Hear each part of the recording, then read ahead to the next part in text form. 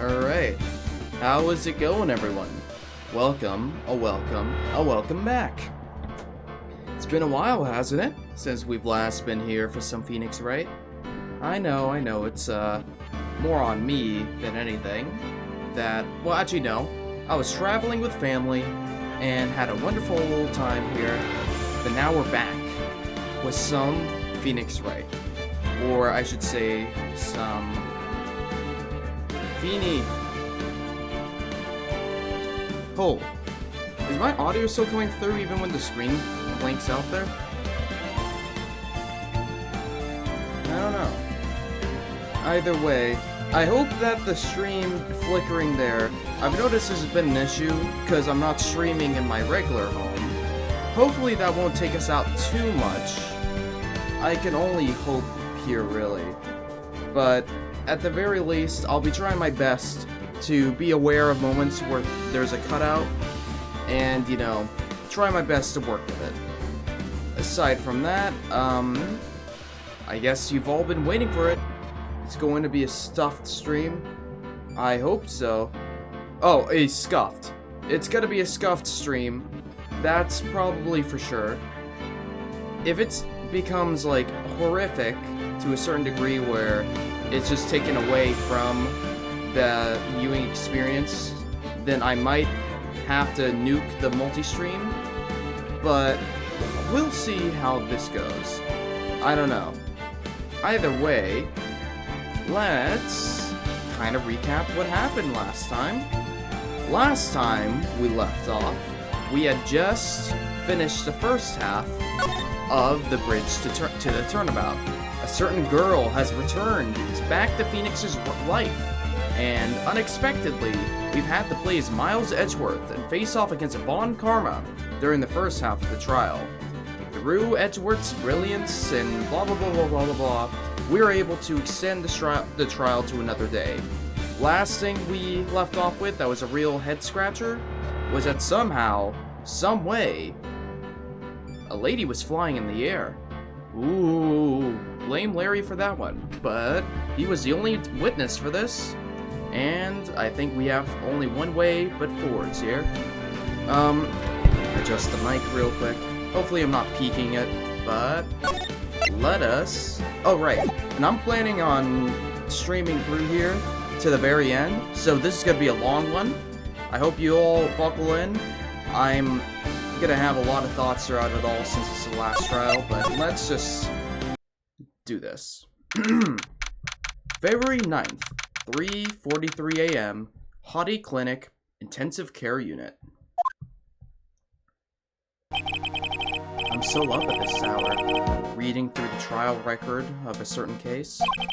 It's the first case my mentor, Mia Fey, had ever handled in a court of law. The horrifying truth that I refuse to accept is holding me hostage here within its pages. Dahlia Hawthorne. What I have read, I don't want to believe. What is written here? This isn't the Dahlia I knew. After falling into Eagle River, I was somehow miraculously saved. But I ended up catching a cold that seemed to knock me around the world and back. I feel dizzy, my ears are ringing, my throat burns, and my head is on fire. But I will recover. I have to recover by this afternoon. Really, Guy might not make it since he's driving back. Fair enough. Well, the last time he was driving back, he listened through this entire stream. He just had it playing on audio. So, you don't count him out too early, unless he said that himself. He just puts the stream on in the background, and hopefully I'm not the final words he hears if he ever gets into a car crash. That won't happen, though. I have to meet with the most ill-tempered witness imaginable. But I know that he will be able to help me with him. Somehow.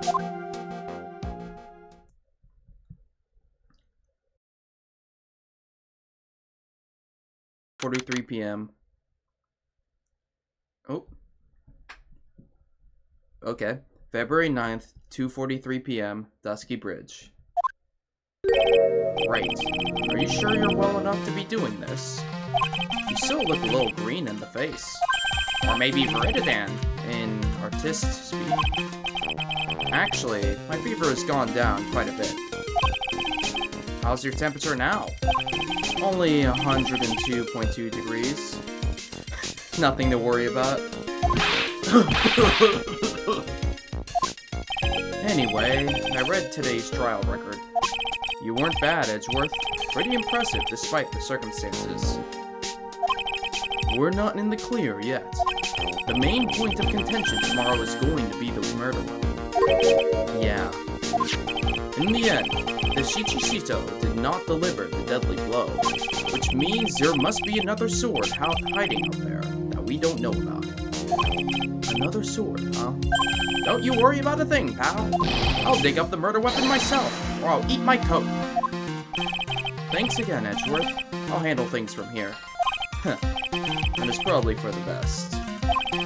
Actually, I was thinking about paying the old precinct a little visit. There's something I want to look into, and that is our client's background, naturally. You mean Iris, sir? I have the feeling that we've met before. Only wants his confirmation, one way or the other. And since I probably won't be getting that from you, I'm sorry, Edgeworth. I bid you adieu, right? Take care. Guess I should get moving too. Why? Do you need to be somewhere? Yeah, I've got to get to work on this bridge, pal. I'm rigging something up so we can get across to the other side. Ah, that's right. Maya's still stuck over at the inner temple. But don't you worry, pal. As soon as it's all set, you'll be the first to know. Thank you, GUMSHOE. No problem, pal. Just try not to give me that cough of yours, okay? Alright, I'm off. Imagine falling off that bridge, be still alive, and still return here. Maya, we'll get you out. I promise. But in the meantime, I've got to continue collecting evidence. Okay, let's move to the Larry residence. Looks like no one's here. Larry!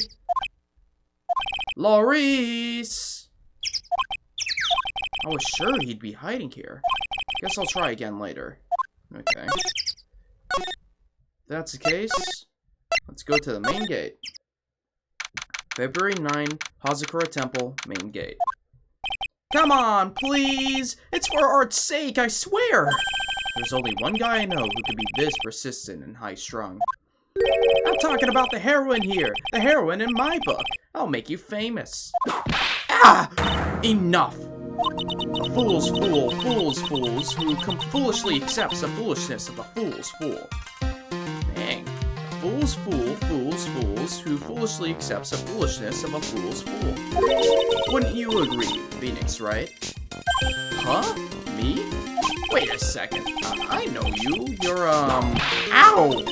Your reflex and mine need to shape up. My brain's frying like a sunny side up and you want to grill me over a name? Franzi, you can't do that. Even as we speak, Nick's on the brink of death. Or so I'm told. Whip a dead horse. Isn't that one of your American sayings? No, it's not. And I'm not on the brink of anything. Come on, Nick. Tell her, would you? Tell her she needs the model for my new picture book, Franzi's Whippity Whip Trip. Ah! Before you ask me to model, learn to give at least a semi-coherent testimony. And before that, you'll have to learn how to live a semi-coherent life, Larry. I don't care what anyone says. I'm telling the truth. I saw what I saw. She flew. I'm telling you, whoosh, just like that dude with the red underwear. Don't think I'm gonna forgive you guys when you come crawling back to apologize. Off he goes. Oh. And we're back.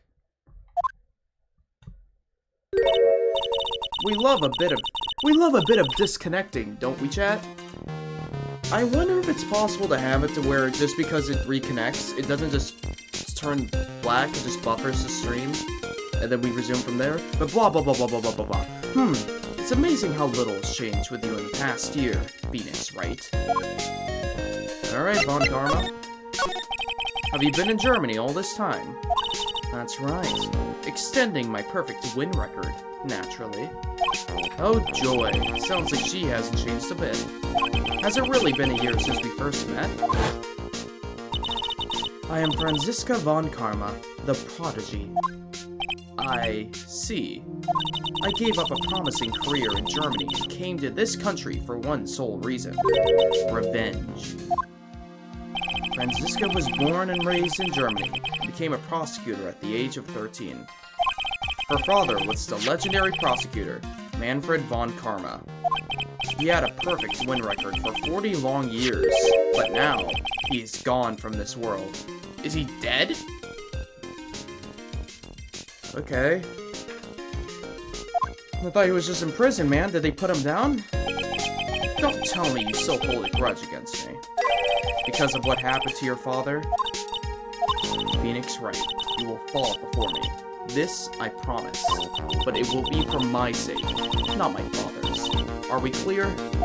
Yes, Crystal. In truth, I was shocked. I came back to America with the intention of defeating you. Instead, it was my little brother who is leading the defense. Edgeworth. Come to think of it, Edgeworth was pulled into being a prosecutor by Manfred von Karma as well. Miles Edgeworth told me something very interesting, you know. He said this case has a special significance to you. Because it does. And that's precisely why I am here. Your personal involvement will make crushing you into teensy-weensy pieces all the better. It's probably the fever, but she's so openly hostile that it's almost kind of cute. Huh. Ow! No smirking. Okay, Phoenix. No whipping the sick! That foolish fool, doing such a foolish favor for such a foolishly foolish fool. Edgeworth. Make no mistake, Phoenix Wright. I came here for one thing and one thing only. To pulverize you. It's not like I thought you were here to bring me some cold killer X, you know. I love this turnabout. This is the greatest turnabout. I went over the whole case file on the flight over. You read the whole thing? Yes, every last word of every last sentence of every last paragraph. All the ridiculous things you did make it a very interesting read, you know. Attempting to cross a burning bridge? Did you even consider the dangers? No. The only thought in my mind was, I have to get across. A fool who doesn't think is more foolish than a fool who foolishly thinks. GUMSHOE said he'd let me know once the bridge was repaired. Maya, she's got to be okay. I just know it. Plus, I need to ask her about what really happened at the Inner Temple that night. Okay, is there anything I can... Phoenix Wright. I should have known better than to try.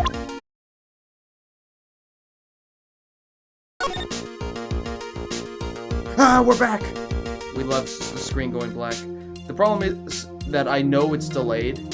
So when the screen is like flickering like that, I have to like respond accordingly, even though different people have different syncings.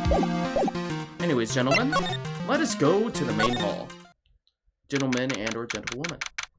February 9th, Hazakura Temple, main hall.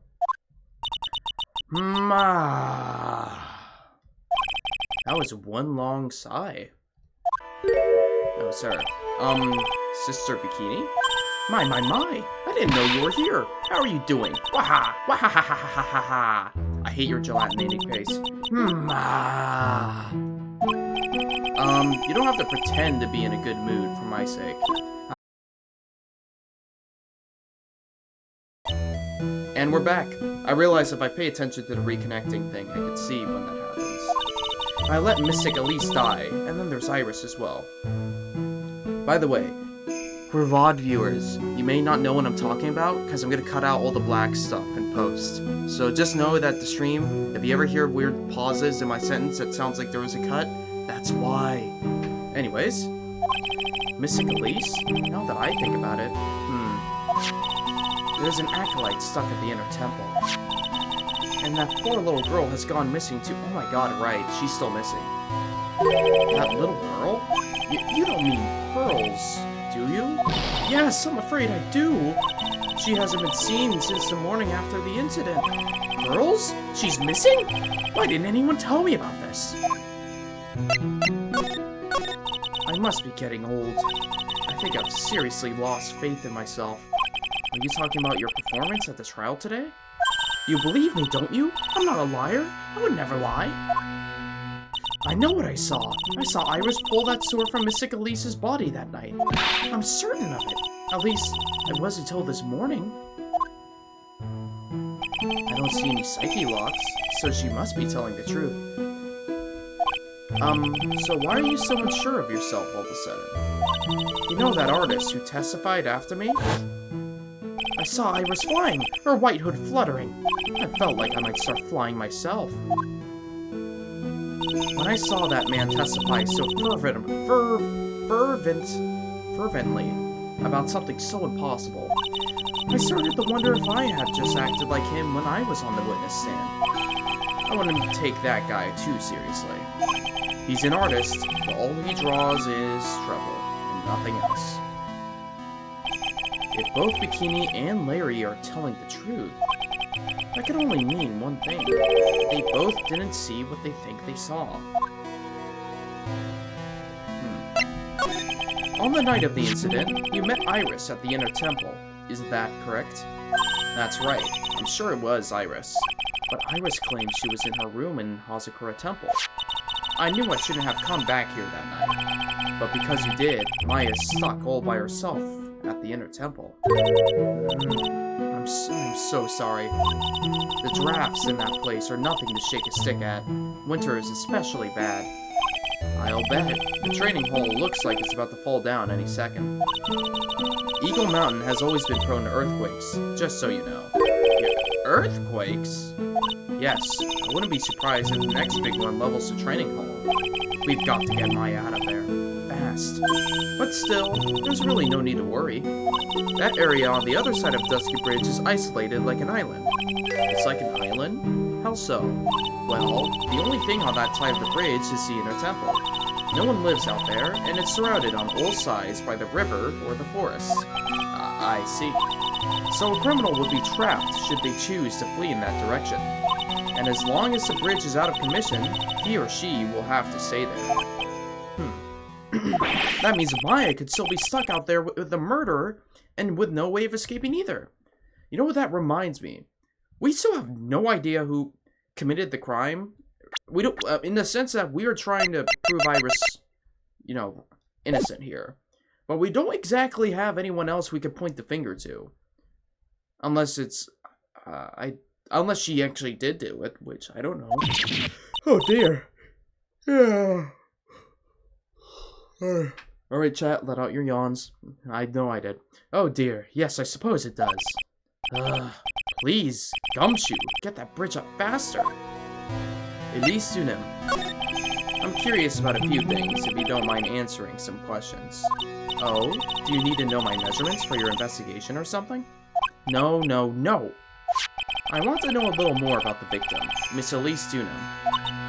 I'm afraid I don't know her waist size, or her bust size for that matter. No, no. I'm wondering why she came to stay in a place like this to begin with. I mean, she told us herself that she wasn't here for spiritual training. My, you make it sound like this place is some sort of dump, Mr. Wright. Mystic Elise was here to soak up the natural beauty of Eagle Mountain, if you must know. There, you did it again, Sister Bikini. I notice you always refer to Miss Denham as Mystic Elise. Oh? Yes. Now, why is that? After all, she's not here as an acolyte. Phoenix is on fire right now. We address all our visitors as mystic. It makes her experience feel authentic. And anyway, she's older than me. You must respect your elders, you know. How do you know that? How can you say for sure that she's older than you? Dang. Whoa. It seems Miss Elise Unum was no ordinary visitor after all. And there's Pearls. She was with Miss Dunham on the evening of the murder, and now she's vanished. It's all got to be connected somehow. Why did Pearl have to get mixed up in this mess? Please, Mr. Wright. I know you're worried, but try to keep it together. Oh, man. My head's throbbing so bad. It's killing me. Pearls. She was with Miss Dunham on the night of the murder, right? Yes, but I have a temple to run, you know? I was busy preparing for the training. I didn't see the little darling even once after we'd finished eating dinner. The murder. It didn't take place right in front of her innocent eyes, did it? Doesn't turn up at her home either. Come on, keep calm. There's one place left where Pearls could be. Oh. We're back. She just has to be there. Come on, GUMSHOE. Tell me you'll be done with the repair soon. Okay, GUMSHOE this, GUMSHOE that. What do you know about this? This crystal sphere. It's not from a demon warding hood, but I would guess it serves a similar purpose. If it's not from a hood, then I guess it really is from Miss Dunham's staff. Look at the blood on it. Oh, poor Miss Elise. Honestly, it's like the end of the world. It's not a good thing, that's for sure. I think people have the gall to call this kind of scribbling by the name of art. That's the sort of standard you need for the arts these days. I could pop a diva. Sure. But what about the content of the picture? What do you make of that? It's definitely the end of the world. Okay. I might need to present her more stuff, but let me just check out the courtyard here. We don't hear the birds of doom, so there's something here. This is where Sister Bikini witnessed the incident. It's hard to imagine she was lying on the stand, so maybe there are some clues that have yet to be found. Yet to be found, huh?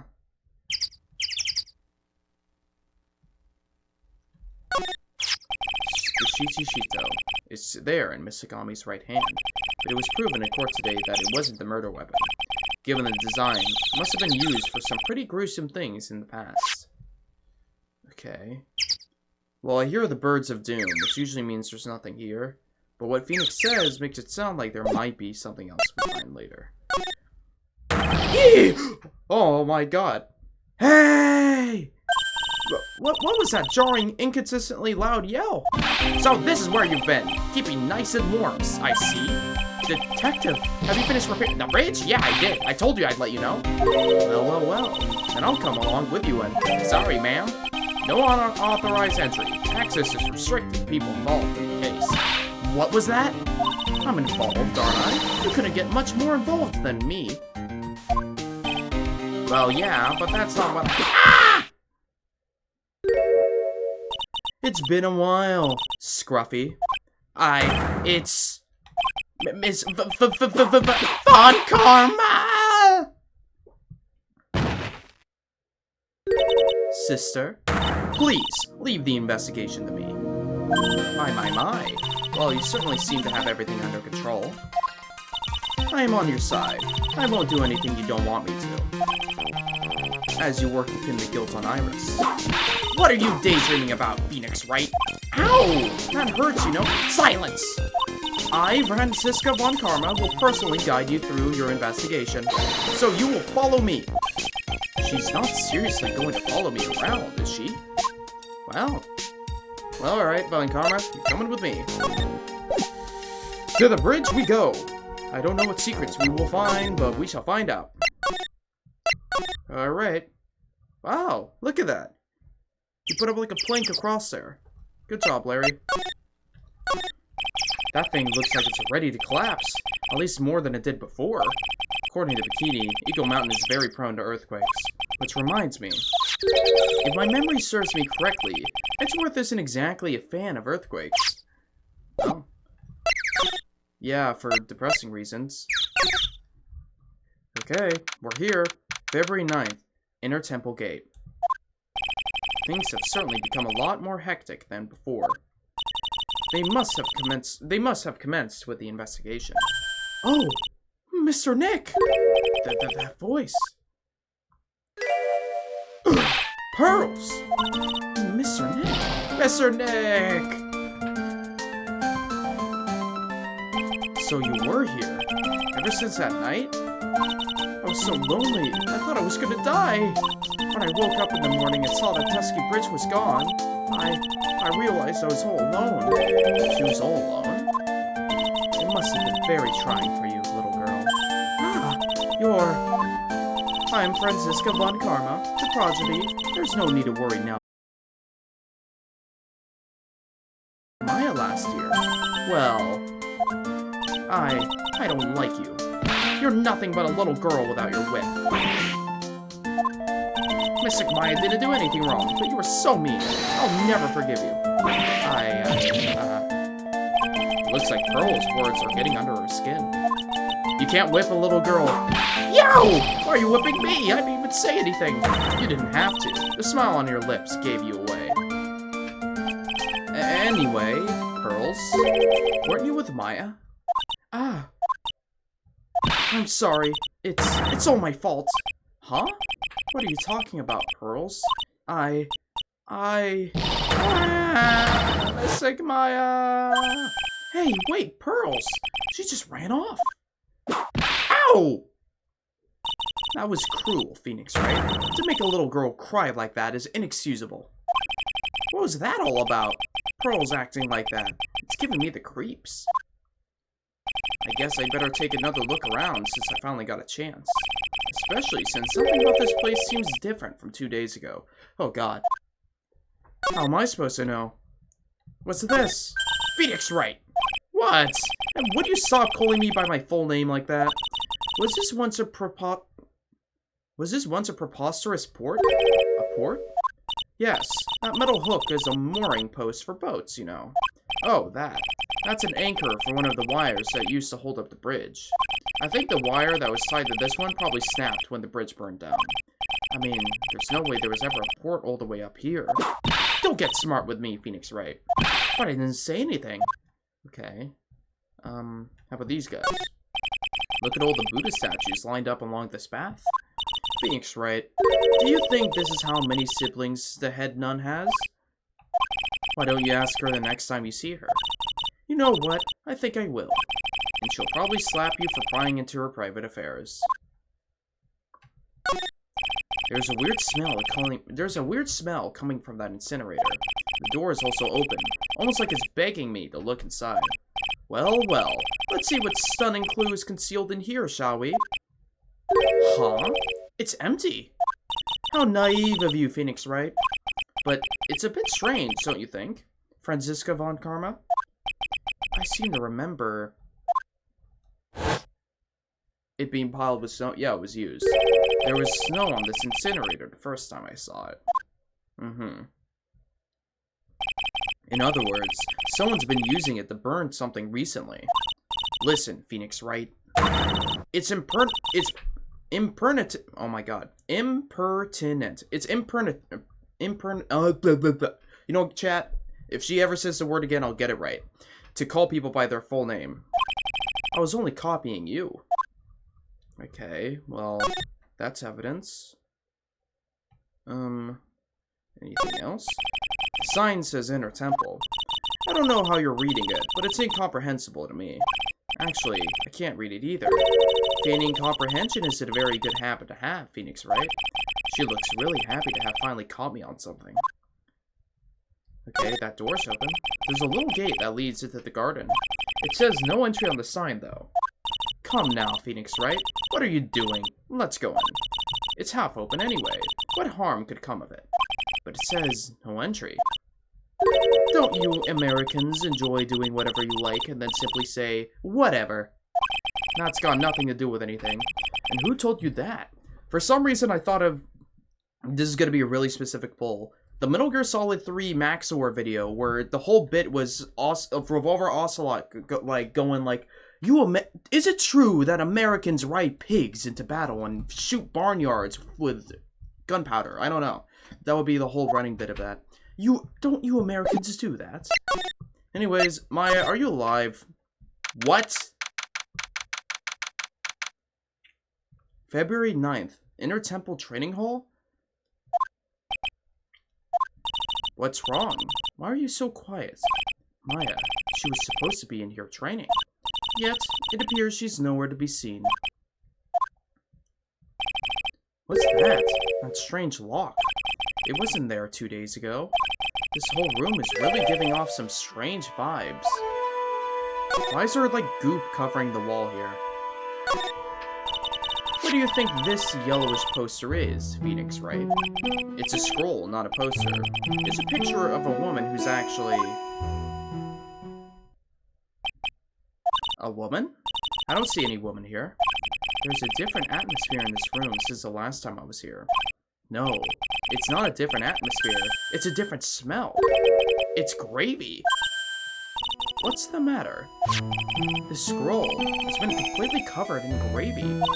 Ah, yes, there is a very appetizing smell in the air. But gravy is a type of sauce. So when you run out of paint, you Americans use gravy as a substitute.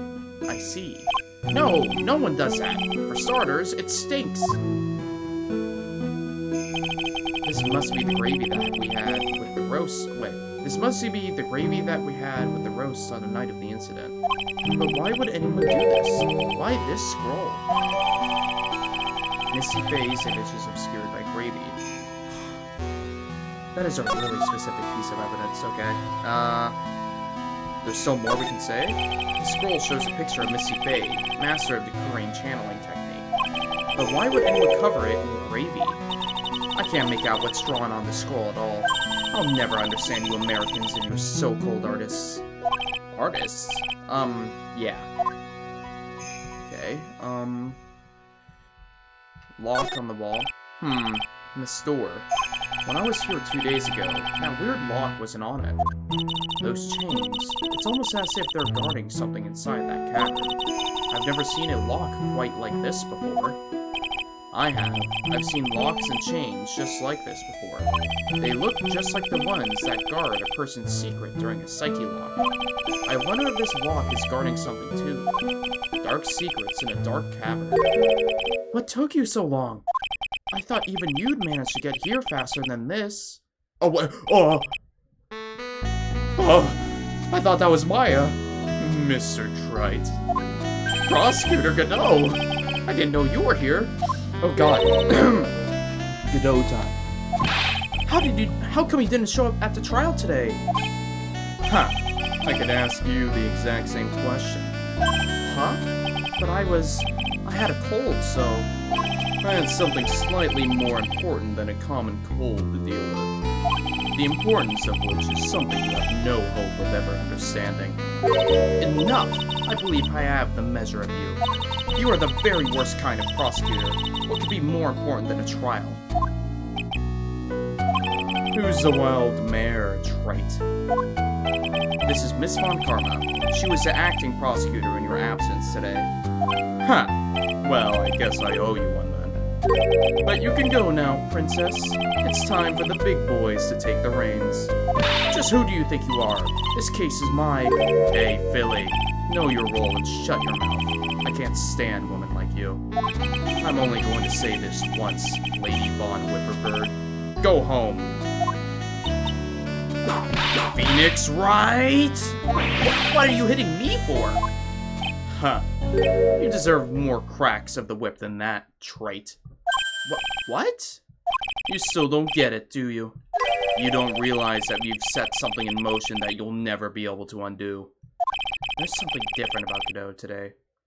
I'm getting such a strong sense of something from behind that mask of his. Is it anger, or is it sorrow? Huh. You had some important business. That's why you weren't in court, huh? So what was it? I've told you once before, but perhaps you don't remember. I've returned from the depths of hell to do battle with you. You see, Trite, I've experienced something most have not. Death. You died? Of course, being extradited from hell is a tedious affair. The meticulous regeneration and adjustment of all your internal organs is, well, let's just say modern medicine allows us all to live to a ripe old age. Even someone like me. So, you mean, that mask you wear is this ugly device? I promise it's not a fashion statement, my unenlightened friend. Without this, I can't see your frequently dumbfounded face.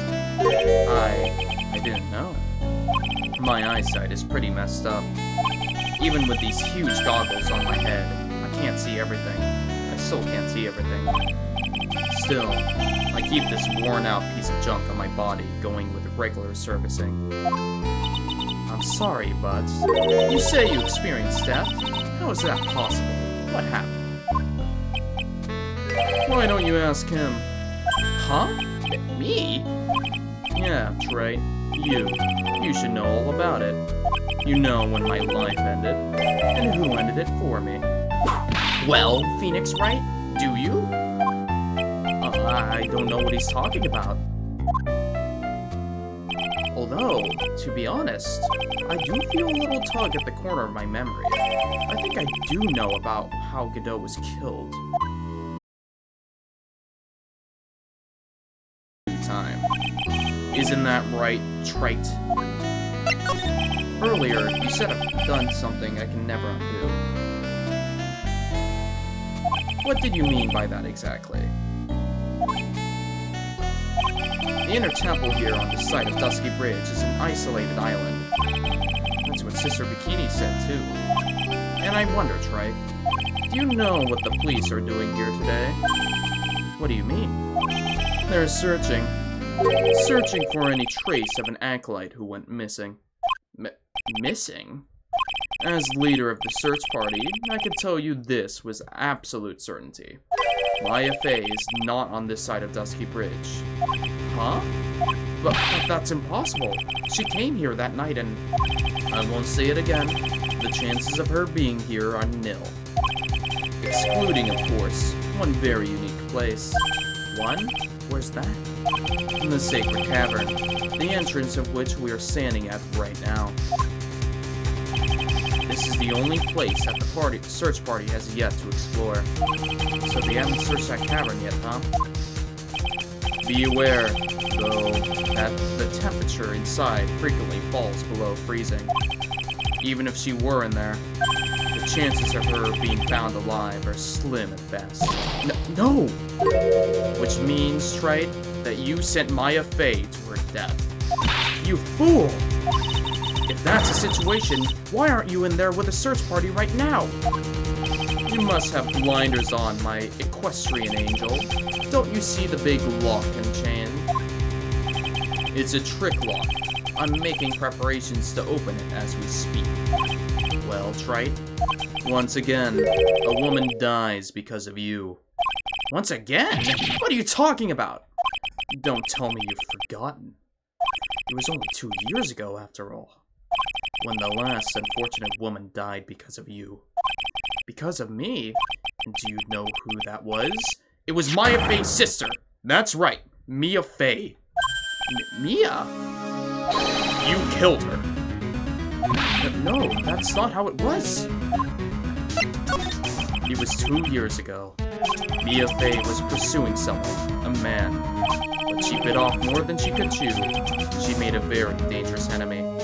Yeah, that's one case I'll never forget. But I got that guy, personally. Sure, Miss Fey's murderer was caught. But that won't bring her back. Well, no, but you were with her at the time. You and no one else. It was your responsibility. You should have protected her. You say Mia Fey was your teacher. Well, I'd say you've learned nothing, Trite. You robbed her of her life, and now you've let her sister suffer the same fate. I haven't sentenced Maya to death. No. What is this peculiar looking lock? Why don't we just break it open? It would be a simple matter of... I'm afraid we can't do that. This area has always been prone to earthquakes. The repeated tremors have weakened the foundations of the training hall. Any excessive force used to break the lock open would, well, let's just say the inner temple in the sacred cavern would be a thing of the past. Very well. Then dare I suggest the obvious solution of opening it with the key? Huh. Sure, just show me where the keyhole is on this trick lock. There's no keyhole? That's right. An interesting puzzle, huh? The person who set this lock is the only one who can open it. Then who was it? Simple. The accused. What? Iris? When an acolyte undergoes training inside the sacred cavern, the attending sister is responsible for locking the entrance. Obviously, the night of the murder was no exception. Maya Fey was to train in there. Sister Bikini did mention it a number of times, now that I think about it. She said that Iris was left in charge of supervising the early stages of the training. So Iris, the accused, is the only one who can open this lock. I've arranged for her to be brought here now. Iris is the only person who can open this lock? I hope she gets here soon. Hang on in there, Maya. We'll get you out. So, I should be getting back to work. Wait, Godot! How sure about Maya are you? There's no doubt in my mind. She's in the sacred cavern somewhere. It's the only place she could be. You'd better start praying. You'd better pray that friend of yours brings the accused back here soon. Edgeworth? Listen up, trite. There's only one thing I want to say to you before I go. I'll never accept you. Never.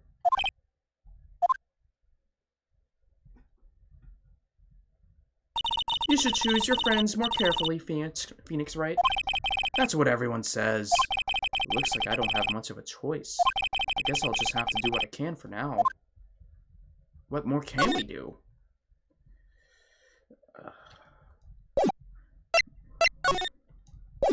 Nothing really. I don't know. Should I or shouldn't I?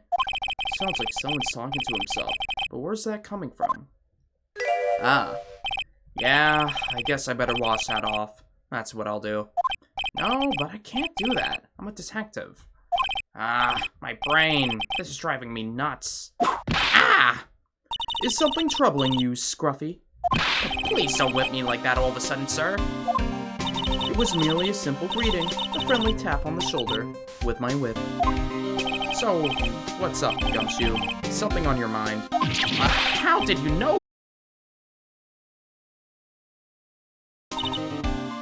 Perhaps you were trying to decide if you wanted to wash that off or not. How did you know, sir? Oh, yeah, I nearly forgot. You can't go through that little gate there, okay? You mean the one that says no entry on it? I, kinda already snuck in there. Is you trying to be clever or something? So what's behind there, Scruffy? Huh? A kind of garden-like garden? A garden? Yeah, anyway, it's under investigation right now, so keep out. I'm not telling you, I'm asking you, pal. You got me? Isn't it normally the other way around? Well, see you later.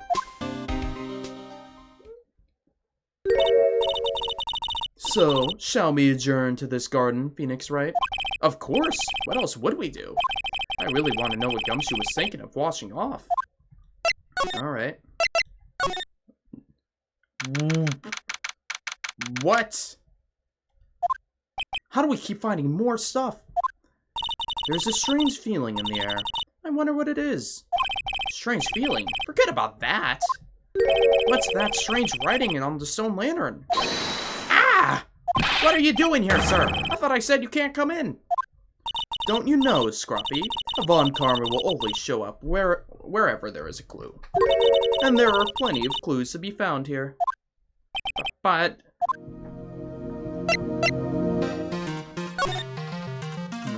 Move out of the way, Gumshoe! What the heck is that? Uh-oh. You spotted it, huh, pal? Are you kidding me? It could be more obvious. It says... Maya. Yeah, and before you ask, it's written in blood. You will answer all of our questions now, Scruffy, without exception. The amount of times that Maya has had her name written in blood is more than 2, and that should be concerning to everyone. Yes, sir. Actually, I think it's just 2. It was one time with Mia's death. I don't know if in the second game Maya's name is written. But, anyways. Anyway, There's a charm or something poking out from the snow. It looks pretty old. There's a leather cord tied to it too. Apparently, it belonged to the victim. To Miss Elise Dunham? Yeah, there was a broken leather cord around the lady's neck. The ends of the cord found on both the victim and on the charm match exactly. Sounds to me like this little trinket is going to be my ticket to getting some very big answers. Terrain Master Talisman added to court record. What's this? A little lantern, a little statue. It is certainly a quaint little garden. Oh. What is this huge bowl over here for? Oh, I know this one. It's a water bowl, isn't it? Everything else is completely frozen over. The ice on this bowl has been broken. That's true. I wonder if this has any impact on the case. Well, I doused my face earlier with the water in this. I was kind of getting sleepy. Gah! Next time you're sleepy, you need only come to me. Got it? Dang. Well, this is odd. There's no snow on the ground here. It's almost perfect. It's almost a perfect rectangle. It couldn't have happened naturally. Yes, it appears as though someone has carefully cleared away the snow. No doubt it was you, wasn't it, Scruffy? Huh? No, it wasn't me, sir. It was already like that when my men and I got here to start the investigation. If it wasn't the police, then who did it? Oh, yeah. There's something I need to tell you. Just between the three of us, okay? What is it? It's top secret. You can't tell anyone, got it? Understood. Well, when I was a kid, I got knocked out of the local wrestling contest, you see.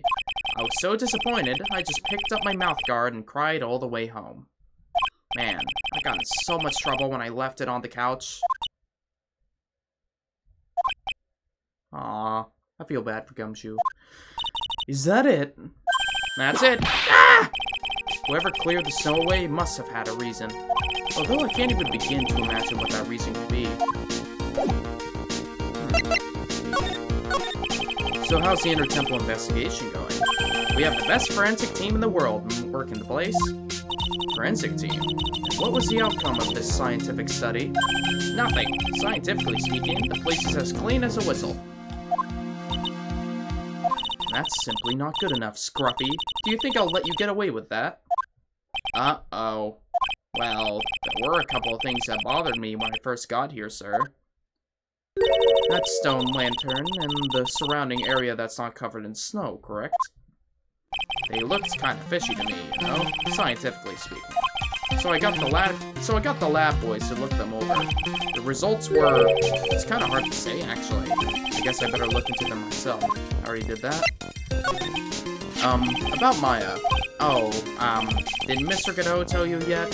Yes, we heard. He's got a search party out looking for her. But there's nowhere else she could have disappeared to on this side of Dusky Bridge.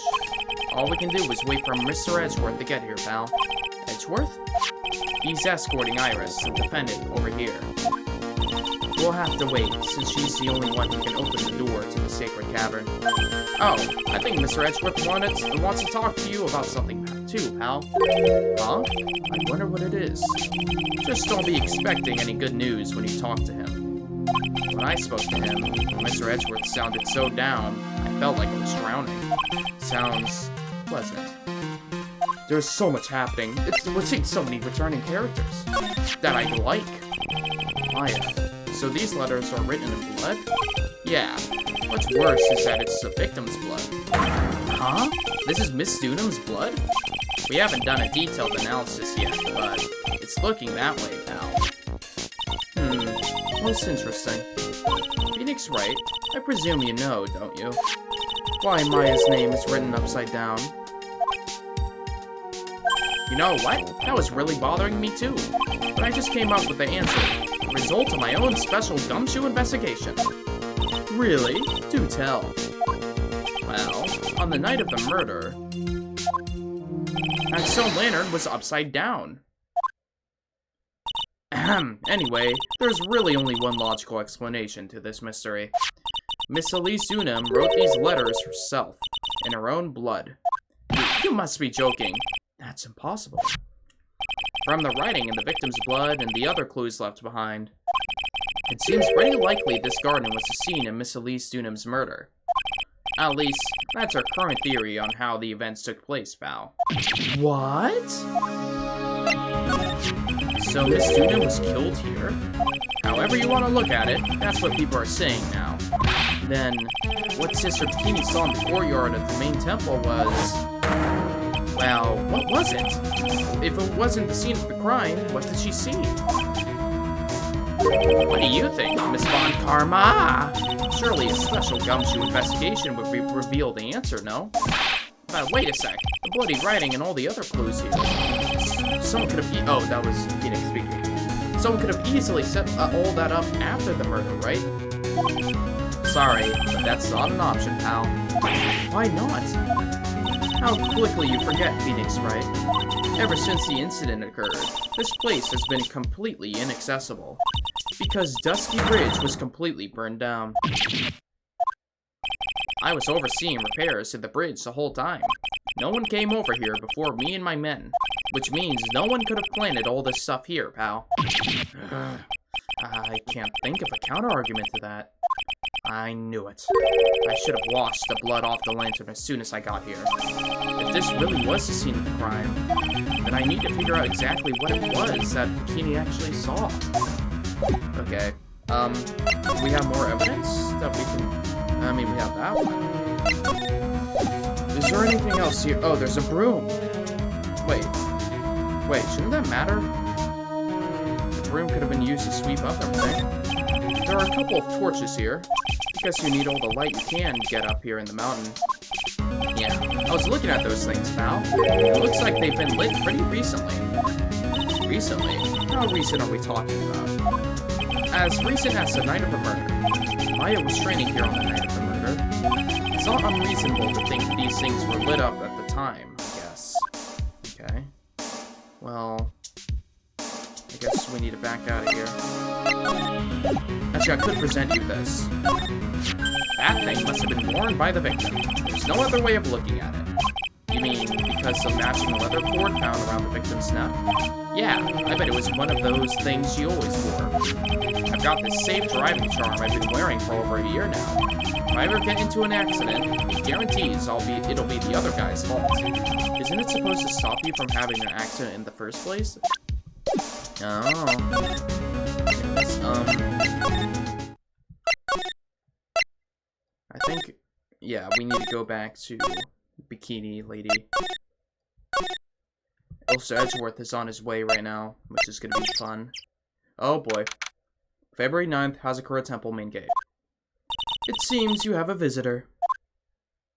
Oh, Mr. Wright? Iris, I'm really glad to see you.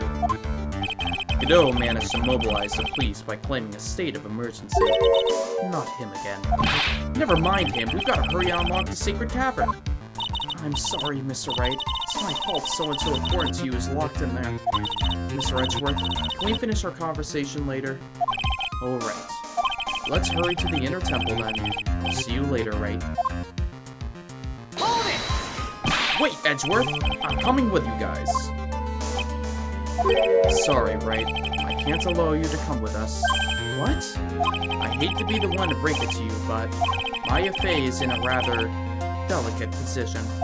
What do you mean by delicate position? This isn't simply a rescue operation, right? It's also an investigation. That being the case, we can't allow members of the public to interfere. Come on, Edgeworth. If anything happens, you'll be the first to know.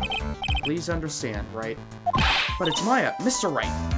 All that matters is that Mystic Maya is rescued, correct? Listen to the voice of reason for a change, Phoenix Wright. From now on, consider anything beyond Dusky Bridge to be off limits. We'll be going now. Excuse us. Ah! This is no time to be standing around, Phoenix Wright. Are there other things that demand your attention? Like the sudden realization that I haven't saved in an hour. There we go. She's right. Thanks for reminding me. Alright. February 9th, Hazakura Temple, main hall. Eek. Sister Bikini looks like she's shrunk some time since I last saw her. Don't be so rude, Phoenix Wright. What's wrong, Sister Bikini? My. Hello, you two. How are you doing? Waha! Wahahaha! From the sound of that sigh, I guess she's still pretty down. Iris was just here, you know. She was reconnecting? Oh boy, how scary. Iris was just here, you know. She was accompanied by that handsome, crimson-clad prince. Is she talking about Edgeworth? It was just a courtesy call. I wasn't allowed to talk with her at all. Oh dear, it's all my fault that this is happening. Poor Iris. She was worried about my back, would you believe? What have I done to her? Only what you had to do, sister. You bravely and truthfully testified about what you saw. There's no shame in that. And we'll see to it that your testimony wasn't made in vain. Well, I don't hear anyone else saying that. Well, Mr. Bluesuit doesn't seem to share your opinion, I see. Huh? Me? Ah! Oh, yes, you did great, Sister Bikini. Absolutely spectacular. You two are the only ones who've said that to me. I can't shake the feeling that I just became a shill to a shrew. Do you have a problem, Phoenix Wright? Sure, she was brave to testify so truthfully like that. But I know she's still hiding something. Guess it's time to break those psyche locks of hers. Well, you heard the man. It's time to break those psyche locks. Take that!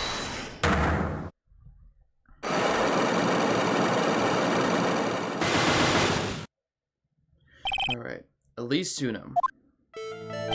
Sister Bikini, the truth is becoming increasingly clear to me. I'm convinced that Miss Elise Dunham had a special significance to this temple. As to why she had a special significance, I believe it has to do with her true identity. What on earth are you talking about? She was... Miss Elise was an author. Just an author. Of picture books. To be honest. I had my suspicions almost immediately after I met her. Suspicions? Yes, but I didn't have any evidence to support my theory, though. But now I do. This piece of evidence proves Miss Dunham's true identity.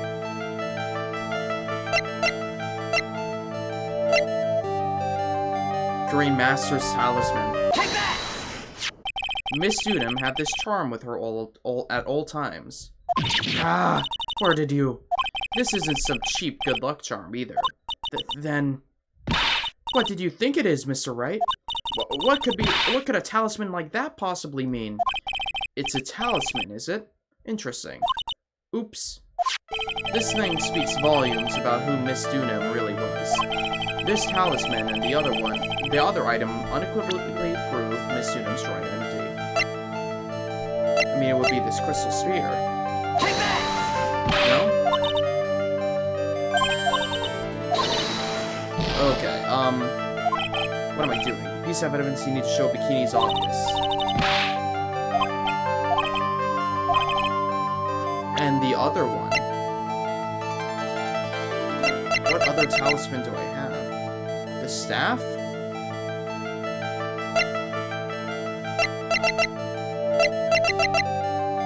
Do I have something else? Did I miss something? No, because he outright said I have everything I need. Okay, salt the crystal sphere. This talisman and something else. Not her dead body. Not the tracks.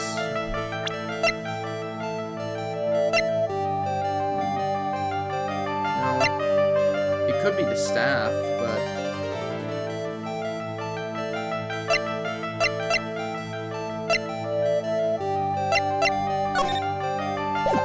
I could try presenting the staff here, but...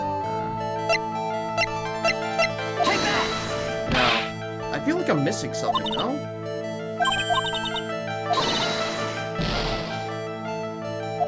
The piece of evidence that I need to show Bikini is obvious. I mean, it won't let me provide the same thing again. So what is it? I presented the crystal sphere. I presented the staff. I already presented the talisman. Profile?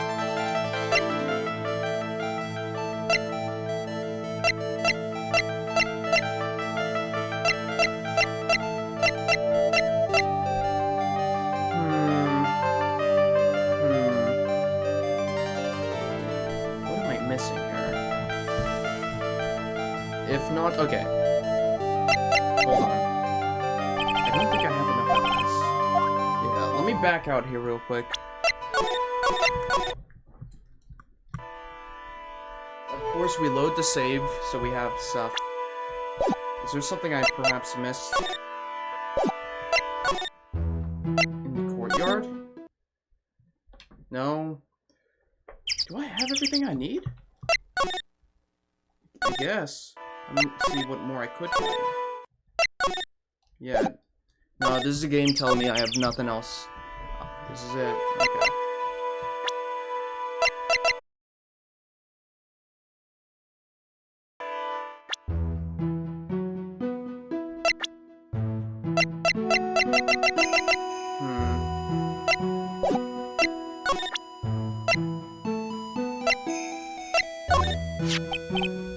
Ah! What are you doing with that? Give it back at once. I can't. This is evidence.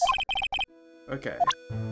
Ooh. So I can present it to her ahead of time here and see what her reaction is.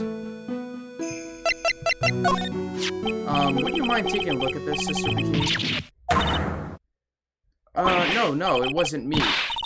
You there, Miss Von Karma. Time to take out that whip of yours and teach him a lesson. With pleasure, sister. Bad boy!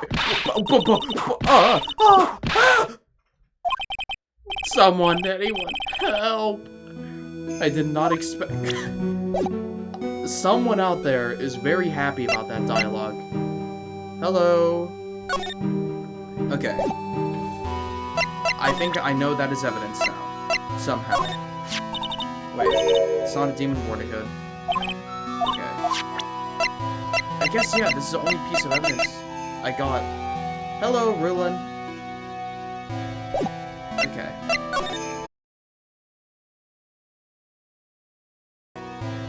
Oh. Alright, fine. Let's try this one more time. Ignore the blacking out that happens. That'll be removed in the VOD. Anywho.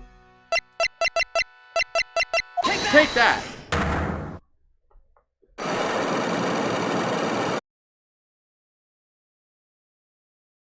Alright. Skip.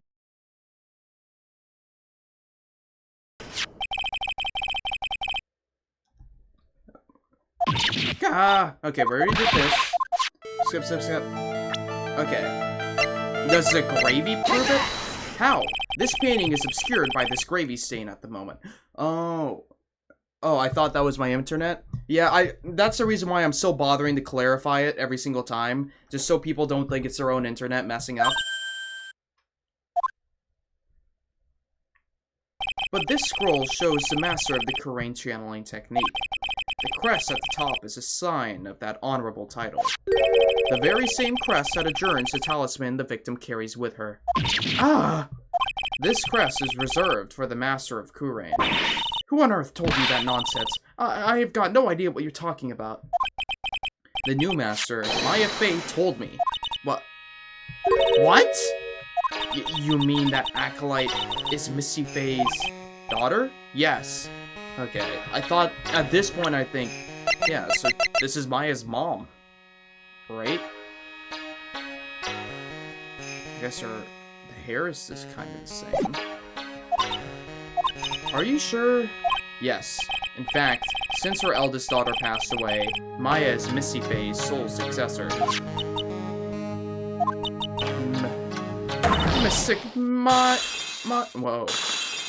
Whoa. Whoa.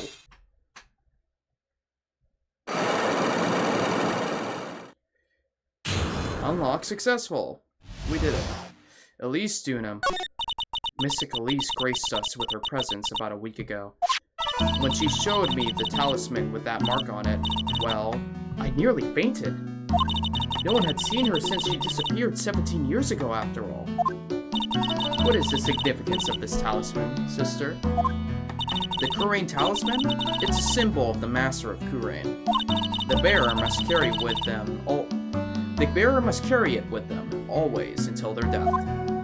Until their death? So Elise Dunham was really Maya's mother, huh? She was Misty Faye, the master of the Kurain channeling technique. The truth comes out at last. Looks like we're making some headway here. Tell me, sister, after 17 years, why did she choose to show herself now? Because something happened that called her out of hiding. What happened? Also, is this different music? This sounds like different music. Yeah, this is different. Well... Earthquake! What's happening? It can't be. Earthquake! Ah! Oh my goodness, the inner temple! This kind of tremor might... The inner temple? The sacred cavern in a training hall! It might very well cave in! Whoa, what? Maya!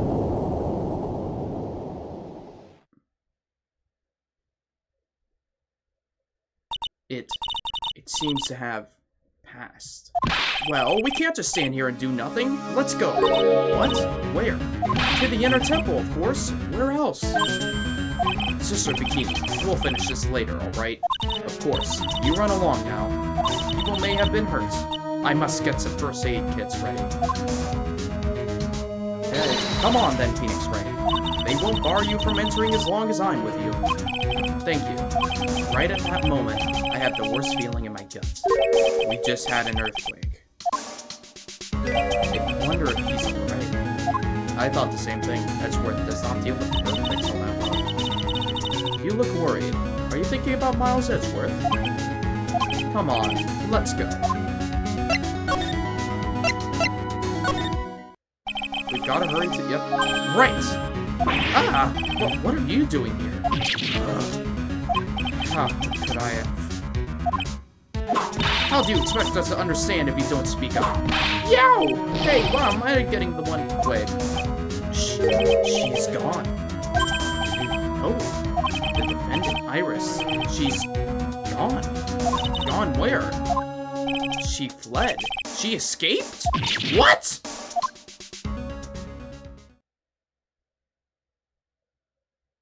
So, it was just now? During the... It's easy to see Edgeworth's one and only weakness, his fear of earthquakes. I should have known better than to escort the defendant alone. As soon as the ground started shaking, everything went dark before my eyes and I stupidly passed out. That incident haunts you to this day, doesn't it? It's no excuse for letting the suspect get away.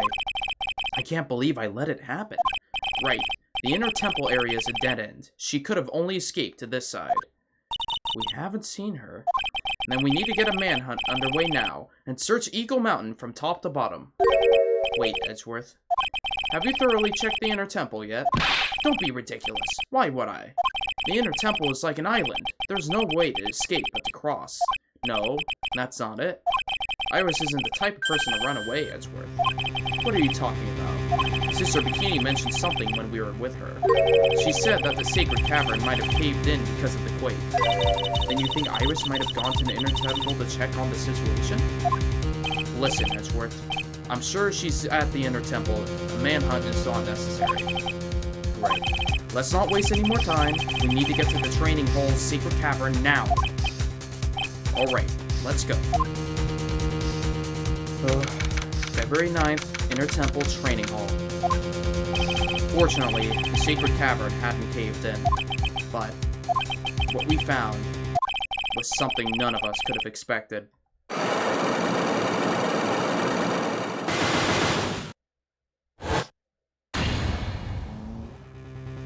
Huh? How could there be even more locks? What is the meaning of this? Iris! Iris? Please tell me. What the hell is going on? To be continued? What? Saving contents? Yes. Let me grab my water bottle too, so I don't die.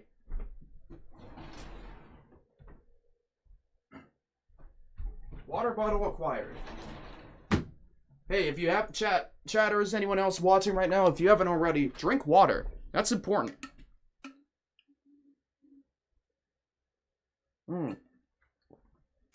A good old water to help the throat after a lot of speaking. Anyways. February 9th, Inner Temple Training Hall. Right. Is this what Godot was talking about? Yeah, the trick locks. Now then, Iris, please remove these at once. I'm sure coffee will be much more appropriate.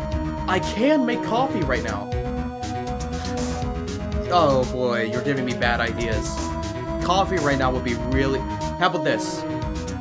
Right before trial starts, I'll make a nice cup of coffee. How about that? I'll send a picture in the Discord to prove it later. Whatever. Mr. Edgeworth? I'm afraid I can't. It's not possible for me. What? During the earthquake, when the cavern was in danger of caving in, Iris escaped. And I know that there was only one lock when I last came here. So you're saying that you can't undo the new locks? Yes. If only I was stronger. Edgeworth, how are you feeling? You look a little pale in the face. Like you're one to talk with your face all green. Miles Edgeworth, go and get some air. I'll watch over the suspect. You go and get a grip on yourself. Don't be ridiculous. I'm perfectly fine. There's no telling what sort of mistake you can make in your current state. Go and get some rest. That's your only concern now, Miles Edgeworth. Understood. I'll handle the investigation in the garden. You take care of things here. Edgeworth. He's got so much pride that he's probably off crying in the corner of the garden. Pride is simply another trap that hinders us in our lives. That said, one must have pride to be effective. Ways, Phoenix Wright. I'm going to stay here and see if I can help solve these bothersome puzzles. I see. Well, thanks for your help. How about Iris, who's just still here? Now then, do you mind if I ask you a few things, Iris? No, not at all. Why did you make a run for it, Iris? I'm sorry. I heard the Inner Temple had been severely shaken by the strong earthquake we had. I was so worried. I just had to come and see. In other words, you didn't run away to escape the law. At least we're... I can't tell you how relieved I was when I saw the sacred cavern was alright, but what? Black screen moment, don't worry about it. I make sure to pause when I'm speaking and start from the beginning, because I can see when it ends. Then I saw these chains here. I saw all these extra locks that someone had put on the sacred cavern's door, and... Who in the world would do something like this? These trick locks are a sacred treasure of the Kurain tradition. There are hundreds of ways to set them. That's why only the person who set the lock can open it. And you aren't the only ones who set these locks? I don't think it's that simple, Francisco von Karma. When we were here the first time, there was only one lock. But now, somehow, there's 5 of them. Is this supernatural? What does that mean? At this point, I don't think someone placed it. I think something's happening in there. It means that someone wanted to secure the place even more. And they wanted to secure it before you got here, Iris. Godot? Presumably because he wanted to make sure Maya couldn't get out? Is it really Godot? Godot was the last person here. This means that Iris can only open one of these locks. The first one. Yes, that's correct. What? Iris, try to think, please. Isn't there any way around this? Well, like I said, there are hundreds of different ways to set these locks. I suppose if I went through every combination with each one, I could remove them. But it will take time, won't it? Yes, about a day if I had to guess. A whole day? Well, that's better than leaving the locks in place. Will you do this for us? Sure, I'll do whatever I can. We've gotta wait another day? Hang in there, Maya. You're going to have to call on your inner strength now. I feel like Maya is being sealed in like some weird spiritual chamber thing. You know what, Iris? There's still one thing I don't quite get. And what might that be, Phoenix Wright? I think it's obvious. Iris, on the night of the murder, where were you? Please, Iris, don't give me that look. You told us that you were in your room at Hazakura Temple at the time of the incident. But you were seen that same evening at the Inner Temple. And then, you were spotted at the scene of the crime in Hazakura Temple too. Being spotted at both Hazakura Temple and the Inner Temple, it's as if you were... Well, Iris, I think it's about time you told us the truth.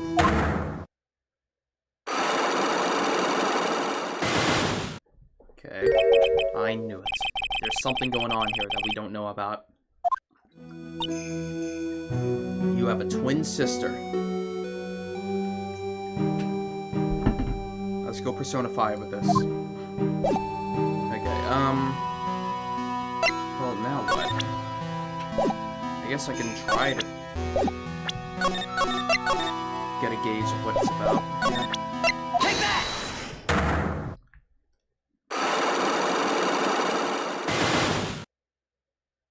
The night of the crime.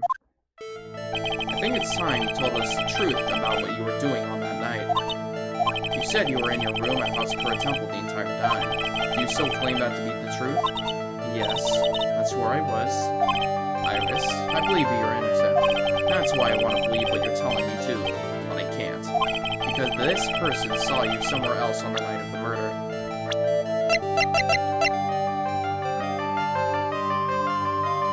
What was it again?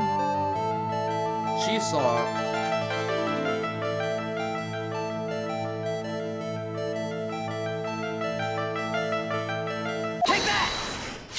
I'm talking about Sister Bikini, of course. Sister Bikini. Her testimony in court today was very clear. That night, I was helping an acolyte with her training in the Inner Temple, but, well, as you can see, my back likes to act up violently. So I left Iris to help the acolyte and returned to Hazakura Temple. Sister Bikini didn't just see you, she spoke with you. You two talked about Maya's training that night. So you see, Iris, you were there at the Inner Temple on the night of the murder. That's very impressive, Mr. Wright. The acolyte's actual training was due to start after 10 o'clock that night. I left the main hall early, so I wouldn't be late. What time was that? Let me see. It takes about 20 minutes to walk between the main hall and the Inner Temple, so I would have left at about 9:40 p.m., I think. The bridge was on fire. I'm sorry, Iris, but lying just doesn't suit you. Huh? Now, you say you left the main hall at 9:40, but what you say doesn't add up with this.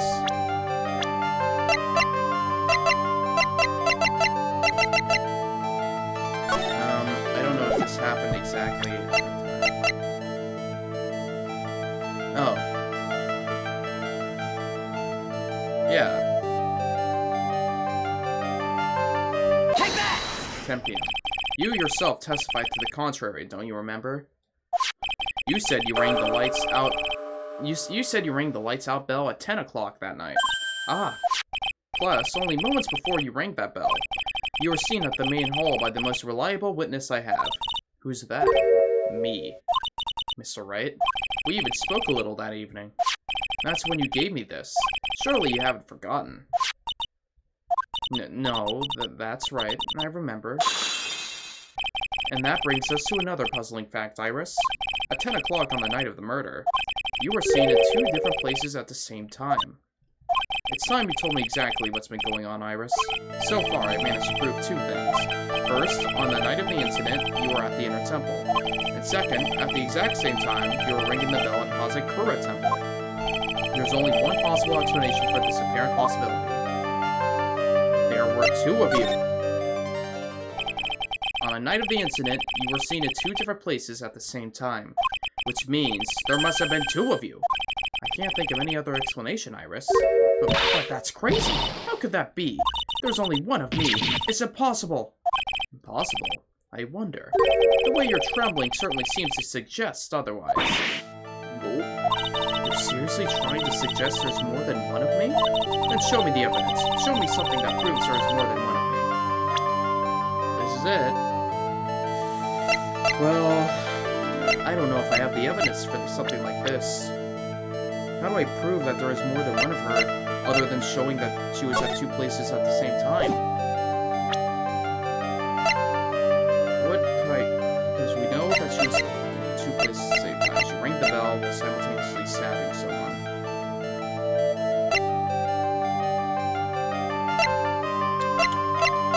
What is there? That would prove that.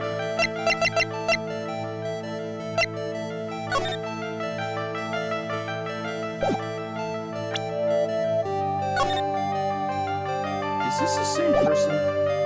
Looks the same. Right?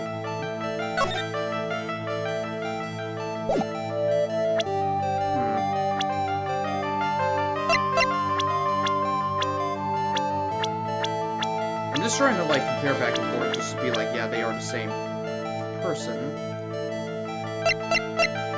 Okay.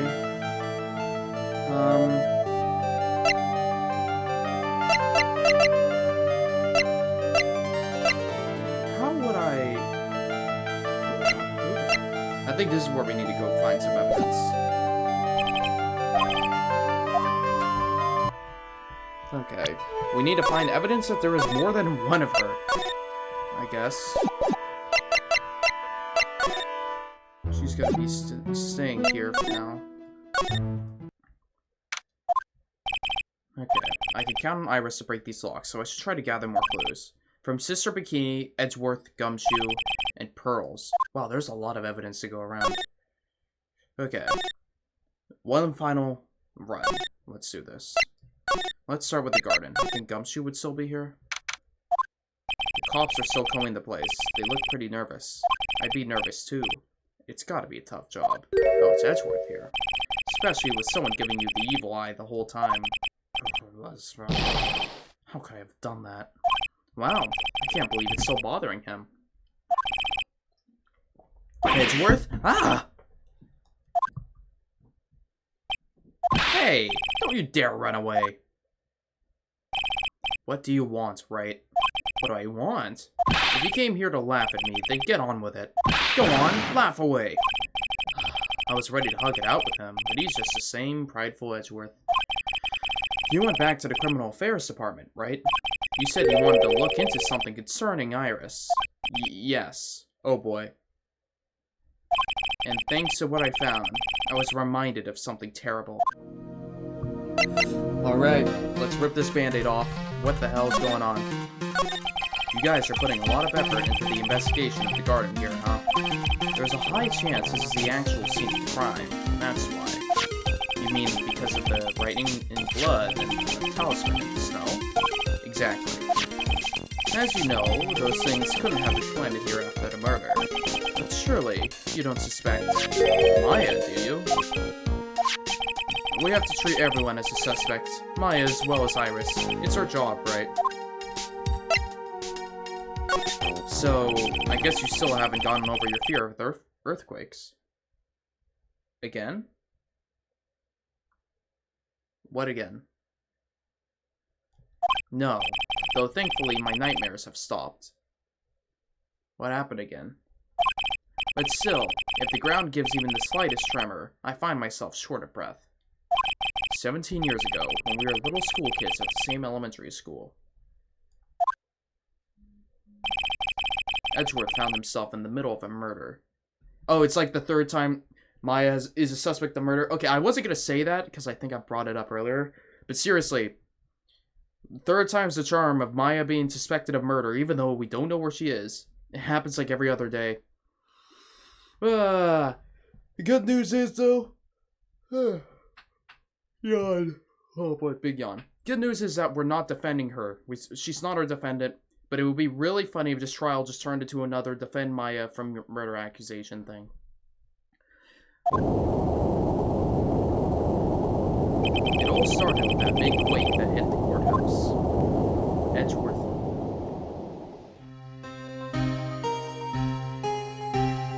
Yes, I was stuck in the elevator with my father, who was a defense attorney. This feels like recapping for people who don't remember. We were deprived of oxygen and passed out. That's when it happened. That single gunshot shattered my whole life. I lost everything that day, all because of that earthquake. My dreams, my family, and myself. It's been more than 17 years now, and that case was finally resolved 2 years ago, right? You think I don't know that? I was there! But it was such a shock. I never imagined I could be so wrong about myself and my life. I'm sorry, Wright.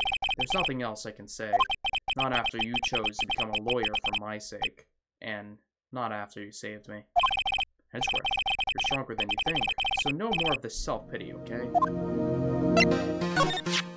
There was something that bothered me about her from the moment we met. I felt like I'd seen her somewhere before. No, wait. Not somewhere. I felt like I'd seen her in court before. So you went back to the criminal affairs department to look for her file? Yes. I checked over every single case file I've ever worked on. And I was right. I had seen her face before. 6 years ago. 6 years ago? I guess Phoenix doesn't... I thought Phoenix read about this case. It was my first appearance in court. And as cases go, it was my worst nightmare. So, who is she? I'm sorry, Wright. I can't give that information away to a member of the general public. What? Why not? It might be a crucial piece of the puzzle that solves this case. I love speaking. Weird. Hold on. The woman I knew was the daughter of a jewelry store owner. She had nothing to do with Iris and causing her a temple. Neither did the case. No, that woman is completely unrelated to this murder? Unrelated? Yes, I could say that with complete confidence. You're wrong, Edgeworth. She's totally related. Explain the connection between Iris and the woman Edgeworth knows. How? How? What? How do you feel? Do I have evidence?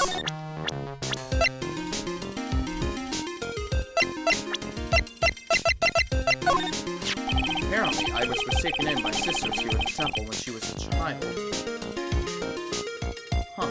However, we still don't know much about her past, so we're looking into it. That reminds me, Edgeworth went back to the criminal affairs department to look at some stuff on her. Well, I asked... No, we already went through this dialogue. She's totally related to this case. I need to fill Edgeworth in. Between Iris and the woman Edgeworth knew. How do I do that? Present.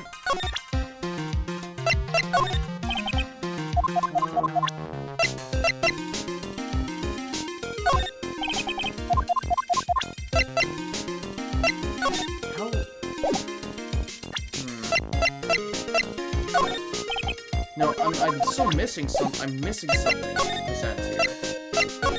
Hold on, I'll visit you in a second, Edgeworth. Where's GUMSHOE? It's weird that there's no one around all of a sudden. Sure gets quiet up here in the mountains when you're all on your own. Speaking of alone, I guess I should check out the shack just down this path. Maybe I'll find Larry there sulking again. Yeah.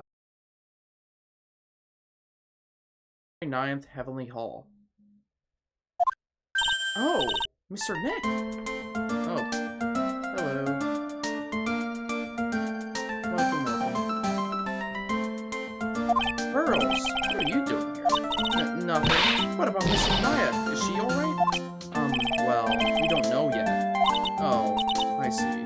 Hey, what do you think you're doing here, Nick? Larry. This is a loser chat, where losers get together to lose themselves. This is the what? Hey, we find comfort in each other's failures, okay? You got a problem with that? Look, Mr. Nick, Mr. Maurice said I'm going to gather firewood now. half-rotten potatoes over the miserable little campfire. Okay, that wasn't disconnect. That was a really fast one. So stay out of our way. I don't believe this. Why can't he try getting fired up over becoming a better man? No one believes the word I say anymore. Listen to me, Pearl. You don't want to trust this kind of guy, okay? He'll only let you down. Oh, sick my Larry, is there something you want to tell me about this picture? Heck, I've got nothing to say to you, Nick. My life's here now, with Pearl.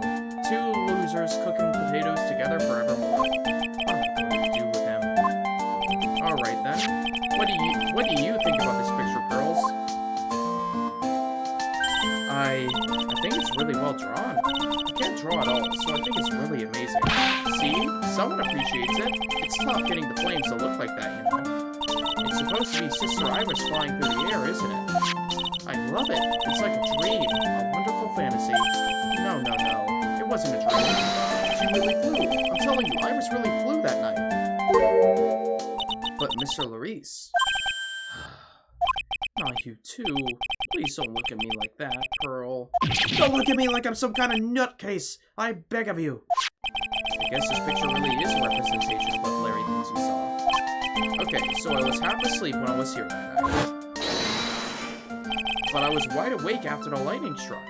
And I saw what I saw. It was exactly like I drew in the picture. It looks like I don't have any choice but to take this sketch at face value. Hey, what's with the look of doubt on your face? Pearls? Yes, Mr. Nick?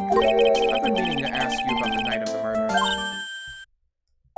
Where were you, and what exactly were you doing when it all happened? I was just, well, I'm just a kid, you know. I'm sure it really doesn't matter what I was doing, does it, Mr. Nick? Sorry, Pearls, but yes, it does. On the night of the murder, you were supposed to be in Miss Dunham's room reading a book together. But Miss Dunham was murdered, and you, Pearls, were at the Inner Temple. Just what exactly happened that night, Pearls? I'm really sorry, Mr. Nick. Whoa. She's a liar. Oh my god. Oh boy. That's why I'm being punished. What are you talking about, Pearls? My spiritual power. It has disappeared. What? Her powers have disappeared. What do you mean your powers have disappeared, Pearls? It's all over for me. A spiritual medium who can't channel spirits is like a painter who can't paint. Hey, what are you looking at me for? Pearls, did you try to channel someone's spirit right here at the Hazakura Temple? Tried but failed, perhaps? Ah. Wah. Way to go, Nick. Wait, did she try to, like, channel... What if she tried to channel Maya's mom, and it just didn't... That's what... All of you, wow. Just as I thought. I'm going to have to break her psyche locks to get the truth out of her. I feel like this is going to be even harder to do. The Iris one. We can at least try it. Let's see what Phoenix thinks. The night of the crime. After dinner on the night of the murder, you were supposed to be in the Elise student's room reading a book together, correct? Yes, I was so happy when she invited me. But I didn't go in the end. You didn't go?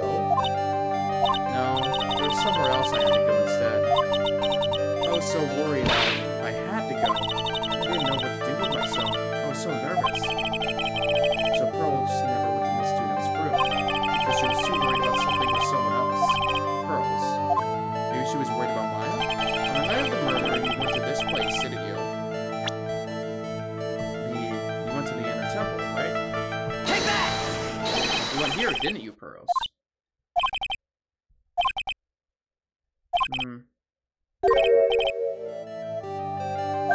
What? You mean you know? If I'm right, will you tell me the whole truth? Oh, okay, I was right. Okay. You went to this place for one very simple reason, and that is this.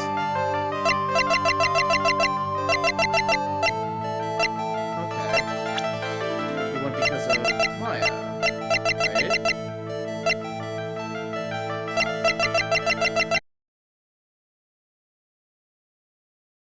worried about, Pearls. Okay, I am not stupid. Hooray! It was Maya, wasn't it? Ah! You knew the training Maya was undertaking was dangerous. After all, it was a special course. I signed up for your special course. Well, my. Quite brave of you considering how cold it is. Young people can be so reckless with their health. Don't blame me if you become one of those you channel. Wahaha. Ho ho ho. Sister Bikini scared you with what she said, didn't she? And because it was you who introduced Hazakura Temple to Maya in the first place, you felt responsible, didn't you? Thinking about what could have happened to Mystic Maya made me more and more worried. I couldn't sit still at all. That's why I decided to go and find out how she was doing at the Inner Temple. Then we're clear now that you went to the Inner Temple that night, Pearls. What's not clear is what happened after that. About what time was it when you headed over to the Inner Temple? It was probably around 9:30 when I left the main hall. I heard the real training was supposed to start at 10. I wanted to get there before it started, but there was so much snow, and I didn't get there until after 10. Why? It wasn't snowing, so I didn't get there until after 10 o'clock? Until after 10. How did you know what time it was? Because I heard the bell ringing for lights out. Did you hear lights out? You must have really good hearing. I was really trying to keep up the sound level. That's all. Okay. Didn't want to miss it, that would be terrible. She was trying to hear the bell. Tell me, Pearls, why were you so worried about hearing that bell? Huh? Oh, I think I know why. The reason you were so worried about that bell was because of this. What was it about the bell? The bell said PM.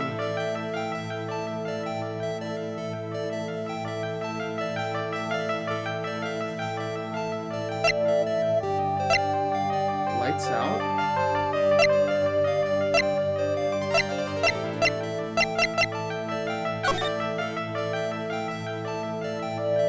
Okay, it was snowing.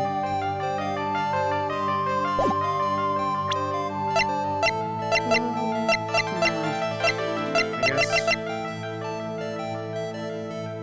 Take that! No, wait. You know, Mr. Nick, I think you should be. Okay. Oh boy. That was not right. Okay. Anyway. You said you could have. Also, I didn't save before this, I think. So I'm gonna need a back out here if I really don't know. You said you couldn't afford to miss the sound of the light stuff. Okay. You can't afford to miss it. Why?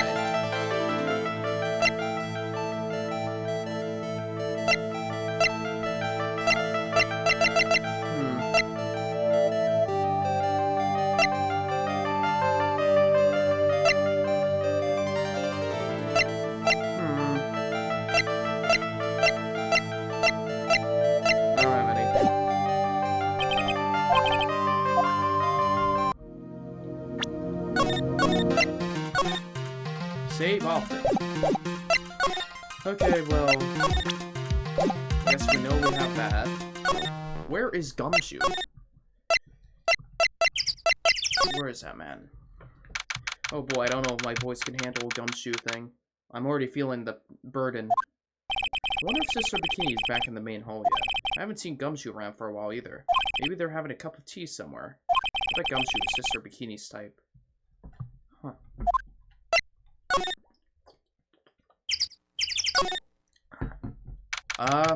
Clearly not. Well, what's the damage? How's the sacred cavern? Oh, right. It looks like it survived. But we have a bigger problem now. I told Sister Bikini all about it. About the 5 locks that were stopping us from getting inside the sacred cavern. But who could have done that? The only people who know how to set those trick locks are those of the Korean tradition. We have Iris at the Sacred Cavern, trying her best to open them for us right now. Actually, there's something I've been meaning to talk with you about, Sister Bikini. Oh, yes, we were in the middle of the chat, weren't we? Yes, you were telling me about how the Master Korean disappeared 17 years ago. I wanted to know why Misty Faye suddenly appeared at this temple. It was about a week ago when Mystic Misty arrived. After she showed me the talisman that proved she was the master, she said, Someone is trying to destroy the Korean tradition's main family line. I'm here to put a stop to them. Huh. Someone was trying to destroy the main family line? There's only one heir to the title master at any time, and it's usually the eldest. That child becomes the new master of Korean, and her daughters the main family. All other mediums become branch family members with no hope of controlling the clan. That's why nothing has changed throughout the history of the clan. Branch families always have and always will plot to erase those of the main family line. Is the power of the master worth this much bloodshed? You believe in the technique, don't you, Mr. Wright? You know its powers is real. Yes, I do. It's been 2 years since I first met Maya. In that time, I've seen her channel the spirits of the dead plenty of times. During the mask case, and during the Maggie Bird trial, too. Thanks to Maya, Mia's always on hand to help me out when I need her the most. The Korean technique has made a huge difference to the world, you know.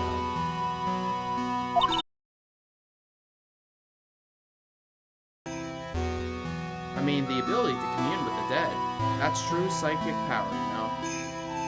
Members of the tradition have always been there, behind every important leader. Who wouldn't respect such a tremendous skill? I suppose so, but with all that power and influence, I kind of expected you'd be really rich by now. Are you saying we're poor, Mr. Wright? Ho ho ho, you're very direct, aren't you? People don't believe in it anymore, you see, all because of one little mistake. A mistake? What mistake? It was 17 years ago. That's when everything came crashing down. All because of that incident. That incident? Is she talking about what I think she is? I'm sure the record still exists if you're interested. Locked up, of course. It was called the DL6 incident. That's the name of the file. DL6 incident? The DL6 incident. I know it well. I handled a related case just 2 years ago. That's right. So it was you who was on the defense attorney. Who was the defense attorney on that case? A murder that took place 17 years ago. It was the first time in the country's history the police ever used the spirit medium. The idea was to channel the victim's spirit to learn the identity of the murderer. The medium who performed the channeling was Misty Faye, Maya's mother. Through Mystic Misty's... Oh, I was right about the name. It's just Mystic Misty.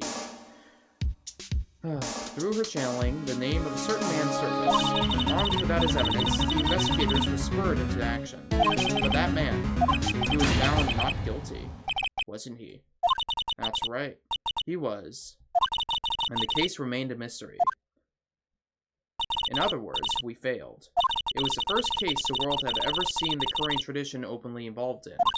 It was all over the media, the public, the judiciary, the people of Korean village. Everyone judged her. Everyone said Misty's powers were a sham. And then she just disappeared, vanished, while everyone still thought of her as a fraud. But I know the truth. Miss Faye's spirit channeling wasn't a sham at all. Of course it wasn't. And since you managed to reveal the truth, we're finally making a comeback. The Korean tradition is starting to recover at last. But with a new master wielding the power of the clan. Does she mean Maya?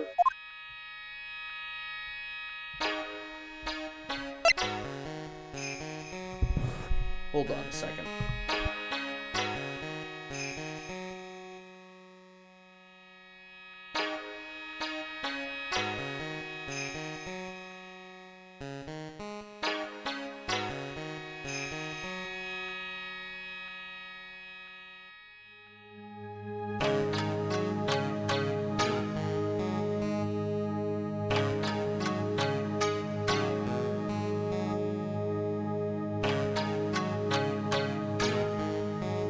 sorry about that. I just thought I heard, like, someone enter the house here.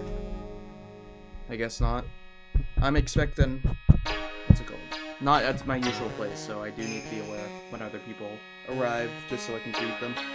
Anyways, Family Feud. The spiritual power of the current channeling technique is in the blood. Maya's told me the exact same thing before. We, the Women of the Faith clan, have always been spirit mediums.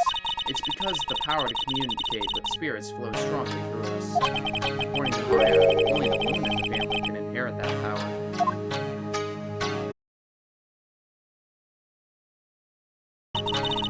The main family's bloodline stems directly from Misakami. By the way, you didn't miss any dialogue. But with each new generation, only one daughter becomes a new master. And the one who don't become branch families, right? That's right. And it's always a cause of tragedy. You know, Maya had a sister too. An older sister named Mia. Oh yes, I've heard of her. What? You know about Mia? Of course. She became a lawyer in the hopes of discovering what happened to her mother. And lost her life. As a result. Do you know what Mystic Mia is rumored to have said? She said it wasn't only because of her mother that she became a lawyer. She also didn't want to fight with her sister under the leadership of her tradition. Really? Well, she saw what happened to her own mother, Mystic Misty, as she grew up. I guess Mystic Mia got tired of seeing all the rivalry between her mom and her aunt. That's right, Mystic Faye had an elder sister, too. And Misty, having superior powers, managed to usurp the Master's seat from her. Mystic Misty's sister is Mystic Morgan, as you probably know. Morgan? There's a name I know well. It was a year ago now, in Maya's home, Korean Village. What she did was terrible. It was all so she could make her own daughter the next master. I suppose if you know about Mystic Morgan's daughter, then you must have already realized that Iris... Huh? Iris? What's Iris got to do with any of this? That Iris is Mystic Morgan's daughter. Huh? What? Iris is what? Is she kidding me? Also, I hope I didn't peek the mic. Iris is Morgan Faye's daughter? I don't know what to do with this information. Did you just say that Iris is Morgan Faye's daughter? Oops, I thought you already knew. It sounded like you met one of Mystic Morgan's daughters already. I have. I know her very well. Oh. Yes, Pearls. Pearl Faye. But I always thought she was an only child. You jest! The child, she's Mystic Morgan's... I had no idea. Mystic Morgan. But she's in prison now, isn't she? Yes. Ever since she was found to be a co-conspirator in a murder case last year.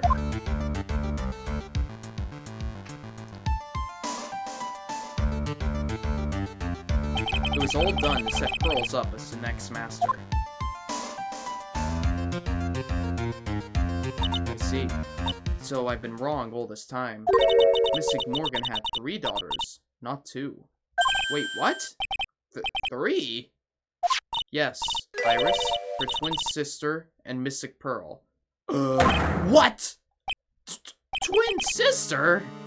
Oh, didn't you know? It all happened 20 years ago. Oh yeah, you know it. Didn't you know? Just...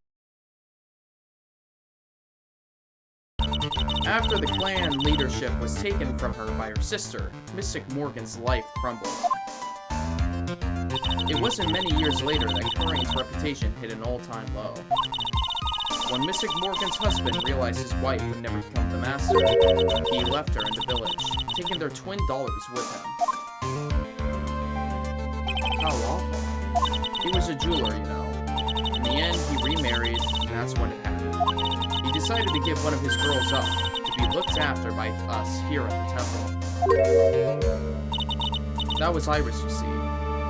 Huh. It's unbelievable. Iris has a twin sister. Could it be... could you tell me one more thing, Sister Bikini? What was the name of Iris' sister? I'm sorry, Mr. Wright. I just can't remember. All I can recall is that her father was a jeweler. Well, that's a clue, I guess. Jeweler.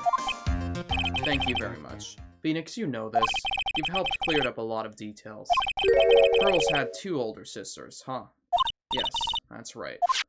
No doubt it was all because of Mrs. Morgan's anger towards the main family. Anger? What do you mean? Her twin daughters were taken... Oh my god.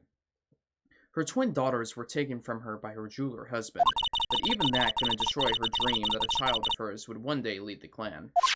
That's why she had pearls? It seems that the incident here was a result of Mrs. Morgan's anger. It was able to break free of her the bars that confined her. So Iris has a twin sister.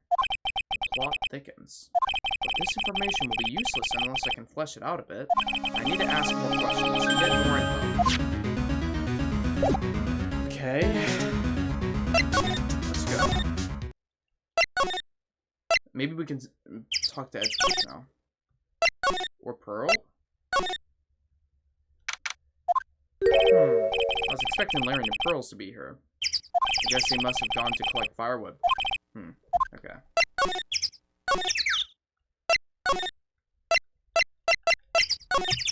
Oops.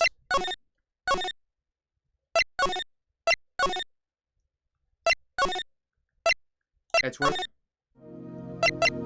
Actually, no. Not you. You. Well, actually, wait. Evidence. Here we go. Yeah, I have this now. Take that!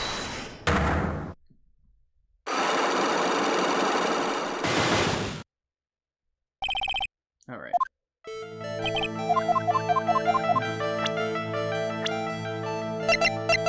We already went through the first 2 before.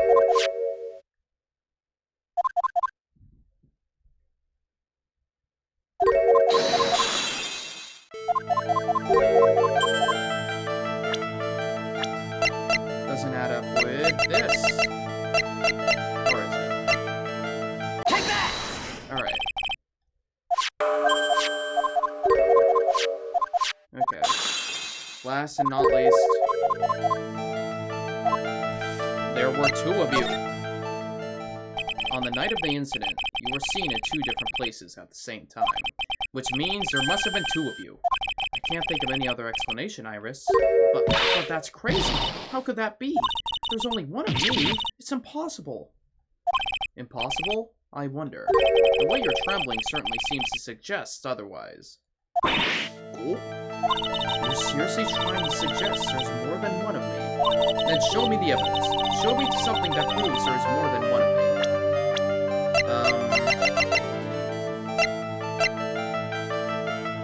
Take that! Well, that is more than 1 of you. I was kind of expecting someone who looks like me, you know? In that case, are you saying that I look like this person? Shoot. Does this mean... I need a picture. Well, I can't say with 100% certainty, but... Can you show me something that you are 100% certain about, then? Irrefutable. Edgeworth. Edgeworth! Edgeworth! Ah! Take that! Hey, Edgeworth, did you know that Iris had a twin sister? What? A twin? You can't be serious. Sister Bikini told me, but the problem is she didn't know the name of this twin. There was nothing about Iris having a sister in the files I checked. Well, Iris was taken in by the temple when she was really young. Apparently, her sister was raised by her father, a jeweler, I think. A jeweler? Right, I just might know who this twin sister of hers is. I had a feeling you'd say that. Let me guess. Her name's Dahlia Hawthorne, right? Yes, exactly. Please tell me what you know about her, Edgeworth. Please. It was my first court case. 6 years ago. I was a greenhorn, and due to my inexperience, the defendant died. You're talking about Derry Falles, right? Do you know about that case? Edgeworth, didn't you see all the cutscenes showing Phoenix looking through records? You're not the only one who noticed something about Iris and Dahlia Hawthorne. I checked one of Mia's old files from 6 years ago. Yes, Dahlia was a key witness in that case. Dahlia and Terry Falles conspired together to stage a fake kidnapping 11 years ago.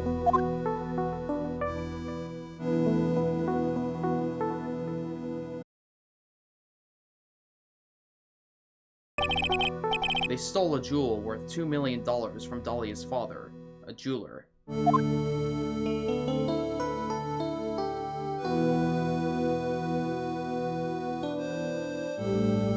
And 5 years after that, she murdered her own sister, Valerie Hawthorne, to keep her from talking. Her sister? Well, her stepsister, actually. They weren't blood related. Valerie was the only daughter of Dahlia's father's second wife. Oh, and this is when she entered my life. The woman who tried to kill me.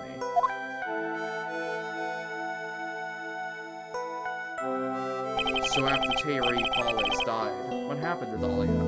Did you check that out? Does it really matter? Like I said, Dahlia isn't connected with this case. Why are you so sure about that? It's simple. Dahlia Hawthorne is dead. What? Well,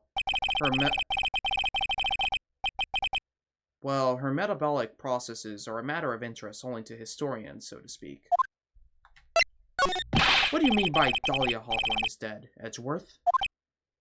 Right. I must confess that in reading her file, I came to know of the murder case you were involved in during your college years. Dahlia Hawthorne was found guilty, thanks to the persistence of Mia Fey. Mia Fey. Mia Fey!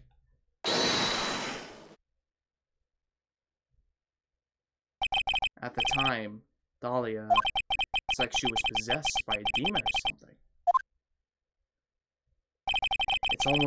It's been almost 5 years since a guilty verdict was handed down, and her sentence was finally carried out. She was executed last month. Executed? I'm sure that's a bit of a shock for you, right? And for more reasons than one. But do you understand now? She can't possibly be connected with this case. She's dead. And once someone is dead, Pearl's possessed her. There. That's it. Pearl's turned into her. In the meanwhile, we have this girl here. Got it. Boom. Case closed. Move on. And once someone is dead, there is no way to revive them. About that. There's no way to revive the dead.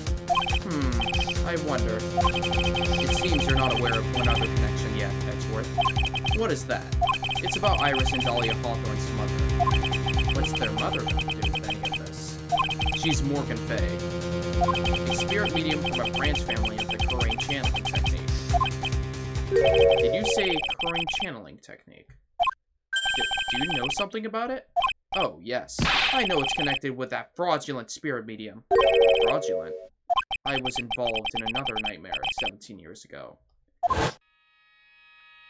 I was caught up in the middle of a murder investigation. The police didn't have any leads. They were stumped, and that's when they called her in. She was a very famous spirit medium and the master of her channeling school. But you know what happened? As a result of her efforts, an innocent man was accused of murder.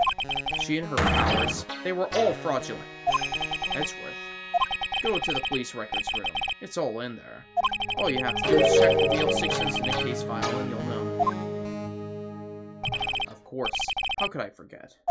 Edgeworth was the victim in that case. Edgeworth, you'll understand someday.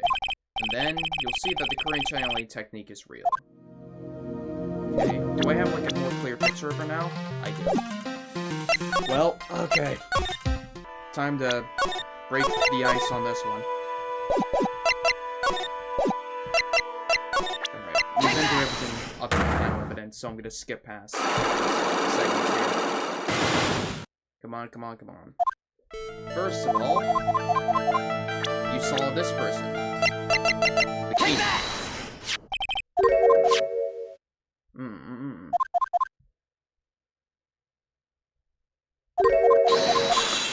Next of all, you rang the bell at 10 p.m. Take that!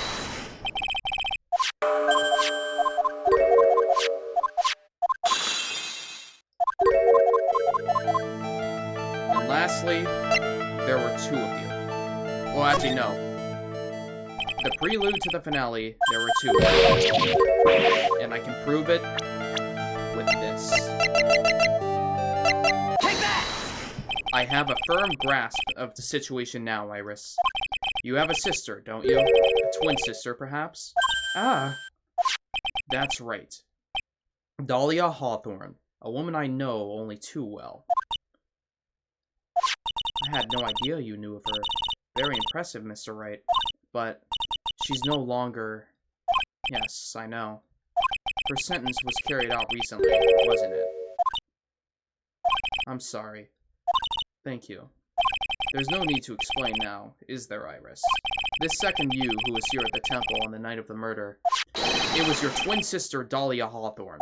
But you just said it yourself a second ago. My sister's dead. Have you forgotten that? Have you forgotten this, Iris? This is a channeling dojo, a training ground of the Kurain channeling technique. That night, someone channeled Dahlia's spirit, and you knew about it. And that's a secret you've been trying to hide from me. Ah!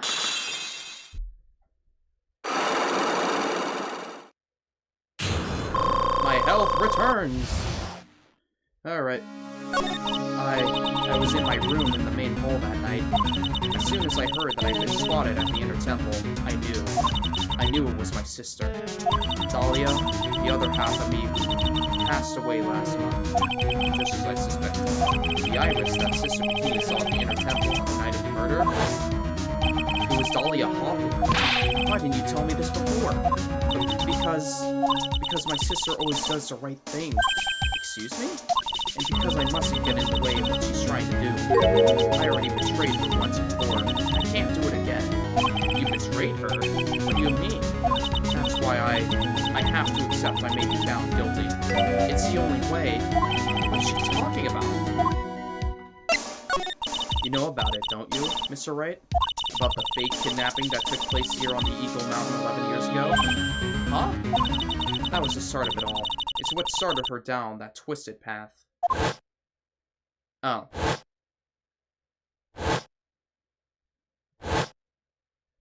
She started to commit crimes after crime, and in the end, she lost her life.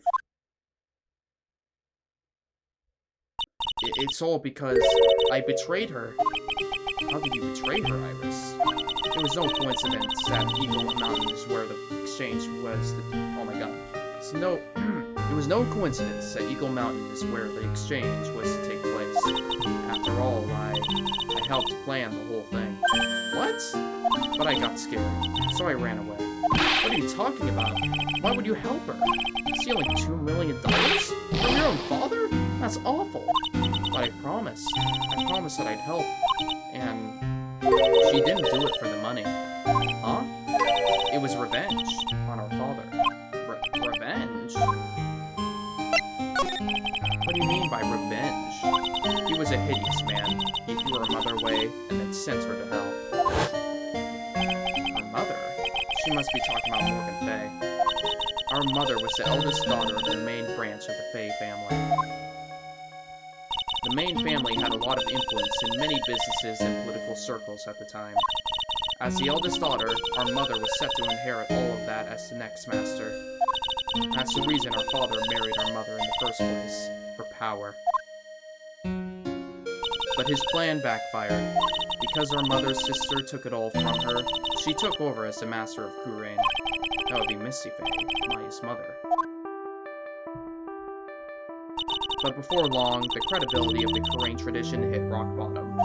The new master, Mystic Misty Faye, made a terrible decision.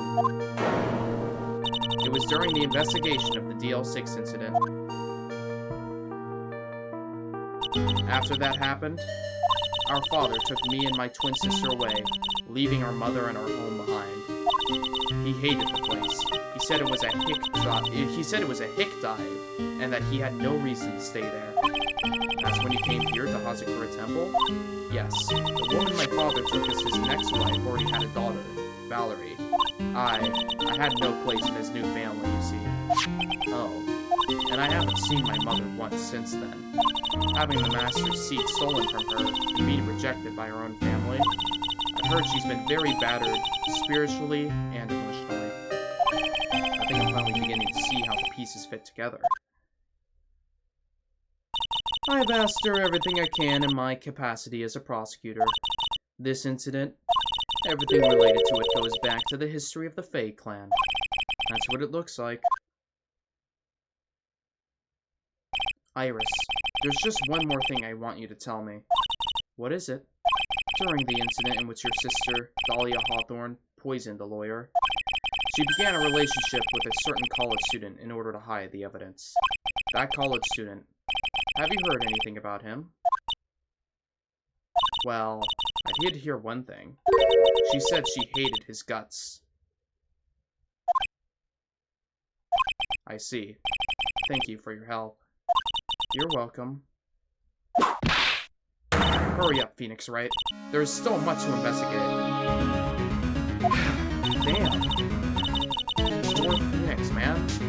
Leave these locks to me. I'll open them for you, I promise. Thank you. Suppose I better continue my investigation. There's still one giant secret left to unlock. Girl psyche locks. Man. Give my boy Phoenix a break, man. Give him something. Even I'm starting to feel bad over all the stuff he's going through. Where is she? Girls. Where are you? Hello? Wait, where is she? Is she in the garden? Oh, courthouse. Sounds like someone's happy. What tune is that they're humming?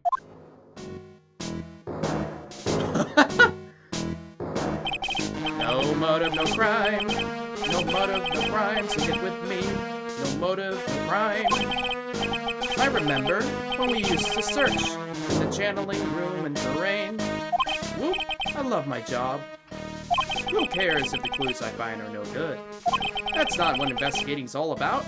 The investigator investigates for love of investigating. It's the passion. Good cases we have, good cases we've lost, all along the way. Never guessed that GUMSHOE was into reggae. Every case is gonna be airtight. Every case is gonna be airtight. Hey, pal. Huh? Who? Me? How long have you been there? I just got here. Oh, okay. So what are you up to, detective? I'm investigating, pal. I made a promise to Mr. Edgeworth.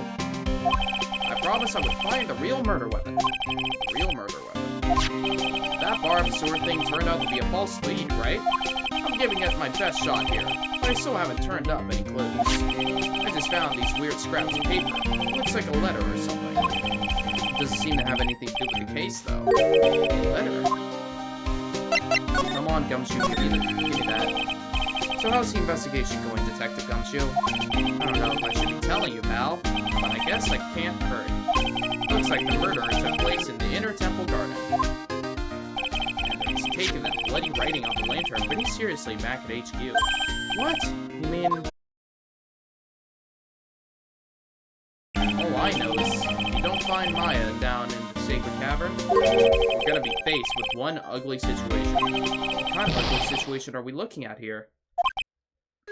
You got me? I don't know. They're not my words, pal. Then who said it? Mr. Godot? Godot? What did he mean by that? About the letter you found. Don't remind me, pal. I'm busting a gut here trying to find the murder weapon. And all I find is some burnt up old letters. Burnt up old letters. Yeah, it was in that incinerator right outside the inner temple. The incinerator? I knew it! I knew I wasn't imagining it. Be careful. One night should be there. As soon as you must channel her, leave everything up to her. Huh.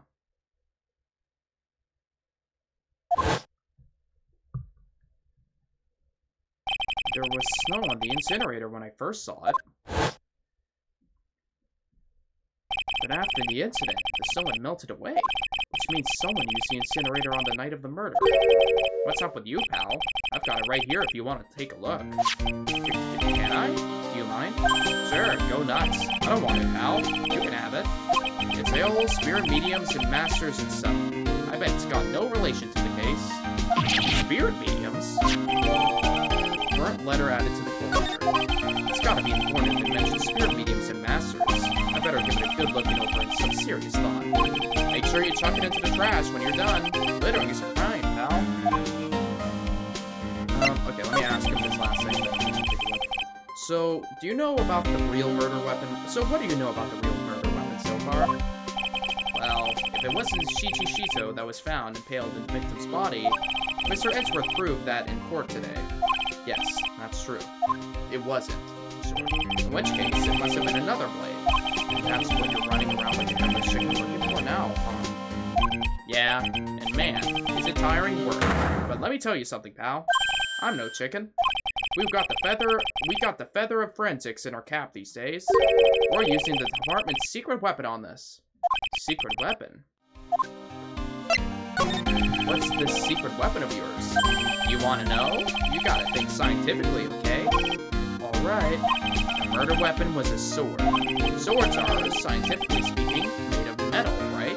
Any questions so far? No. I know what he's gonna say, but I'll let him look smart.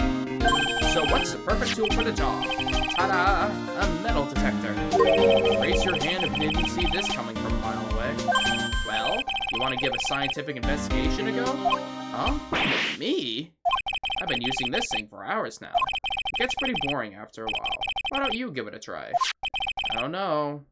Should I help Detective GUMSHOE out or not? Yes. Come on, pal. It's good fun. I'm telling you.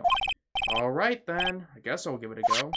Like I said, this is the department's most advanced gadget. The absolute best. It's so sensitive, you can make it cry. It's so high-tech, you could skydive all of it. Oh, bother. So now I'm gonna tell you how to use it. It's possible the real murder weapon is around here somewhere, right? Sure, that's what we're trying to find out. Right, so first, let's turn the detector on. That's the sound of the metal detector signal bouncing off something metallic. Next. Okay, yep.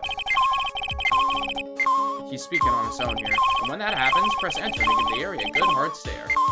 GUMSHOE's speaking without me. This thing picks up metallic objects that are hidden from sight, too. Take a good look at anything and everything that seems suspicious, okay, pal? Okay. This looks like a wallet? Aha! That's where it's been. Is it yours, detective? I'm always dropping it, so I put a bell on it. But you still dropped it anyway. Yeah, but now I found it again, pal. Your wallet is completely empty. Well, I drop it all the time, so I don't put money in it anymore. Then how come the metal detector picks it up? Must be because of the bell, I guess. What's that? Looks like there's something round buried in the ground here. Don't touch that, pal! Huh? What is it? It's a trap. People set them out to catch us detectives. They're real nasty. A trap? For detectives? You mean like those fierce traps with sharp teeth that are supposed to snag your leg? Yeah, those. I got my finger caught in one of those once. Your finger? There was this bit of cheese and it looked so tasty. I reached out and then BAM! I'm not sure I know how to respond to a story as stupidly pitiful as that. Okay.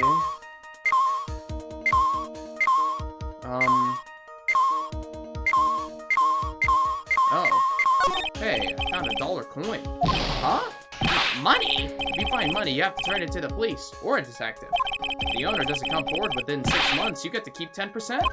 The other 90% goes to I mean, the police department. Don't get so close to me, detective. Give me some space, will you? Here's a coin. Happy? I definitely made the right decision becoming a detective. Yikes. Talk about a serious case of denial. What's this? Pen? Man, why is there so many random objects on the ground? Yeah, I've been looking all over for that, pal. Huh? It's yours? Reminder I need to save. Hey? Yeah, my old man gave it to me when I was qualified as a detective. He told me it'd be good for sticking in a suspect's face.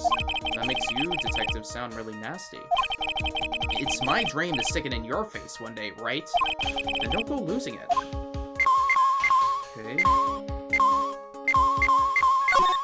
This is Miss Dunham's staff, isn't it? Well, it's wood. Scientifically speaking, they're usually made of wood. But the detector is reacting to it. Yeah, but however you look at it, the thing's made of wood, alright? I don't bother investigating anything unless it looks like it might be metallic. Isn't the whole point of a metal detector to find metal where you can't see it? It's weird that this thing is causing a racket. Here, let me take a look at it. Hey, hands off! Examining evidence is a job for the... Ah! The top is coming off! Look what you've done! You've damaged a really important piece of evidence! Ah! What? That's, a sword? Inside the staff? Is this... could it be... the murder weapon? I'd never have guessed there'd be a sword concealed in the victim's staff. They call this kind of thing a sword cane, pal. This one's a real gem. This workmanship is really something else. Thank goodness it wasn't Kane's sword, or else the victim would have stabbed her own foot. I officially give up on trying to figure out how GUMSHOE's mind works. If the real scene of the crime was in her temple garden, then why was the sword used to kill the victim found in the main hall courtyard? Hey, GUMSHOE, who knows about the hidden sword? No one. Even the police didn't know about this until I discovered it just now. Well, as they say, there's no team in GUMSHOE. It doesn't look like there are any traces of blood on it. Then I guess this isn't the murder weapon, huh? No. I'm sure someone just wiped it off after the murder. Yeah, of course. This thing's definitely the murder weapon. Great job, pal. It's about the same length as the CG. This must be the murder weapon. Okay, I'm gonna run over to forensics. There's gotta be some traces of blood left, even if most of it has been wiped off. See you later, pal. Every case is gonna be airtight. Every case is gonna be airtight. Hold it! Wait up, detective. Huh? What is it, pal? I'm a pretty busy guy right now, you know. You're gonna get that staff analyzed, right? Would you mind holding off for just a while? Huh? What are you talking about, pal? Please. Just until we find Maya. Maya? What's this got to do with her? I don't know, but I'm starting to get a real bad feeling in the pit of my stomach. Oh? How so? Look, Maya's trapped in the sacred cavern right now, and, well, we don't even know if she's okay or not. The more evidence and testimony here, the more uneasy I get. You don't think I've been murdered? Please, detective! Let's just wait until we can get inside the sacred cavern. You're looking kind of pretty in there. Okay, just stop with that face, pal. One thing, though. This staff's secret trick. Let's keep it between you and me, alright? If it gets out that we knew about it and didn't say anything, we're finished. I understand. This is just a regular, run-of-the-mill staff. You got it? Okay, now you take good care of it, pal. Thank you, detective. Don't worry. She'll be fine. GUMSHOE. You know, there's a place at the base of this mountain that has some really good pasta. How about I take you there when we find Maya? Huh, pal? Sure. Thanks. Huh. No one knows about it except me or GUMSHOE. Calling it now, that's gonna matter later. Someone's gonna know about this when they shouldn't. I can't help but wonder, though. What was Elise Dunham doing with a staff like this in the first place? She came here for murder!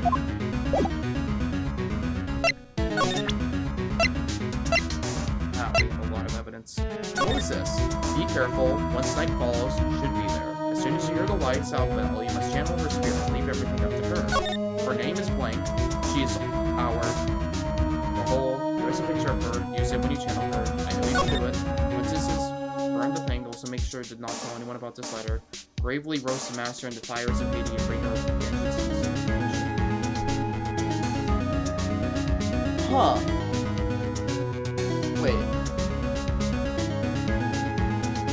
Bravely roast the master in the fires of Haiti. So if this is to take down the master, then it wouldn't make sense for the master to have the blade. How many people are trying to kill each other here? Anyway, Phoenix Wright makes me realize I say anyways incorrectly. It should be anyway. Anyway, let me move on from this. Do you know what this is? No. Okay, Pearl, where are you?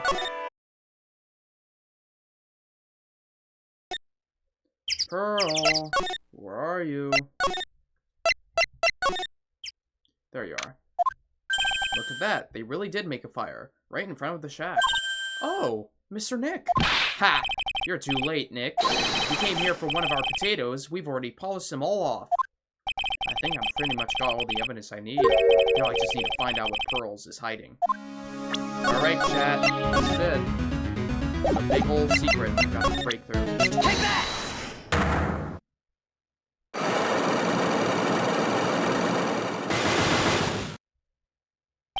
The night of the crime.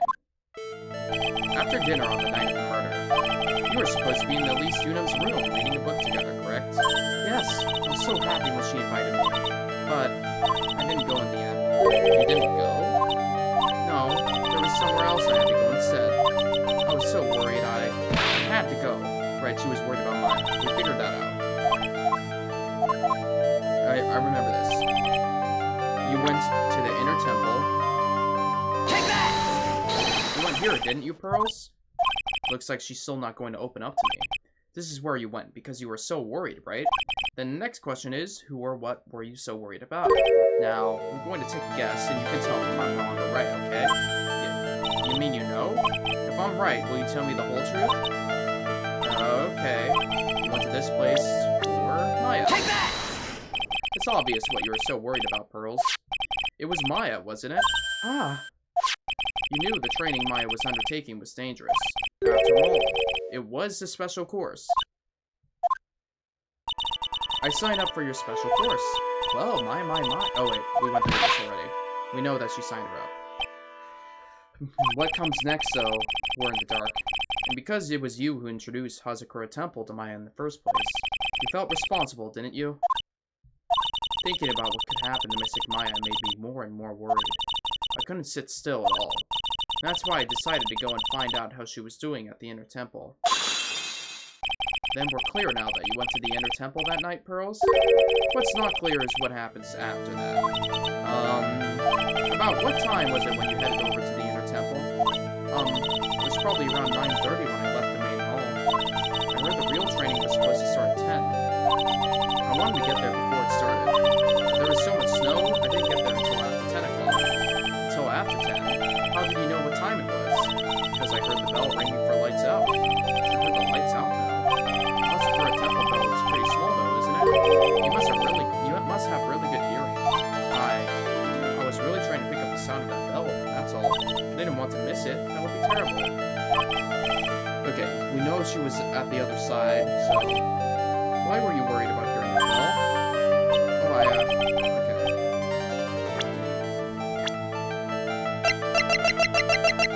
What's on there? Okay, that's why. Take that! You were given some instructions to follow for that night, weren't you? I presume you recognize these pieces of paper? Ah! Where did you... In the incinerator at the Inner Temple. Pearls, you were following the instructions in this letter that night, weren't you? That's why you couldn't afford to miss the sound of the lights out bell. I'm speechless, Mr. Nick. You're amazing. These instructions that were found in the incinerator. I believe they were written for you, Pearls. For me? No. As you can see, a large portion has been burnt, but the last section is still fairly legible. As soon as you hear the lights out bell, you must channel her spirit. Who was it, Pearls? Whose spirit were you supposed to be channeling? To take into account the author of the note and their purpose for writing it. Whose spirit the pearl would be? Whose spirit the pearls have been trying to channel? Don't overthink it, Phoenix. It's pretty obvious who Pearls was supposed to channel. The person you were trying to channel that Pearls was none other than Dahlia Hawthorne. It was Dahlia Hawthorne, wasn't it? That was the name that was in the letter. Ah. It's just as I suspected. It wasn't Iris whose sister Bikini met at the Inner Temple that night. It was Dahlia Hawthorne. Do you know anything about her, Pearls? Do you know what kind of woman Dahlia Hawthorne was? No. I've never heard of anyone by that name before reading those instructions. I thought so. Pearls doesn't have a clue. She doesn't know that Dahlia is her sister. About the instructions in the letter I found, Pearls. Who wrote them? Whoever it was asked you to channel the spirit of someone you'd never heard of. You must have had quite a lot of respect for them. After all, you followed their instructions without question. So here's my next question. Who wrote this set of instructions for you to follow?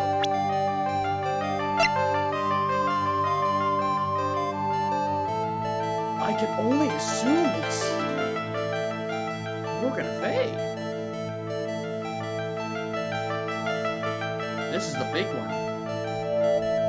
It's either Morgan Fay or Misty Fay. I'm gonna go out on my first. Take that! Pearls?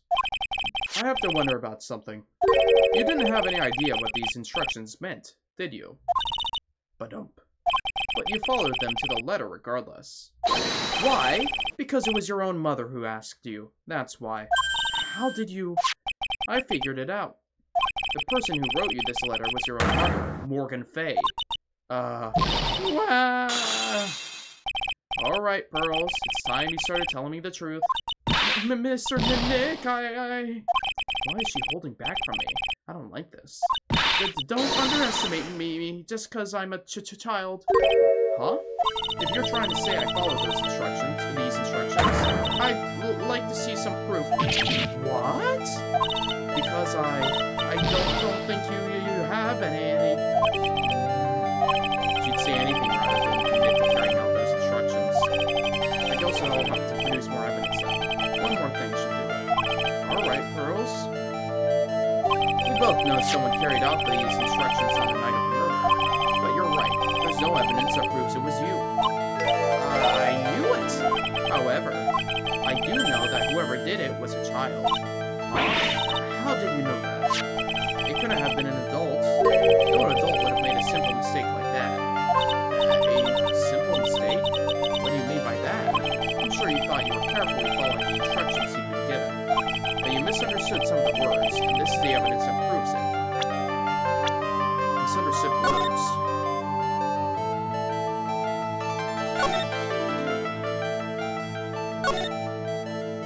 The gravy. Gravely, yeah. Take that! It was you who splattered gravy on this hanging scroll, wasn't it? Ah! What? Why would I do something like that? Do you remember what was written in that letter? Gravely roast the master in the fires of Hades and bring our vengeance to fruition? But you didn't know how to read the words gravely and roast among others, right? How did you know that? Remember the conversation you had with Miss Dunham on the night of the murder? You see, I didn't even remember this.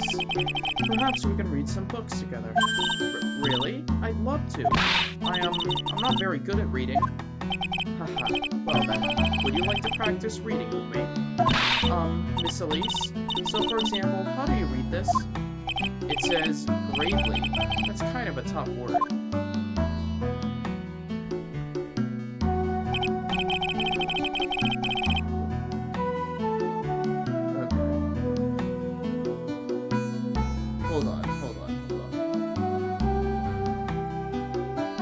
Didn't peek a look at the YouTube chat. Okay, surely Miss Dunham taught you how to read gravely and roast. But what she didn't teach you is what they meant. Gravely sounds like gravy to me. And the only roast I could think of was the food. And that's why you did it. That's why you covered the picture of the the master of gravy from the night pot roast. To be honest, I did think it was a bit strange. I guess I really did get the wrong idea. Just a tiny bit. I really am useless. I couldn't even burn the letter properly as my mother had asked of me. Such a simple thing, and I couldn't even do it right.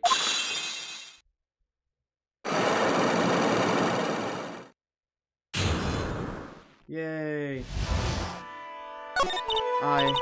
After dinner that night, I did go to the inner temple, with a pot full of the leftover gravy. The gravy? I saw the picture on the hanging scroll near the sacred cavern. I was sure it was the master of Parain, like it said in the letter.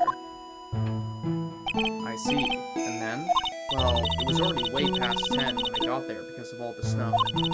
So I went to the inner temple guest area. The guest area? Yes. I thought I could wait there until the training was over. Why didn't you just go to the training hall? Because Miss Igmaya's main training had already started. I couldn't interrupt it. So I just stayed where I was and prayed for her to get through it.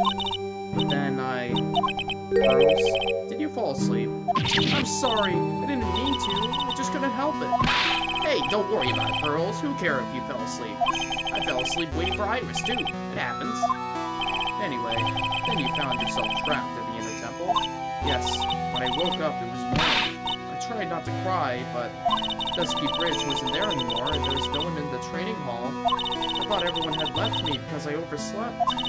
I threw the letter into the incinerator, but I heated up the leftover gravy and let off some steam by chucking the gravy on the scroll while you cried?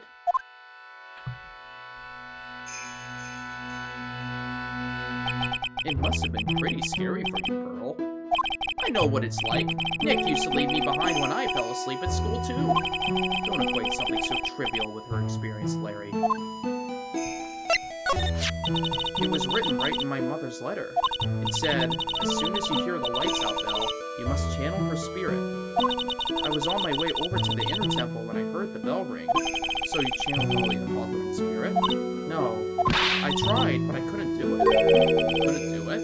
I've never failed at channeling someone. This is the first time it's happened. I tried, and I tried, and I tried.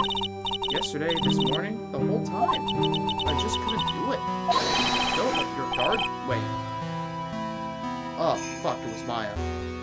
Wait, no, that's stupid. But also, huh? Don't let it get you down, Pearl. It's all working out. If you want, I'll come flying through the sky for you. Whoosh, just like that. Hello, Squeaky Chip. So she never managed to channel the spirit. Is that why you think your spiritual powers are gone? Yes, I don't know what to do. What does that mean? What does it mean? Is there any other explanation for why you couldn't channel a spirit?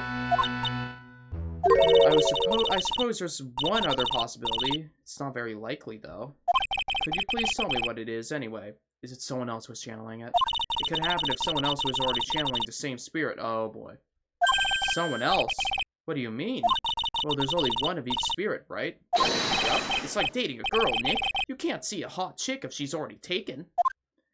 Then that would mean on the night of the murder, someone else channeled her spirit before Pearls could. Someone else channeled the spirit of Dahlia Hawthorne. I'm a failure. I couldn't even grant my mother's final wish. Her final wish? Yes, this letter. This is my last wish, she said. So make sure you follow the instructions carefully. This letter. I definitely need to find out more about it. My mother has gone to a place called a penitentiary. Yeah, I know, Pearls. I visit her every month, and last month she told me... The time we've been waiting for has come, Pearl. I almost want to give her an Emperor Palpatine voice. The time we've been waiting for has come, Pearl. There's something I need you to do for me. I hid a letter for you at our home before they brought me here. I want you to read it and do exactly what it says. It is for the good of the Fae clan, my angel. You'll be doing a great thing. Now, listen carefully, and I'll tell you what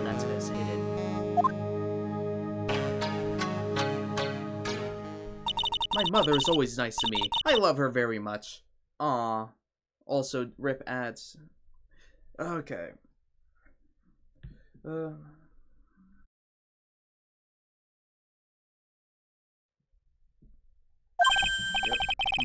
Yeah, moms will do anything for their kids, right?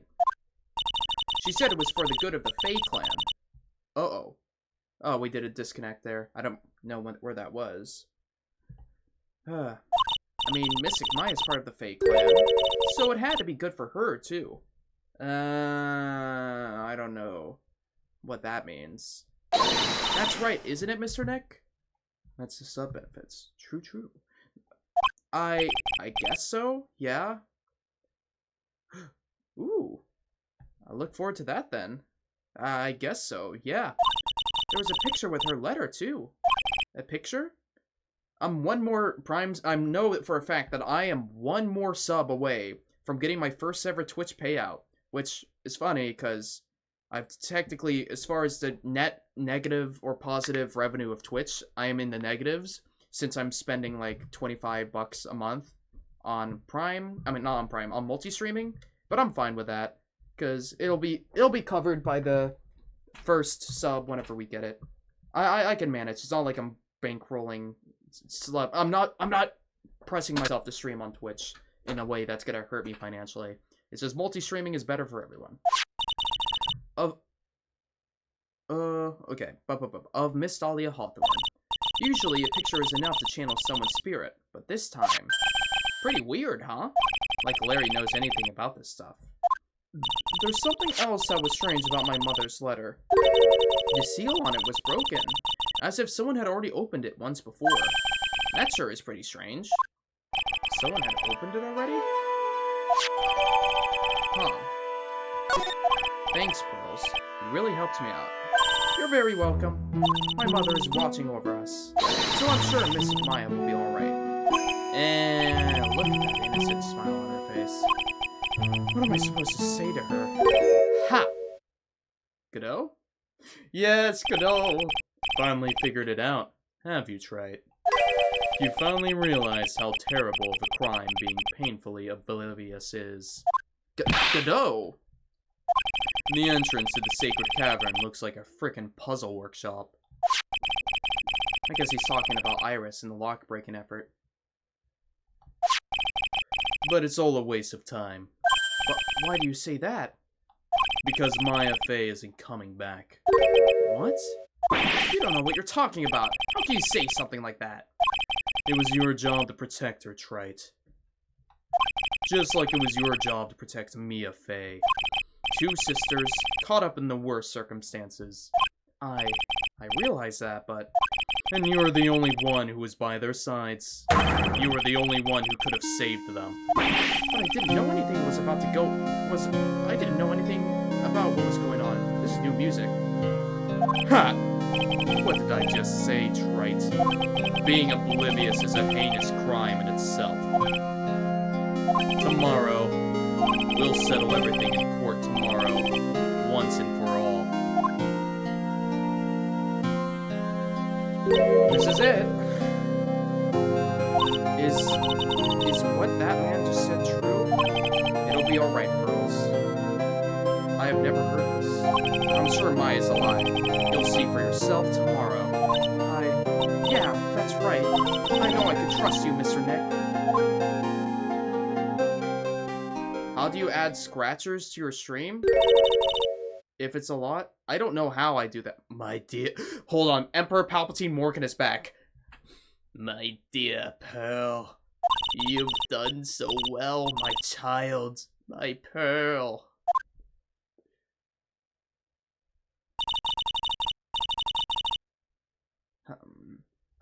I could do that later, but remind me on Discord to check up on that in a bit. It's better you don't know what you've done.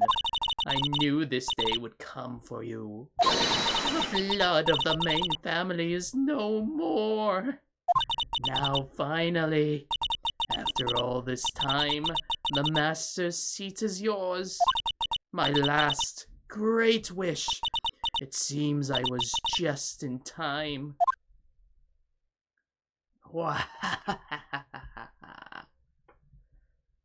To be continued. Right now. Wait, are we about to start the trial? Oh. I didn't save. Oops. I could save it here. Hold on. Good morning. Oh, are you by yourself? Let me save. Alright, fellas. I need to get in. This might be the last Godot thing I do. There was no need for that. Data free says there was no need for that laugh. Cause she's evil. Also, I'm gonna make some coffee here. I need to you guys can hear the coffee going off in the back. Once it's done, I'll have it bitter black. Hold on. Pause. I'll have the coffee dark. Pause.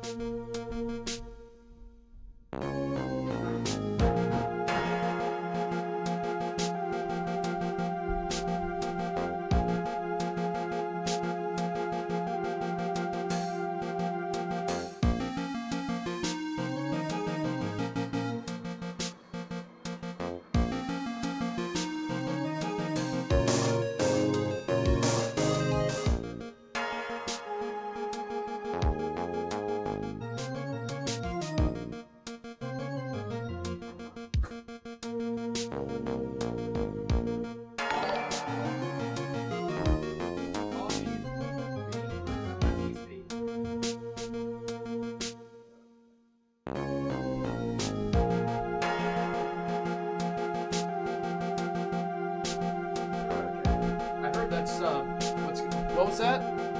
Thank you, wait, how do I say that? Stepashaka 707.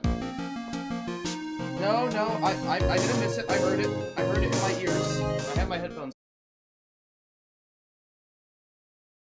Hold on, let me swap to I have this bathroom warning here. Instead of using the bathroom, I'll say, I don't know. Phew, that was close. I'll do brewing coffee.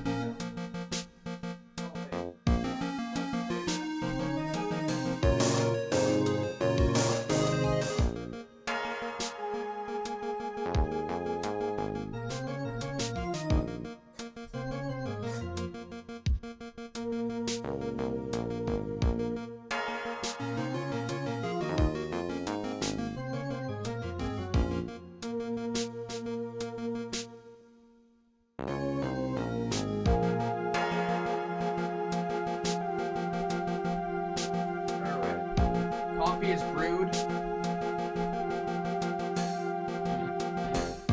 Coffee is brewed and we're good to go.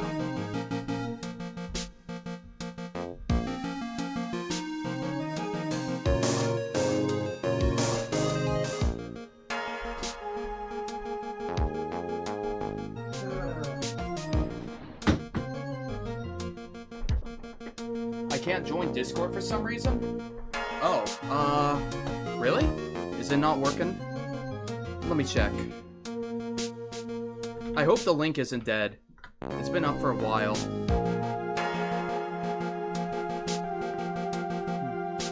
Truly Guy says darker than a moonless night. More bitter than hell itself. That is coffee. True. I take this sip of coffee.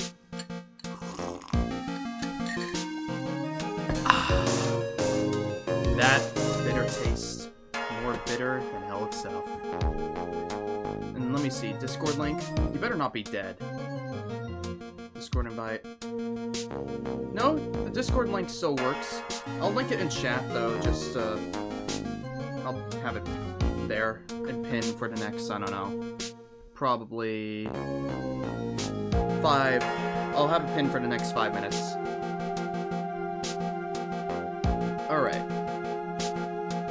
Anyway. Chat, here we go.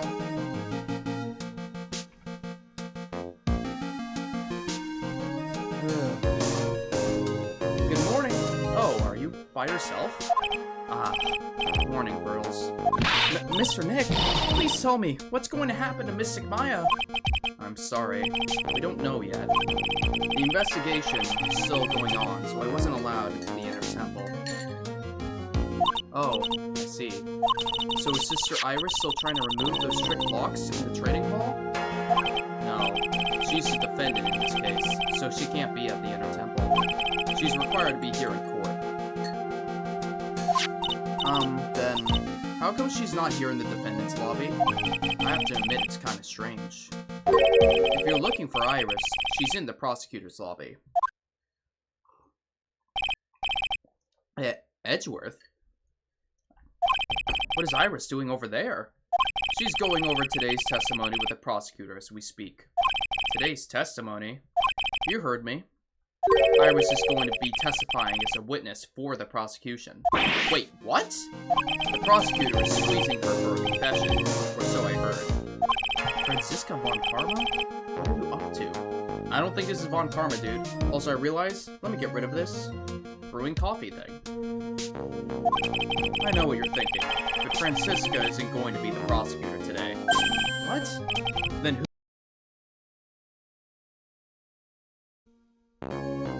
who else would it be but Godot? By the way, when the stream blacks out like that, that's a weird reconnection thing. It's a bit scuffed, but I make sure to stop myself if I notice that happening. In the VOD, that gets cut out. He is one of my... Yes. Hi, this is one of my favorite great courts. True that. Dude, this is the final... This is it. This moment right here. Godot. I brewed up coffee. I can't wait to sip it at the same time he does.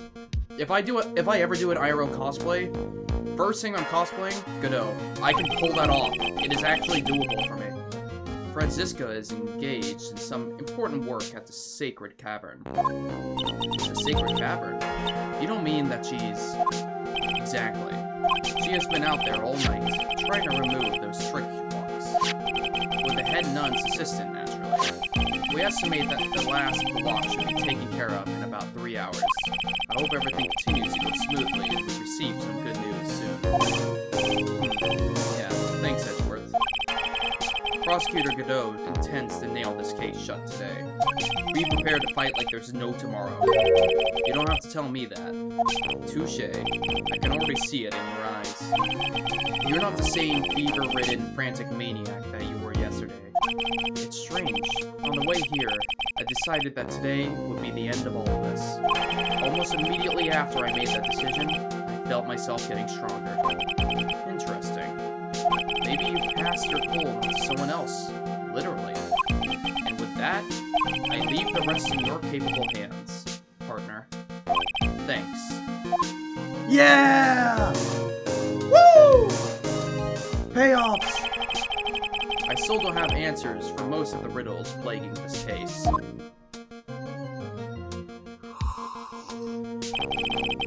The circumstances around the murder of Miss Elise Duno. No, I mean Miss Misty Faye. The impossible flight Larry claims to have seen. And what that woman is really after.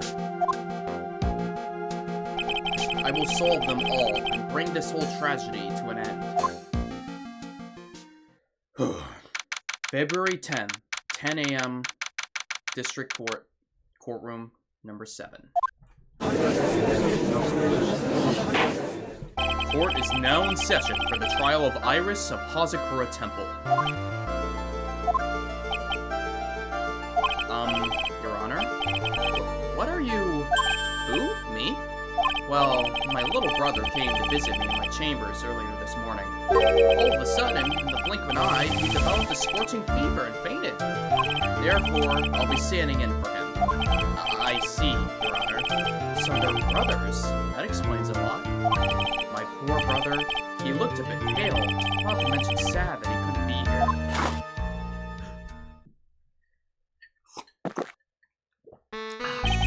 It is impossible to predict what the future has in store for any of us. This is precisely why people feel the need to judge the past.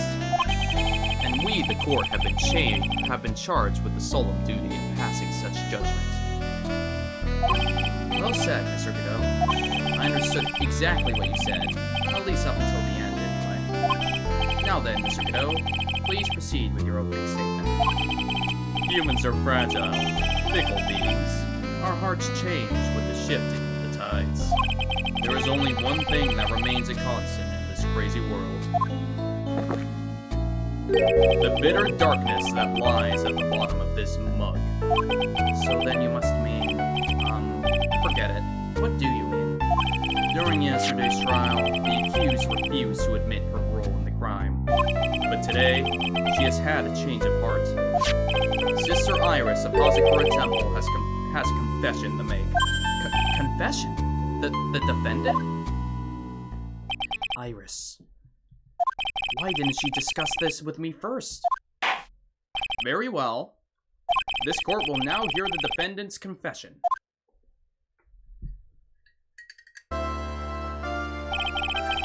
Upon meeting a beautiful lady, always ask for her name and profession. That's one of my rules. My name is Iris. I am but a simple nun undergoing training at Hasakura Temple. Witness, is there something you want to confess to? Yes, but first, I want to apologize to Mr. Wright. I can't continue lying to everyone anymore. It's alright. What is it? Mr. Wright, I have to admit that I did play a part in this terrible incident. Are you actually confessing? Are you saying that you are the one who murdered Miss Elise Dunham? No, I'm not, Your Honor. But I dealt with the cover-up after the murder took place. After her spirit left, I took the lifeless shell of Mystic Elise and carried it to the Hazakura Temple courtyard, where I desecrated it. What? Okay, we're starting off swinging. Order in the court! Order! What witness? Are you saying you are an accomplice to the murder? Yes, that's correct. What? I feel like that was I blasted the mic there. My bad. 3 minutes in court and I'm already covered in a cold sweat. Ha! Everyone on the planet is an accomplice to something. It just happens to be that in this case, it's the murder. Isn't that right, Mr. Trite? Let it be known that I am sipping coffee every time he sips coffee. That Godot. So this is the confession they were conferring about. It pains me to say this, but it looks like Iris' testimony was all a lie. Iris' testimony crumpled up and shoved into a pocket. Now then, little lady, if you don't mind, I've got a question for you. Whose crimes were you trying to cover up by your actions? Iris was covering up for someone? Definitely up the creek without a paddle, or a life jacket. I've been at Hazakura Temple ever since I was a little girl. Hazakura Temple is run by one of the branch families of the Korean tradition. One of our missions is to protect the main family. I'm sorry, but the main family?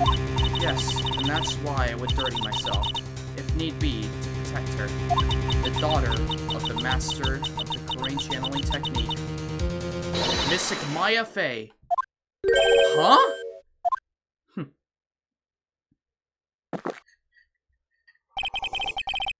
Wake up and smell the coffee, Trite. She's naming... Maya! Order in the court. So not only did you witness the murder, you know the name of the murderer? I'm terribly sorry, but it's true. I saw her commit the crime with my very own eyes. And then I cleaned up the area to try to protect her.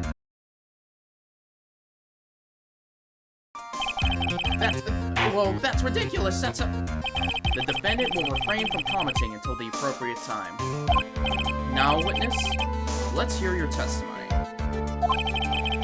What exactly happened on the night of the crime? Yes, Your Honor. I thought I was prepared for the unexpected. I never imagined the case would wind up going in this direction. Oh boy. The real murderer. Oh boy.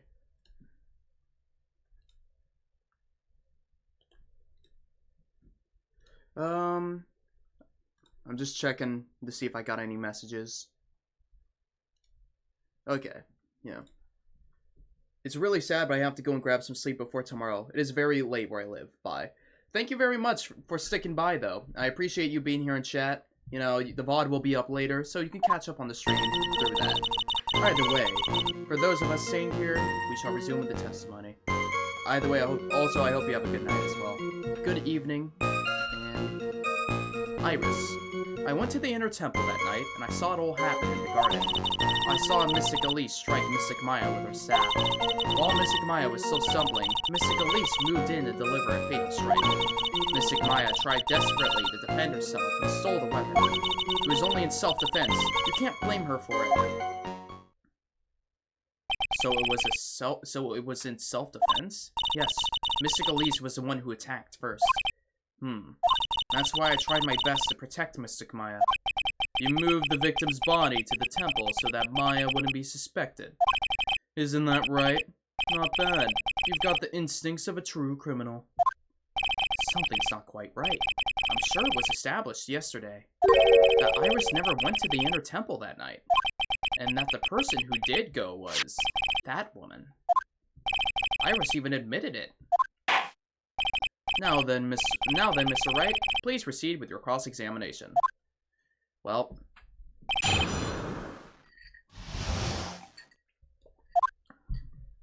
went to the inner temple that night. Hold it! Sister Iris, your testimony has changed quite a bit since yesterday. You stated yesterday that on the night of the murder, you didn't go to the inner temple. Oh, black screen. Did she now? Too bad for you. What she said yesterday doesn't mean much today. By the way, where were you when she claimed she didn't go?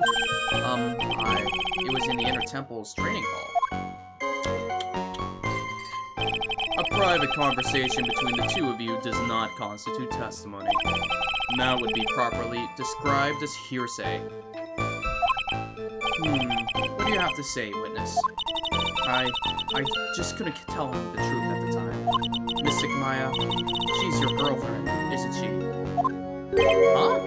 I didn't want to be the one to break it to you that I saw her commit murder. There. We all understand how difficult this is for you. Now then, let's continue with the testimony. Damn, they just slid that by. You know what, I'm fine with that. I am perfectly fine with that. Meanwhile, in the crowd, you hear thousands of edgeheads. I don't know what the ship name for Phoenix Wright and Edgeworth is, but I'm sure they did not like that line. What did you witness in the temple garden? Well, Your Honor, I saw Mystic Elise strike Mystic Maya with her staff. You're saying that the victim attacked Maya? Miss Faye? Yes, it was a truly frightening scene. Mystic Maya was struck hard on the head, and it looked like she was going to collapse. What were you doing at the time? Why didn't you stop them from fighting? I'm terribly sorry, Mr. Wright. I was frightened. I couldn't move. I couldn't even speak. I was in such shock. That's perfectly understandable, my dear. This doesn't sound right. I don't believe this testimony for a minute. What happened after that? It doesn't make sense for her to be struck in the head when that staff is technically a cane, but we'll move past that for now. I don't think that's exactly relevant. No one knows about it besides Phoenix and GUMSHOE, so we're probably gonna hold off on showing that off until a later point. list here. While Mr. Maya was still stumbling, Mr. Police moved in to deliver a fatal strike. She moved in to deliver a fatal strike. Yes, I'm sure of it. She threw down her staff and reached into her robe for a weapon. Wait a minute. What was this weapon? It was some kind of dagger. A dagger, huh? And Elise Dunham tried to stab her with this weapon. To kill Miss Faye? Yes, exactly. Huh!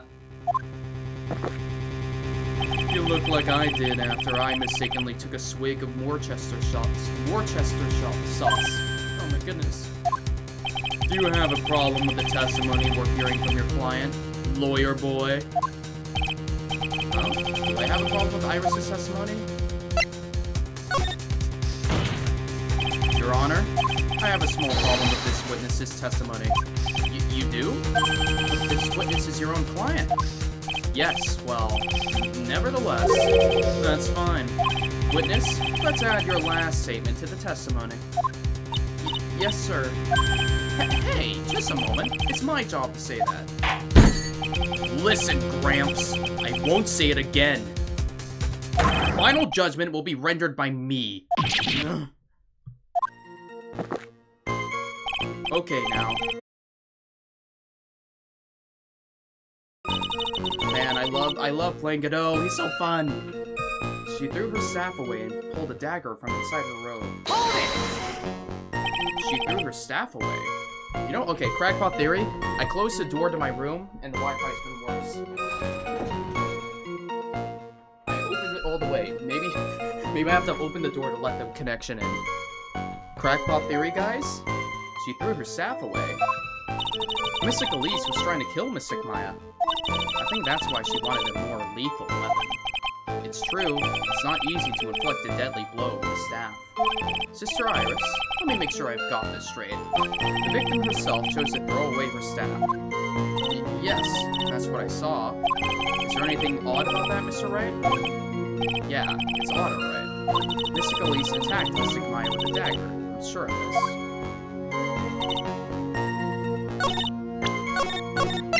Okay, can I present the staff here? This is like prime opportunity to do this. Objection! Aha! Sister Iris, there's something strange about your version of events. Huh? Miss Dunham throwing her staff away makes no sense at all to me. But all you can do with a staff is hit someone. Naturally, you wouldn't know this, Sister Iris, but the victim's staff had a special feature about it. As you can see, it's a sword. If Elise Dunham really had wanted to kill Maya Fey, she wouldn't have needed to use a separate dagger. Not when she already had a beautiful blade in her hands already. Well, Sister Iris, what do you have to say? Objection! That was an impressive bit of investigation. Right. I never would have thought there was a sword hidden in that staff. But even so, how should I put this? A longsword is unwieldy, and thus quite ineffective in close quarters combat. Maybe that's why she chose a dagger over her blade. Well, at this point just say, do you have any evidence of it? There's no evidence of this. Anyway, the type of weapon she chose to use isn't what's important. The importance is that she tried to kill Maya Fey. As long as there's nothing strange about that, there's no problem with her testimony. But there is something strange about this whole testimony. Well, Mr. Wright, black screen. Well, Mr. Wright, the prosecution has a point. Very well, Your Honor. The defense will now present evidence to back its argument. But, Mr. Wright, I have here another piece of evidence that shows this testimony can't be trusted. Because Miss Elise Dunham would never attempt to take the life of Maya Fey. Oh.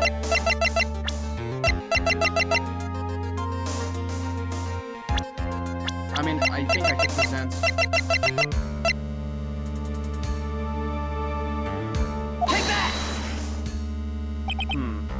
Well, okay, if you ask me, the only thing that seems strange is the angle of Mr. Tright's index finger. Okay. No. Ah! Okay, maybe I should present her profile.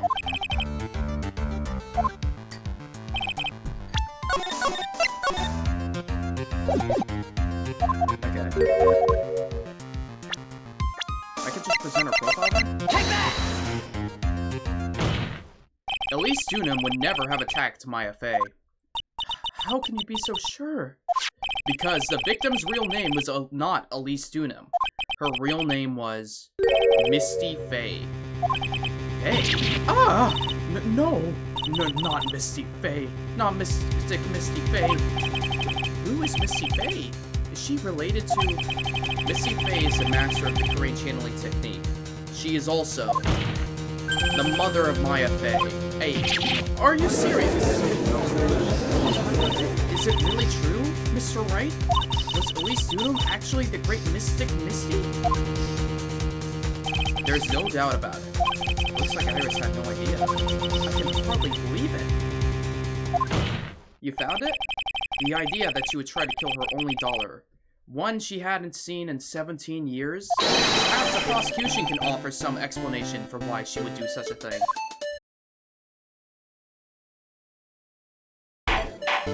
Order! Order in the court!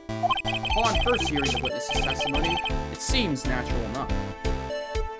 However, in light of some facts that have just been presented, but I did find multi-shooting. Nice. One that the victim supposedly threw away a sword during a fight. Wait, what does that mean, but I did find multi-stream? You can answer that while I continue the dialogue here. One that the victim supposedly threw away. Yep. And two, that the two people battling to the death were mother and daughter, despite the facts being believable when taken on their own. When taken together, the entire story seems difficult to believe.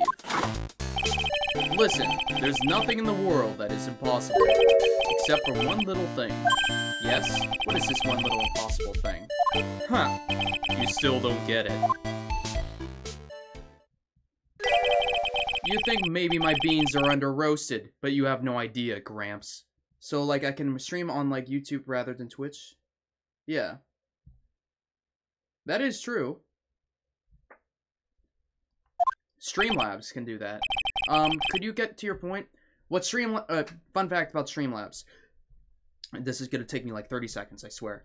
But Streamlabs, if by default, it can stream either to literally any platform for free, as long as it's just one platform. You can stream to YouTube, you can stream to TikTok, you can stream to Twitch. As long as just the one platform, you can do it for free. However, if you attempt to do multiple streams at the same times, it will then charge you for doing that. Yes. Coffee. I would like to say that this coffee's bitter, but I put sugar and milk in it. I don't want bitter coffee. I want something that's nice in the palate. I heard this witness's confession this morning, just as I had taken the first sip of my 8th cup of morning coffee. You're going to ruin your health, my friend. Anyway, after hearing this woman's confession, I had a detective who loves to investigate sent to the scene of the crime, and he discovered this little beauty. Is that the dagger the witness testified to seeing? Obviously, Your Honor. But do you not notice something else? Now that you mention it, if you look closely, there appears to be blood on it. Where did you find that? I didn't see that when I investigated the crime scene. Did you investigate the pine tree at the crime scene? Huh? The pine tree? This dagger was stuck in the backside of the pine tree when the last blow was struck, ending the violent battle between the two women. This little baby was thrown in the direction of the back of the pine tree. Which means the blood on the dagger belongs to the victim, correct? Half. Clearing my throat, just muting my mic when I do that so it doesn't blast you guys with yucky throat clear noises. Huh. Were you even listening, old man? I first heard this confession this morning. just as I had taken my first sip of my 13th cup of morning coffee. Didn't you just say it was your 8th just a few minutes ago? I didn't have enough time to get the blood analyzed on such short notice. In any case, the court will accept the dagger as evidence. Furthermore, I order that a blood test be performed on it immediately. This is my sweetheart. Make sure you treat her right. Bailiff, get... Bailiff, what just happened? Who turned off the lights? Bailiff! Either way, get this piece of evidence to the crime lab for testing immediately. Dagger added to the court record. Now then, the testimony we've just heard has numerous unbelievable aspects to it. Also, fun fact, anytime you see the screen black out from this point going forwards, it's I don't know, it's Edgeworth turning the lights off so Phoenix has a chance to think. However, after having found the very dagger the witness spoke of, I believe we can consider her testimony to be credible. Cute girls never lie. Ever. In any case, witness, if you could please testify again to this court. About what, Your Honor? About the incident you saw. The battle between the two women.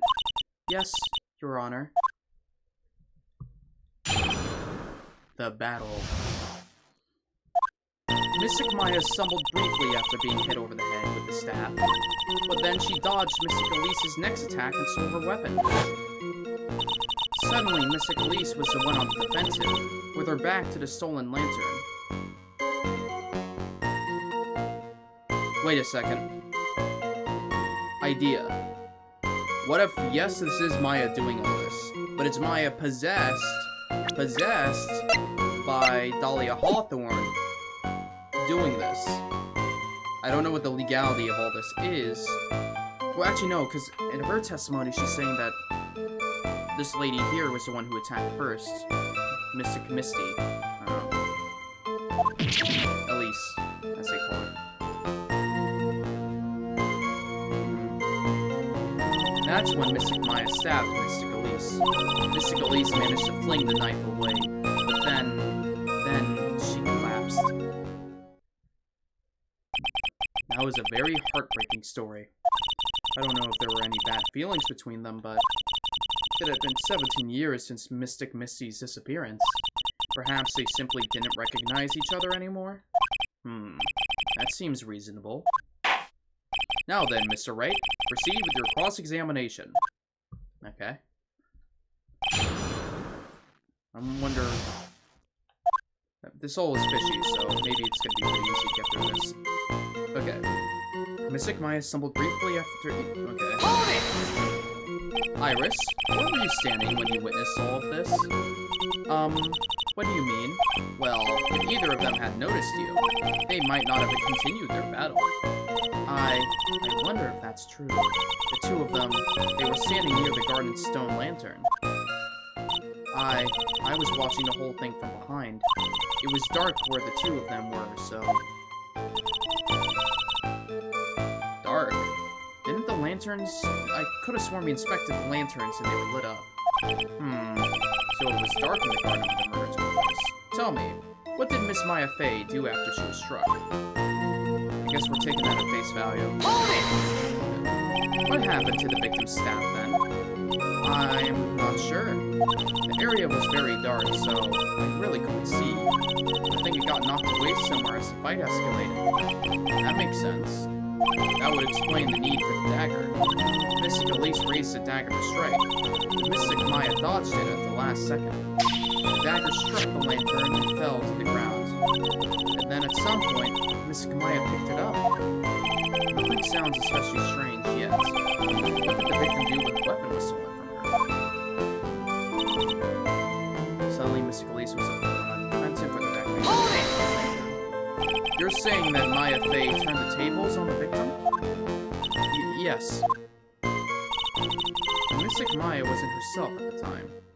Another thing worth noting, when we see the stone pillar in real time, there's no snow around here. But Mystic Maya wasn't herself at the time. After all, her life was in danger. I still can't believe it. The idea of Maya cornering someone at gunpoint, at knife point, it's just silly. As they say, a cornered fox is more dangerous than a jackal. I believe the correct description of a cornered fox is scared and petrified.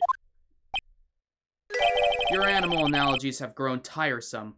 You're the one who started it. Anyway, so after Maya Fey backed the victim into the stone lantern, what happened next? That's when Mystic Maya stabbed Mystic Elise. Hold it! Are you absolutely certain that's what you saw? Yes, I'm almost certain. Almost? The garden was dark. I couldn't really tell who was who. What did she just say? So in other words, it could have been someone else entirely. Objection! We know that Maya Fey was at the Inner Temple that night, and that the woman that was killed was Elise Dunham. Isn't it fairly obvious who attacked who? I don't have anything to counter that yet. Well then, witness, please continue with your testimony. Yes, Your Honor. The two of them faced each other for a moment. Then Mystic Maya rushed straight into Mystic Elise. Then Mystic Elise stumbled over and fell to the ground. So she was stabbed in the stomach, huh? Yes. Mystic Elise managed to fling the knife away, but then she collapsed. Where did that dagger go?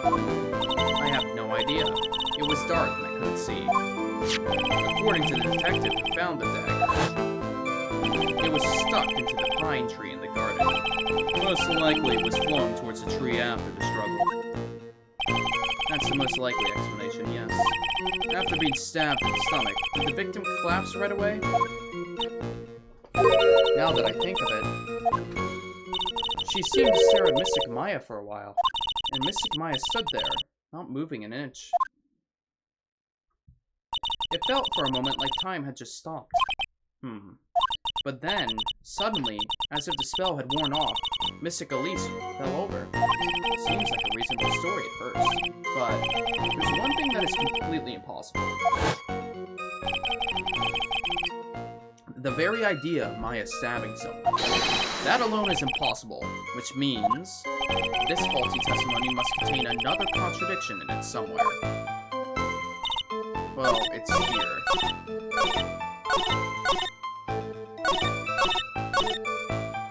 So, let me save. What evidence do we have? Okay. Oh. If the stab has blood on it from the victim's stab.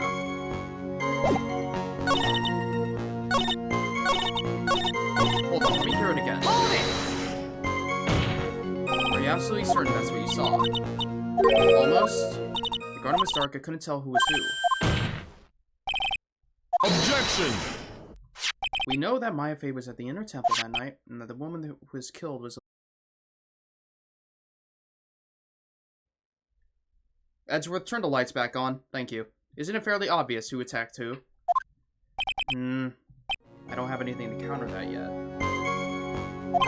Well then, witness. Wait, I'm not the two of them facing each other. Wait a minute.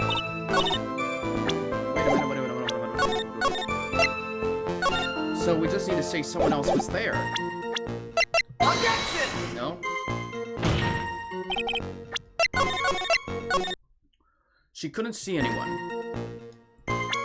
We know blah blah blah blah blah. So they don't accept Pearl's argument.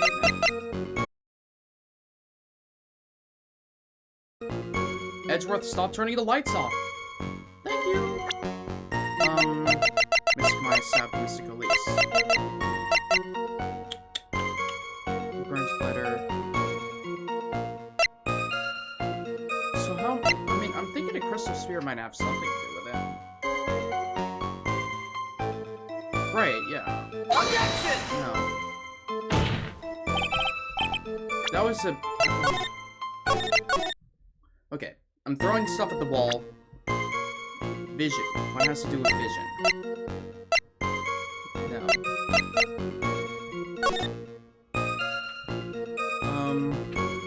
I don't think this shows anything necessarily.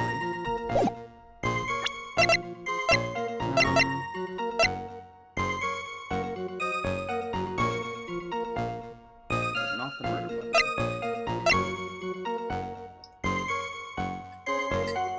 Ah! Loss of blood from stab in the back. Objection! Something about you just isn't right today, Iris. Huh? Until now, I didn't think you were the type to make such a careless mistake. However, the testimony you just gave contains quite a few contradictions.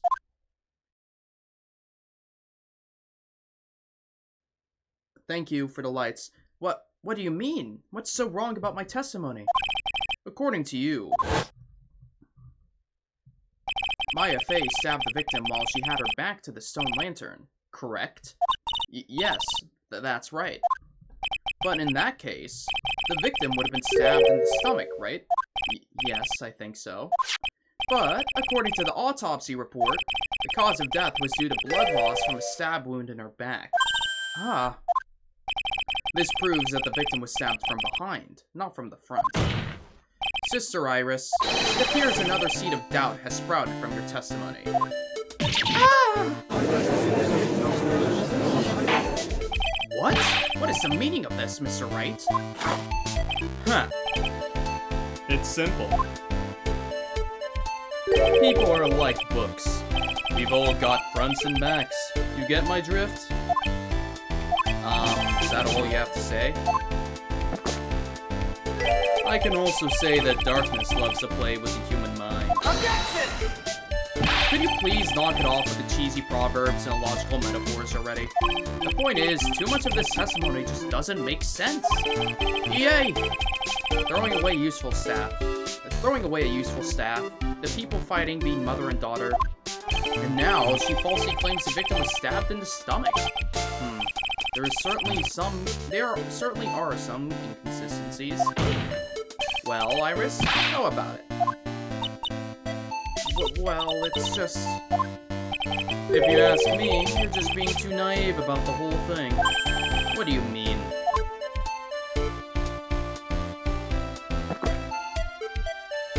There are 253 distinct types of bitterness in coffee.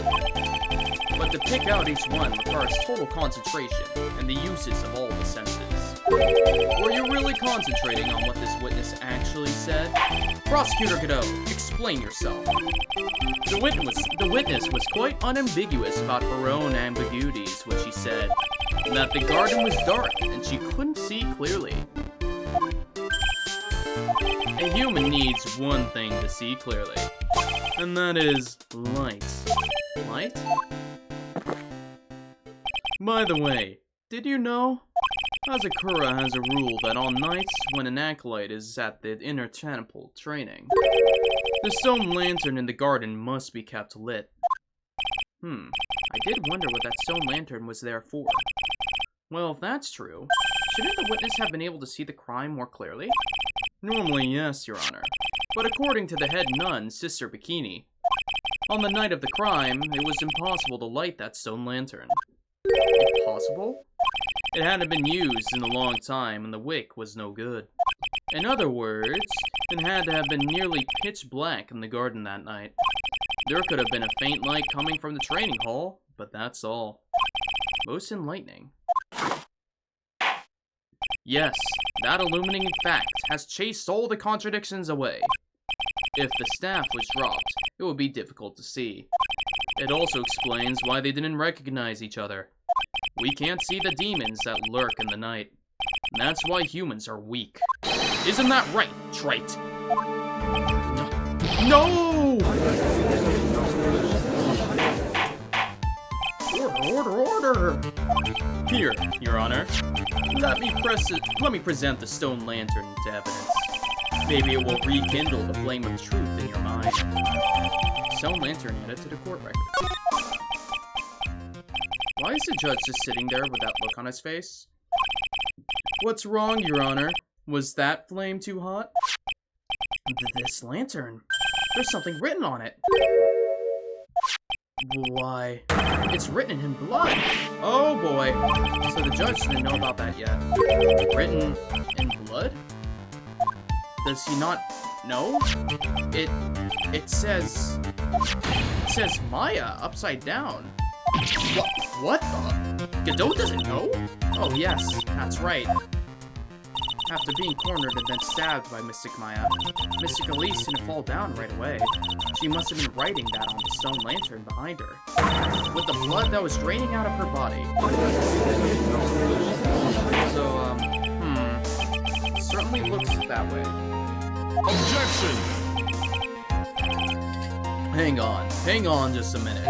What are you all talking about? What do you mean, what are you all talking about? We're talking about the message written in blood. Nonsense. This lantern, it's as clean as a whistle? Could it be? He can't see the bloody writing at all? Now that I think of it, he did say something to me yesterday. My eyesight is pretty messed up. Even with these huge goggles on my head, I still can't see everything. So that's what he meant by that. In any case, this is obviously an important clue. We now know that the crime scene was dark, and that the victim scrawled this message on the stone lantern.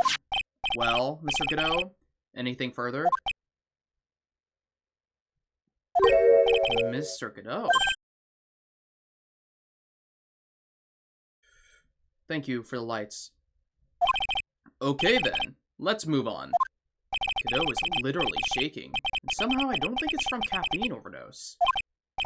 That's concerning.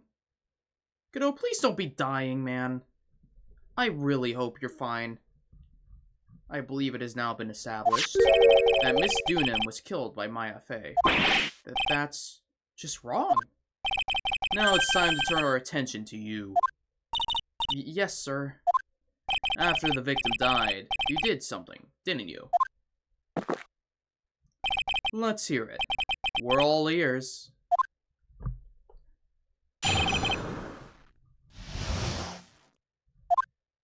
After Mystic Elise died, I called out to Mystic Maya. I thought it was my duty to protect the future master of the Korean tradition, so I removed the body from the inner temple by myself. I dragged it behind me all the way across Tusky Bridge. Then I used a snowmobile to carry it back to Hospital Temple and...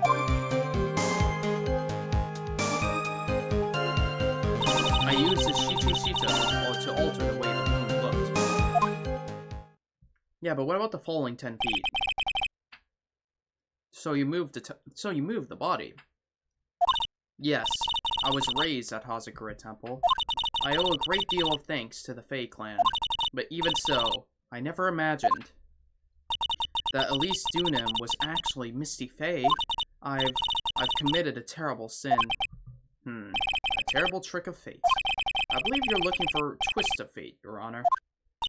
I intended to return to the inner temple after taking care of the body, but you were spotted by the head nun, correct? Yes, and that's why I couldn't go back. Your story makes sense, I suppose. Mr. Wright, go ahead with your cross-examination. Yes, Your Honor.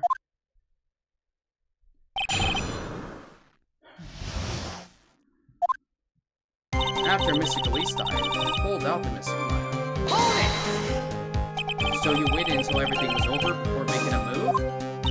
No, it's not like that. Objection! She saw someone murdered right in front of her eyes. It's not surprising that she was a little timid. Yes, I suppose that's true.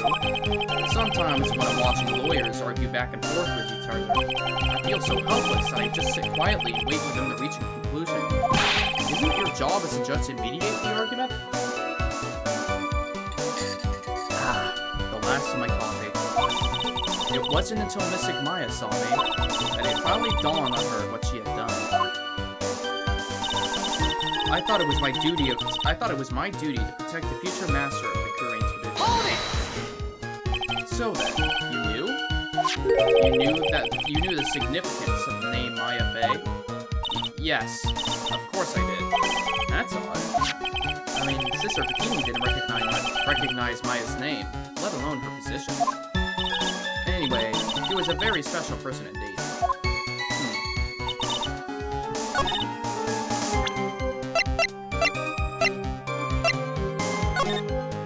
Do we have any evidence for this?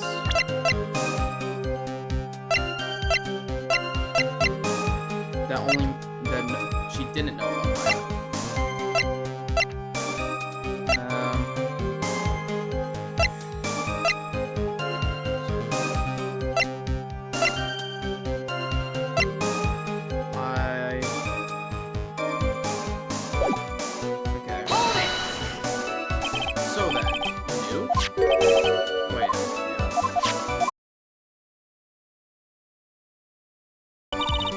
Have to move on from this. Also, blackout. Hold on. Why did you do that? Because I didn't want Mystic Maya to be suspected in any way. I thought the best thing would be to remove the body from the scene of the crime. You moved her body all by yourself? Yes, I did. It would have been impossible if it weren't for the snow. The snow, huh? I dragged it behind me all the way across Dusty Bridge. It's pretty amazing you can make the whole way across. That's a rickety... It looks worse than it is. It's surprisingly sturdy despite its age. Black screen. It's like they say, idiots are too stupid to catch even a simple cold. But there's one other thing that bothers me. Why not just throw the body into the Eagle River? It would have been much easier than dragging it all the way to Prosecutor Temple. I thought that it would still cast too much suspicion on Mystic Maya. That's why I tried to take the body as far away as possible. Huh. Makes perfect sense to me. For the time being. Anyway, what did you do after you crossed the bridge? What's up with Godot? He's making like a lot of leaps. Then I used a snowmobile to carry it back to Prosecutor Temple and... Snowmobile? I knew that would show up sooner or later. Yes, I had the key. I used a snowmobile that traveled from Prosecutor Temple to Dusky Bridge. This is the part that was in question the other day. Should I ask for more details?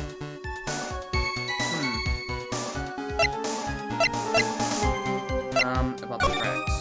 If we really did move her body by snowmobile, then there should be tracks left in the snow, right? Well, yes, naturally you would expect tracks. This picture was presented at yesterday's trial. Are these the tracks from that ride? Yes, I think they are. But I can only see one set of tracks here. I don't see what's so strange about that. Snow was still falling when I left Prosecutor Temple. I see. Snow was still falling, huh? And then when the murder took place, it had already stopped. That's why there are such fresh-looking tracks. How about it, Mr. Wright? What do you think about this testimony? When the murder took place, the snow had already stopped? That doesn't make sense if you stack it up against the other evidence.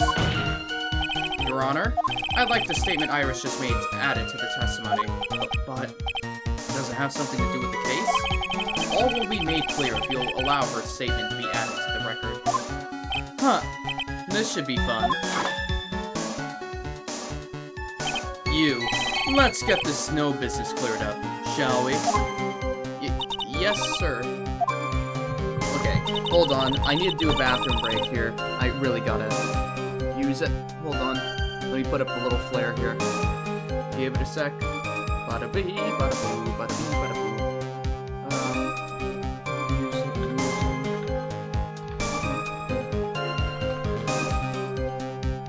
Alright. I'll BRB, as they say.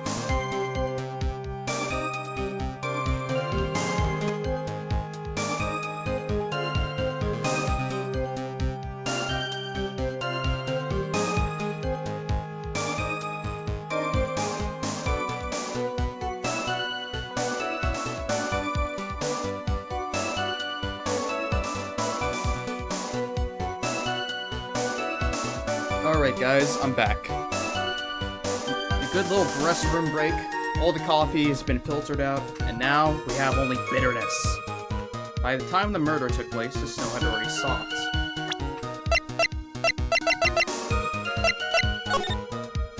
Snow, 7 to 10:50 p.m.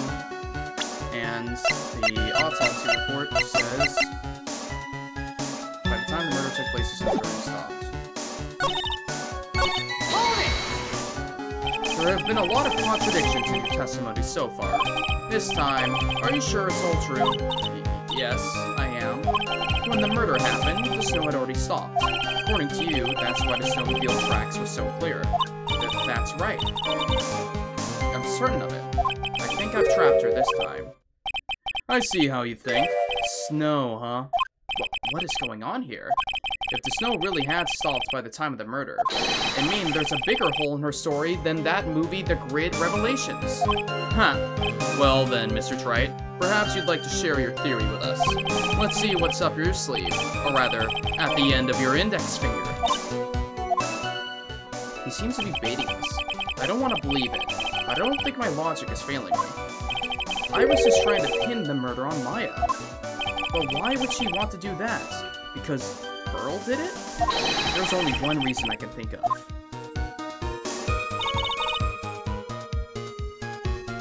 Well, I guess we have no choice here. Time to use that trusty index finger of mine. Where? Because by the time the murder took place, the snow had already stopped. Wrong. Oh, maybe I should have countered with the weather? I guess they're both in the same vein. No? Because in my mind, there's a oh, okay. Snow. What about snow am I missing?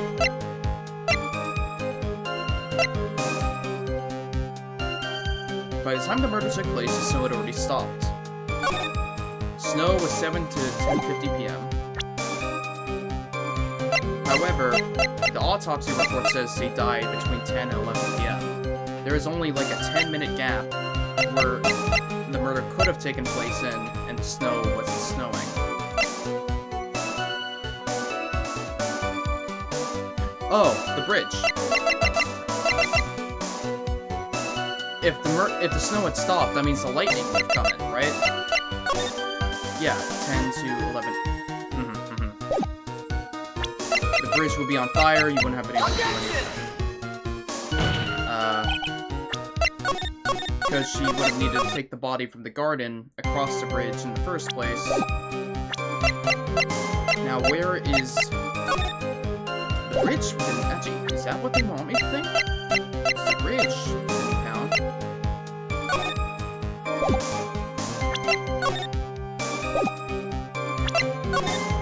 Well, I guess we know that she... Let me hear this again. There have been a lot of... Okay, are you sure it's true? When the murder took place, the snow had already stopped. According to you, that's why the snowmobile tracks were so clear. How you... Snow, huh? What's going on here?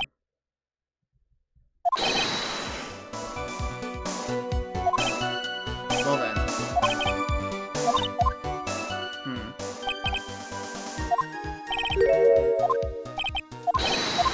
Well, I know why she...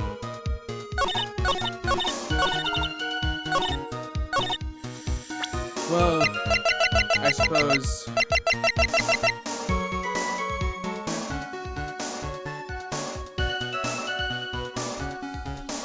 Actually, what is the takeaway here? Because in my mind, it's like, okay, it wasn't snowing, you couldn't have gone across the bridge.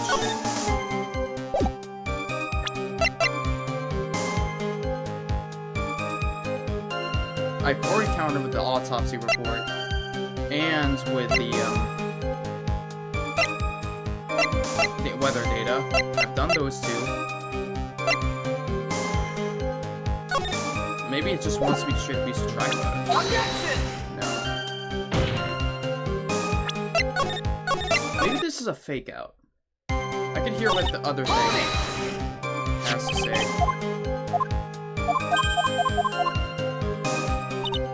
Oh.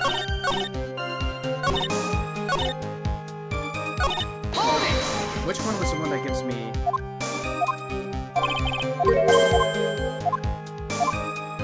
Try to take the body as far as possible.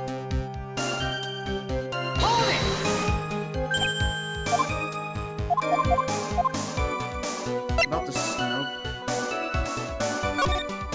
Let me hear more about the snowmobile ride. Well, it was very cold that night. I rode it all the way to the foot of the bridge. Objection! I'm sorry, witness. But now, I've got a problem with your testimony. Oh.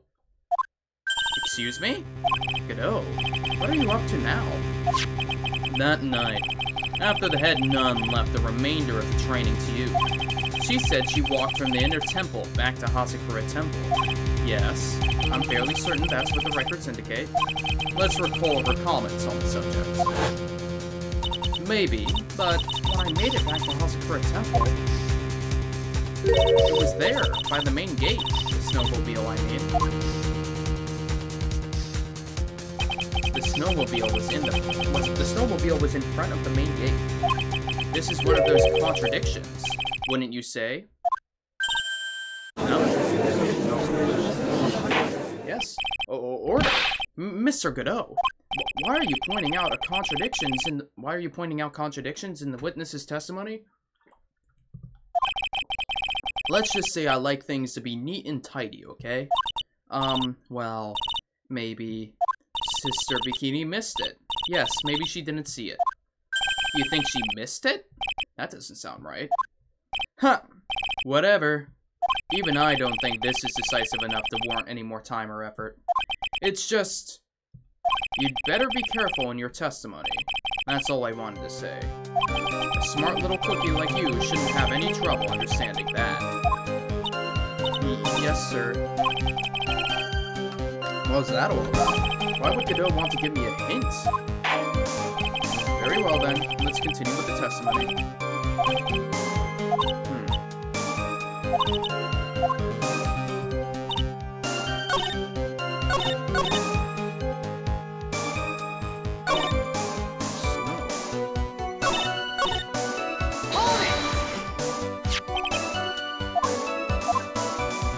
Probably. Okay.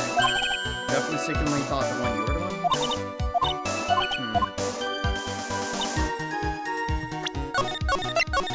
Interesting.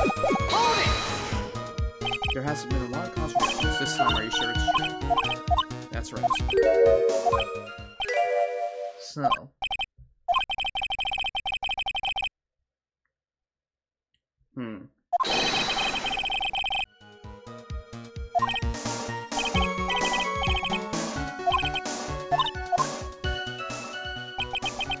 Dude, am I stupid? I feel like I'm missing something obvious here.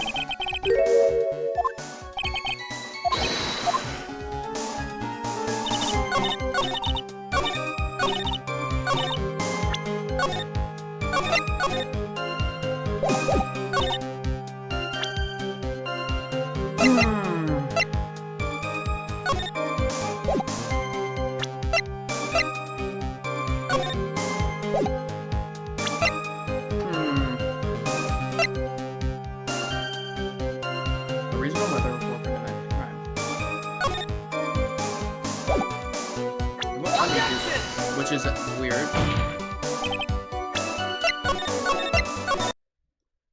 Okay, you know what? Time to shotgun blast evidence. Okay, Godot didn't like me saying that. He turned the lights off. We're back. Okay,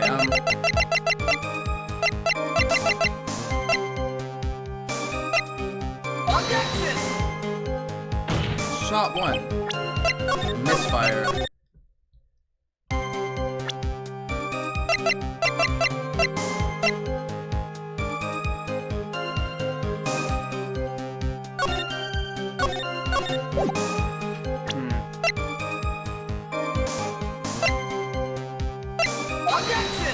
I'm just shooting these off because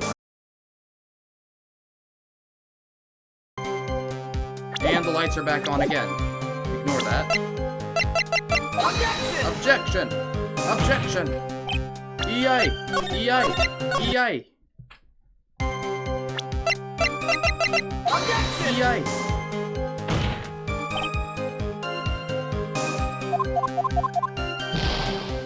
Is this faster than me just skipping through here? Maybe.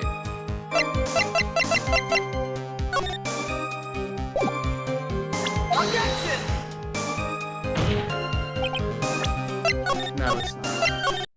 Because I can do that. By the way, murder photo. Track photo. Oh. Is it really none of it?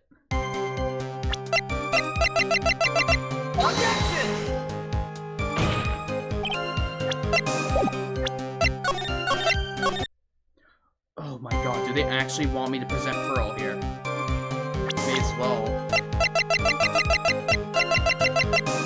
No.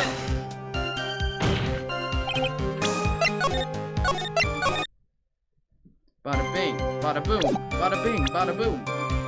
Fire it off, that's what we do. Objection! Objection.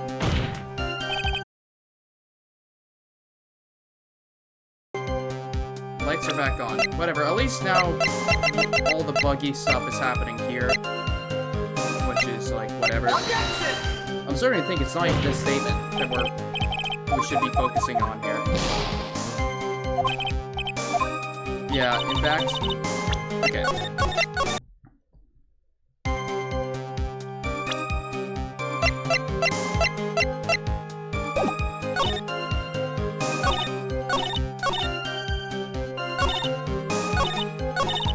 I used a snowball.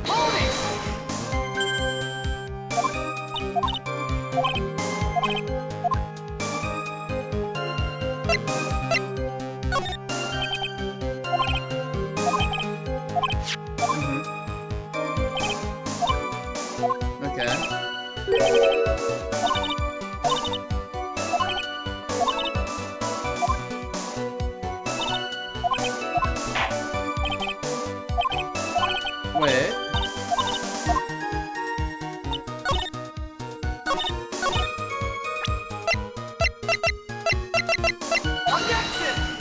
Is that the statement?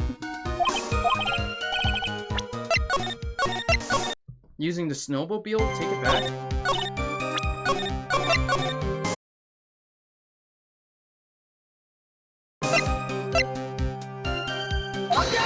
I'll present either weather report or autopsy. I wish, I don't know if anyone in chat can help me out here, because I'm clearly being stupid. Yeah, I don't know.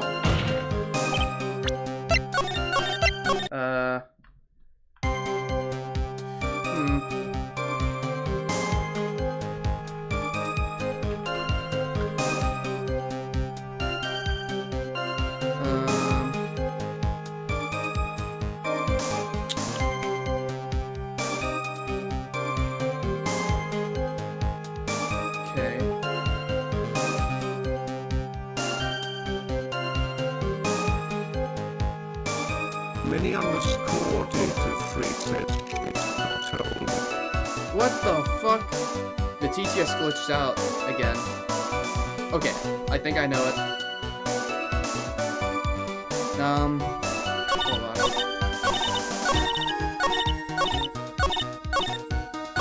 Oh.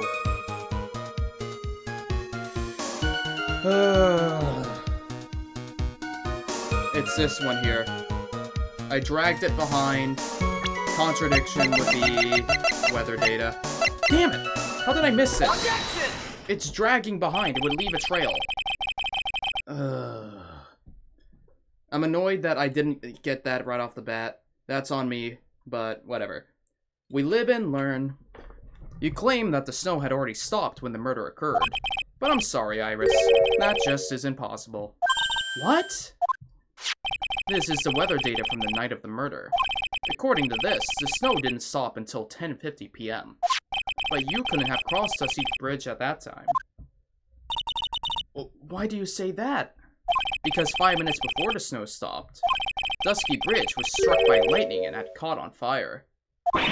What did you say? She didn't know?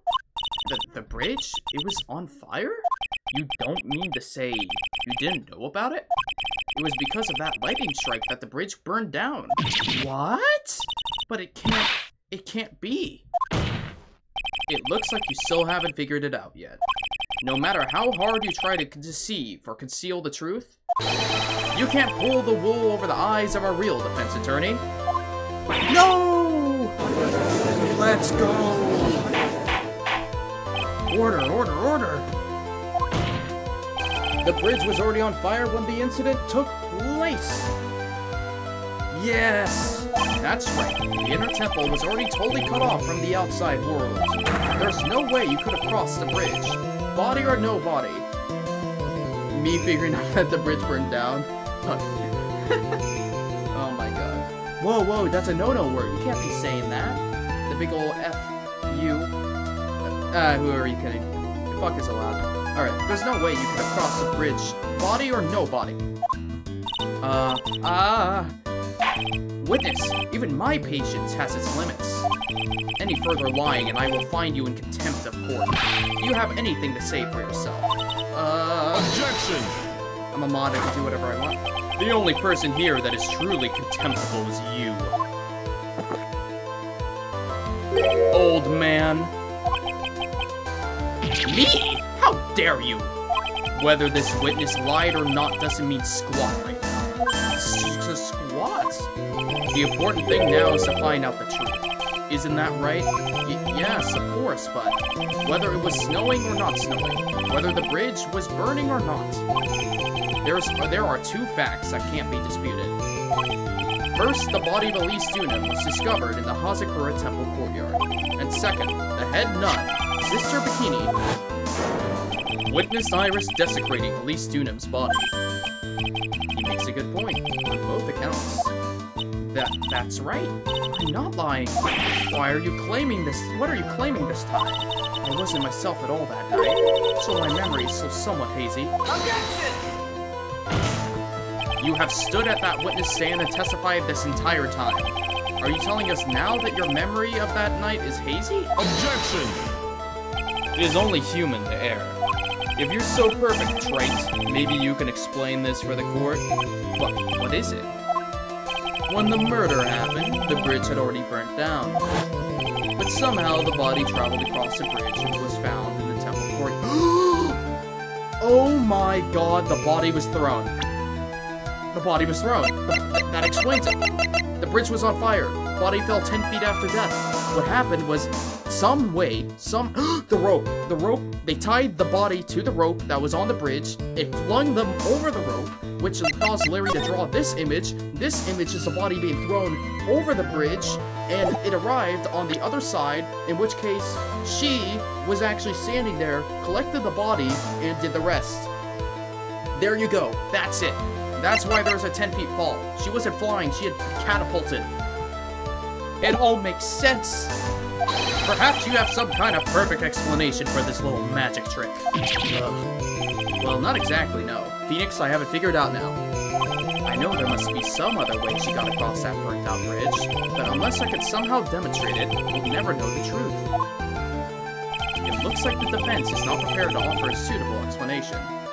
Where's the catapult then? Earlier when we were exploring, do you know, like, at shipyard docks, there's, like, the little rope that you tie, like, a ship to that, keeps them attached to the dock?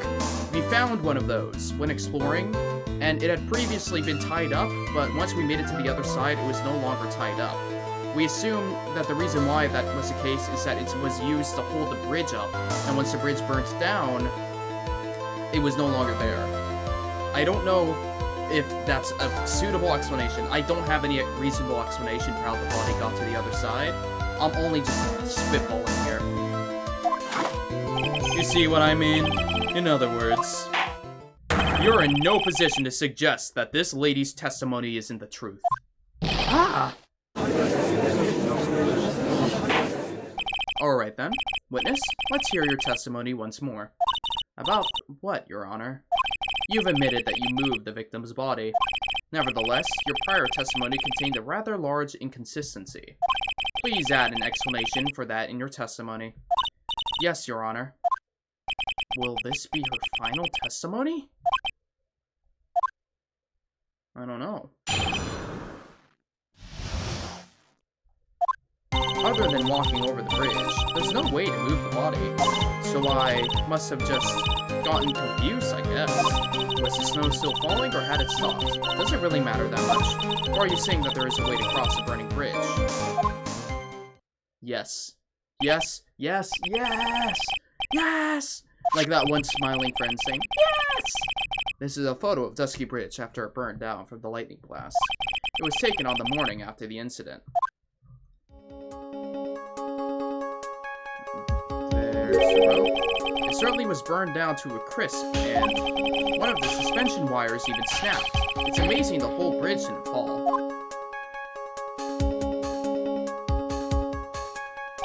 Clearly, it would be impossible to carry a corpse across a bridge in this condition. Unless I do something to discredit this testimony, it's going to be deemed as the truth, and Maya will be accused of murder. Trite. I'm only gonna say this one more time. It is only human to err, and only humans can spot the errors of our ways. The more sense he makes, the less sense he makes. Alright, Mr. Wright, please begin your final cross-examination.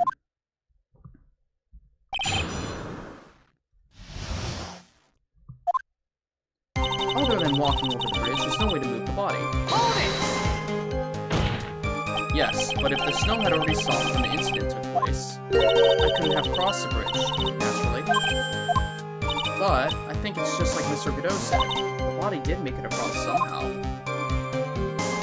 Okay, whatever. I think we're just gonna have to skip straight to the end here. Yes, there is a way. Objection!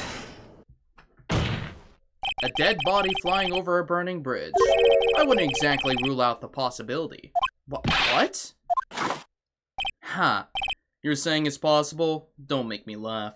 The only thing that's possible about your claim is that it's been pulled out of thin air. I don't know about that. In any case, we have a witness who did see it happen. Preposterous! Who is it? Who is this witness? I can't chicken out here. I've got to keep on the attack and go, go, go. Miss Elise Dunham's brilliant and highly gifted apprentice, Lori Dunham. Brilliant, highly gifted apprentice. Remember what he said in his testimony. That night, he was at the mountain shack, Heavenly Hall, and that's when he witnessed the event. I think you've all seen this sketch before. An exact drawing of what he witnessed that night. Are you serious? Today's not April Fool's Day, is it? Mr. Wright, are you seriously claiming that the victim flew through the air? Are you using this pathetic scribble to support your argument? Uh-oh. The judge looks like he's about to blow a gasket. Ha! Well, Trite, there's nowhere for you to hide now. Other than looking like it was drawn by a 6-year-old, does this sketch prove anything? Yes, I'm pretty sure it does, and I'm going to prove it. Listen, I know your tricks. You're trying to turn this whole thing upside down. If you're so eager to turn this case upside down, why not start with this sketch? Upside down? Why did Godot say that? Larry was lying on his back! The rope! The rope? Upside down? Wait. No way. Turn the lights back on, Larry. Because guess what? Wait, let me turn myself upside down here. I have to stand up. Actually, that would make sense. If she's actually attached to a rope, and she's just dropped down the bridge and swings from underneath? Okay. Well, that's her explanation here. Yeah, and she's attached to this rope and goes from woo, like that. What exactly is this sketch trying to show? I don't think old Whisker Face is going to forgive any more mistakes. Okay. Alright, Phoenix, let's look carefully and think things over. This sketch drawn by Luris Dinam is...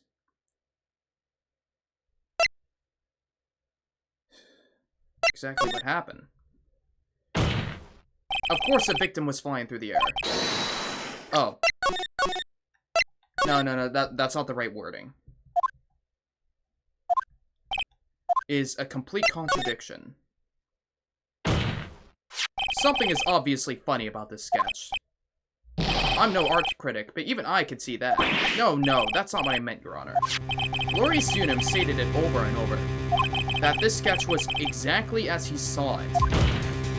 However, if we're to believe his testimony, then the sketch contradicts reality as we know it. It contradicts reality? Ha! This is getting interesting. Looks like you're back to that finger-pointing thing again. Okay, Trite. So what exactly contradicts reality as we know it? Take that! It's this wire connecting to the bridge. The wire? Huh. Is that the thing that contradicts reality? It is indeed. Then show us the reality I suppose it supposedly conflicts with.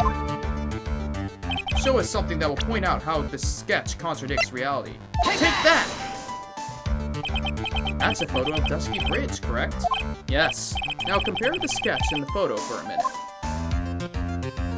In the sketch, the wires appear to be above the guard wires. But on the actual Dusky Bridge, jumping Jehoshaphat, the wires are below the guard wires. What? Order. This sketch is somewhat different from what's depicted in the photo.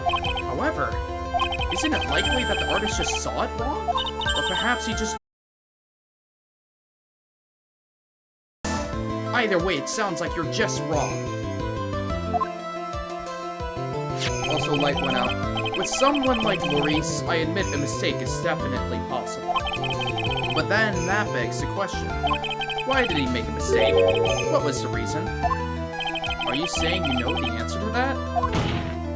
Listen, think back, alright? Remember what Maurice was doing? Okay, lights back on.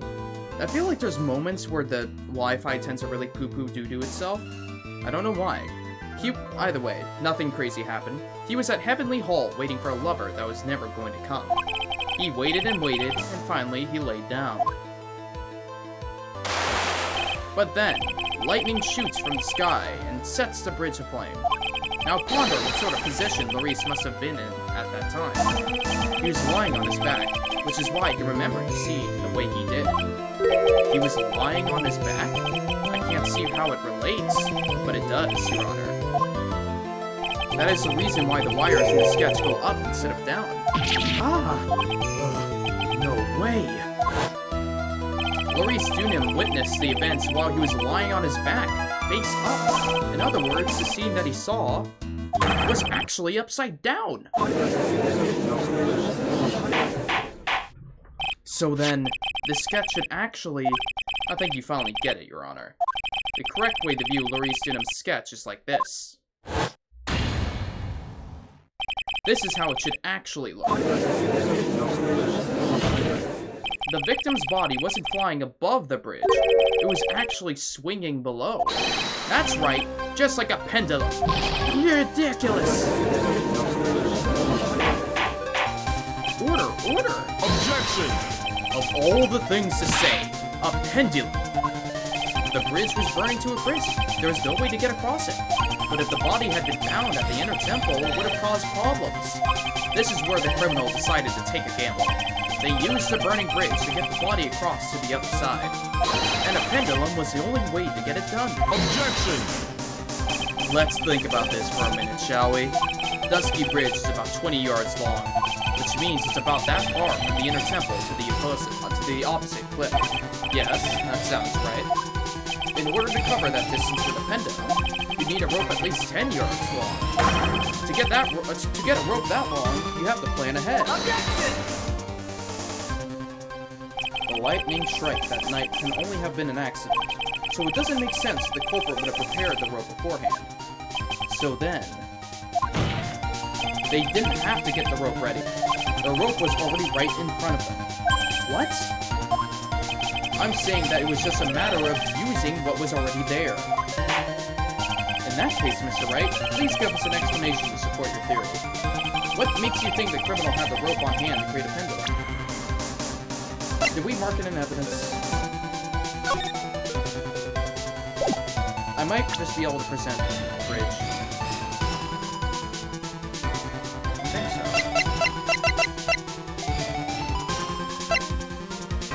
Yeah.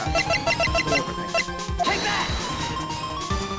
And the meaning of this is, if you want to know where the rope came from, it's hanging right there in front of your glorious beard. Ah!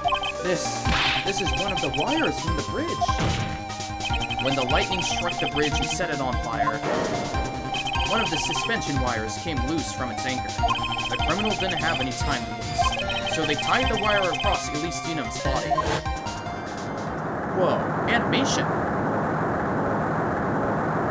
Wow!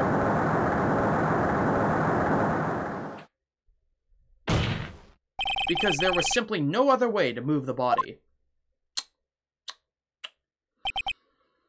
Huh.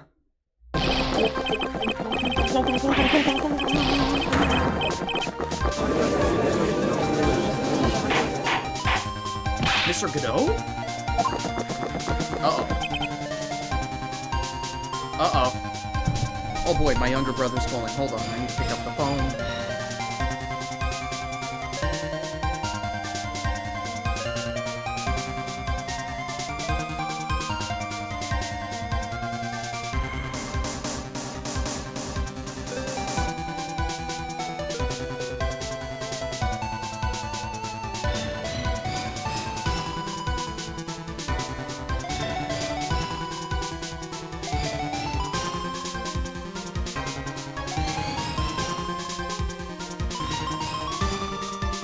Okay. Anyways, It seems that Mr. Godot is more focused on his coffee than answering my question. It seems that the odds of a rope being readily available were very high, so I suppose it's not an impossibility after all. Objection! Possible or impossible? That's not the question we need to ask. There's only one question. Did that really happen? Trite. I wonder if you can prove what happened to us. Do you have any actual evidence that the body was swung over like a pendulum? Well, I'll talk to you. Take that! Before I present my evidence, let me review what we know so far. According to this photo, one of the wires snapped. Looking at the map, we could see it was the one that was in front of the inner temple. So then, what was the spot where the criminal... Yes, precisely. Now let us consider the body's movement by looking at the overhead map again. If the body was pushed from this point here, it would drop on the opposite bank at approximately this point. Did you say drop? Well, they must have failed to catch the body on the other bank. What? What makes you think something like that happened? Because I have evidence that suggests her body dropped some distance. What kind of evidence? Take a look at this autopsy report. It says here that her body fell about 10 feet after her death. 10 feet, huh? That's most likely the height difference between the two sides. The body overswung due to the forward momentum, but then came loose and fell about 10 feet. And then, as a result of the landing impact, this crystal spear was knocked loose. Yes, this blood-stained amethyst crystal. The one that came off of Miss Elise Dunham's staff. And even more important is the place where this crystal spear was found. Indeed. I believe it's already marked on this overhead map. The crystal was found... precisely, Your Honor, in the very spot where the pendulum would arrive if given the right amount of speed.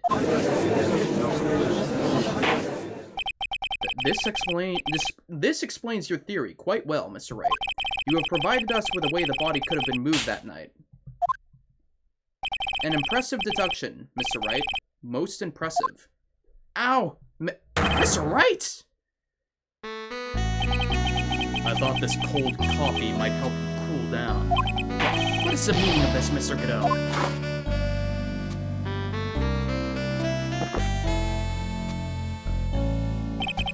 That was a dark and bitter guess that you made, trite. But you forgot about one thing. Oh? And what would that be? The aroma. Huh? A coffee's most reliable accomplice is its deep and profound aroma. The rest of the court doesn't speak coffee-nese. Can you elaborate a bit more? If the criminal had sent the body to the other side, like you said, then naturally there must have been an accomplice lying in wait to catch it. An accomplice? The criminal wasn't able to cross Dusky Bridge. So, who collected the body? What do you have to say about that, trite? Mr. Godot is correct. This can't be the work of a single person. Well, Mr. Wright, you know what you must do. Yes, Your Honor. The body couldn't have made it to Hasakura Temple without an accomplice. Very well then, if you please, Mr. Wright. Who was the person that received the body on the Hasakura Temple site?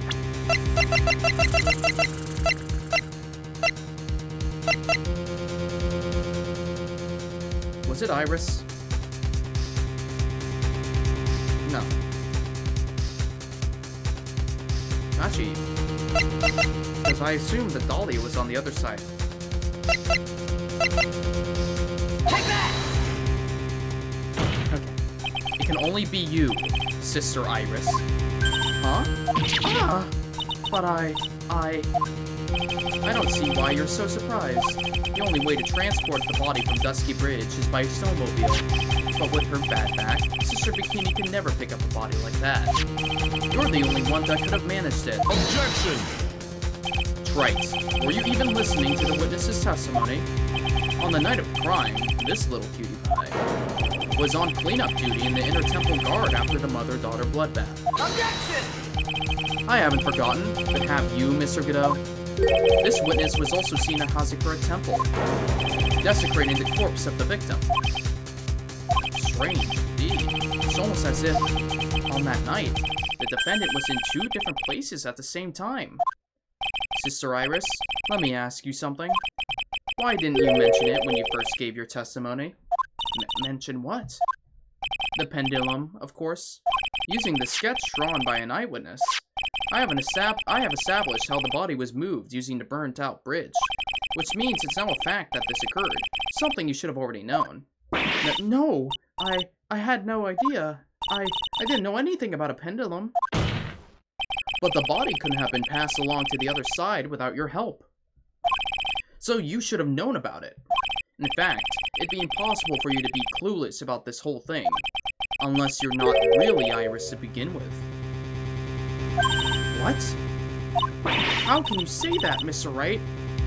Excuse me? What? What kind of nonsense is... Oh my god. You're saying this witness isn't Iris of Hasakura Temple? Objection! Are you serious, Trite?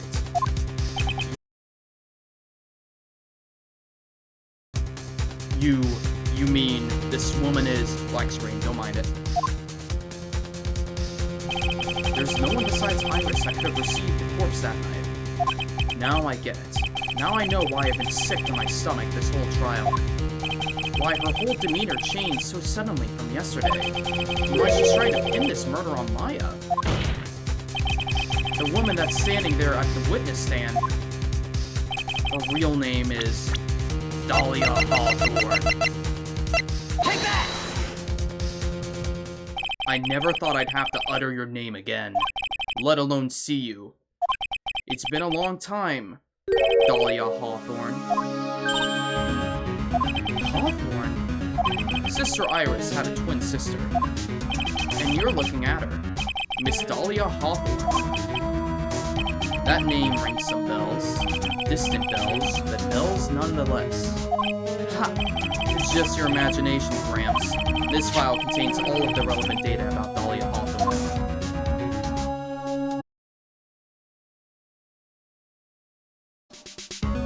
Black screen while he thinks. That was a perfect time for a black screen, too. Oh yes, I remember now. In that case. 5 years ago. My name is Dahlia Hawthorne. I just want to say, it's an honor for me to be here in your noble presence. The honor is all mine. No, the honor is all mine. But, according to this, Dahlia Hawthorne is already dead. It says her execution was carried out last month.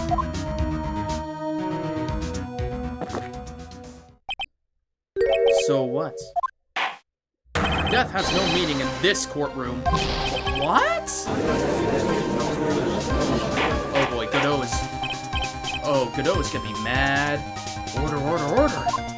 Wait a moment. How can you... My sister, she's already dead. What kind of... Objection! You of all people should already understand.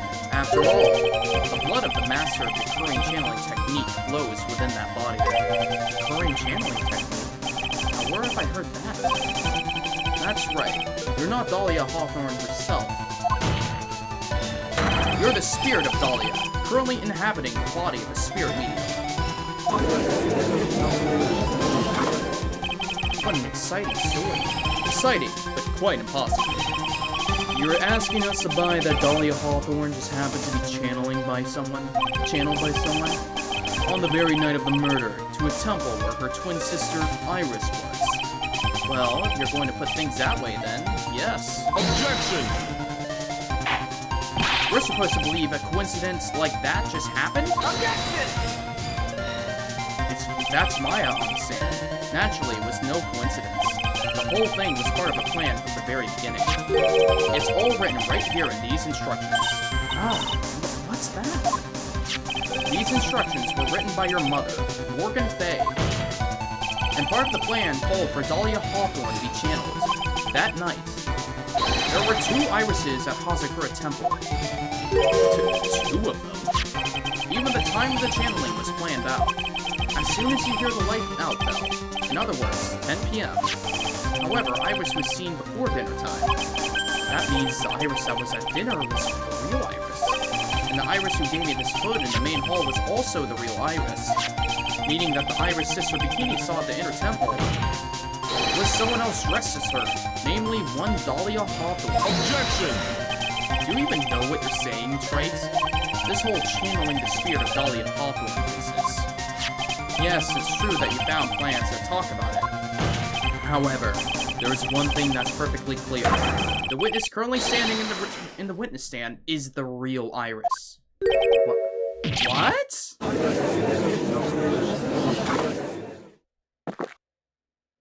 Calm down and remember what you know about the night of the crime. After meeting Sister Bikini, the Dahlia Hawthorne that had been channeled would have been stranded at the inner temple due to the lightning strike. Well, we know that's not true, actually. It was later that the body was moved by Penda. That's right. Naturally, that would mean that the Iris had received the body was the real Iris. Are you with me so far? Yes. After being notified of what happened, the police came to Hazakura Temple main hall. There, they found Iris in a room and arrested her. And ever since, she's been under police supervision at the detention center.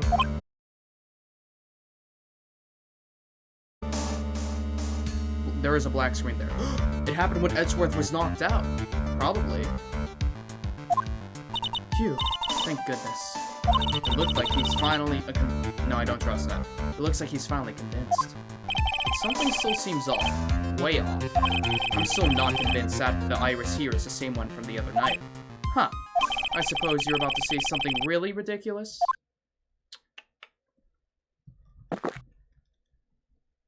Like, the real Iris and the spirit of Dahlia somehow switched places? Switched places? Oh, like in the same person? To be perfectly honest, there are still quite a few things I don't understand, but I do know that unless we confirm the witness's identity, we can't continue with this trial.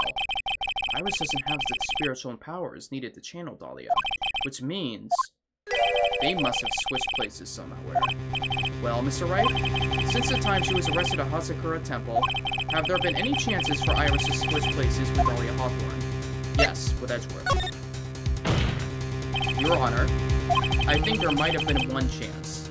Oh, explain yourself. Yesterday, for a few minutes, Iris' whereabouts were unknown. Unknown?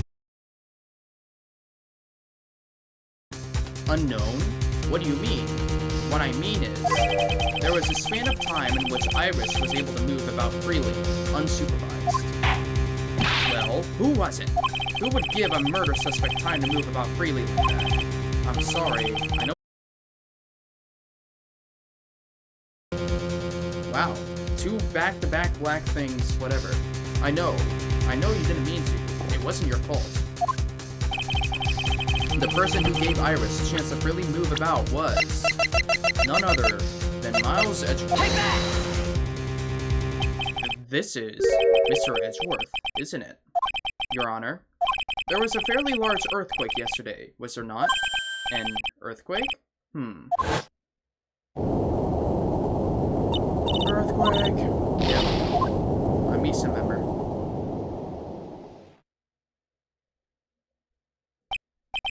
Okay. We went to the inner temple right away. And she was probably the one who put up the extra locks. And it's true, Iris was already there. However, they had already switched places by that point in time. When I arrived at the training hall, I was met by none other than Dahlia Hawthorne. That's quite enough already, Mr. Wright.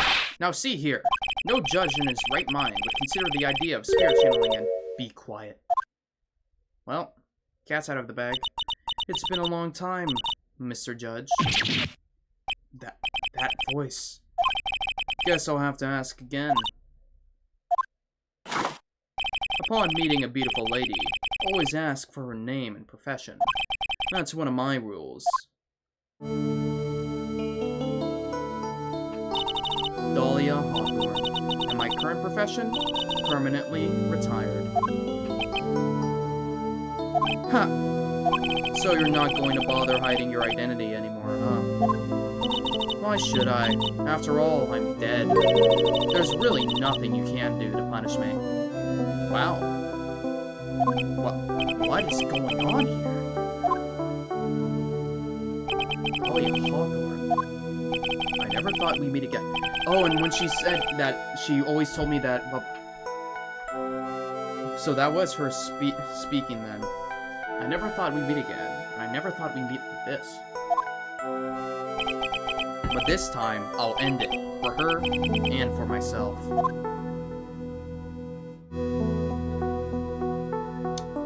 The plot thickens. And we're about to see this through to the very end here. This is the last stretch, guys. I think. It feels like the last stretch. Let's give it one last hoorah. February 10th, 1:06 p.m., District Court, Courtroom number 7. Now then, let's continue where we left off, shall we? Well, witness? Yes? How can I help you, Mr. Judge? Well, it seems that if we were to learn the truth, we'll need to hear your testimony. I have no problem with that. But when you've seen what I have, sometimes the truth is better left unknown. In any case, let's hear your testimony. Tell us about the plan that was carried out that night.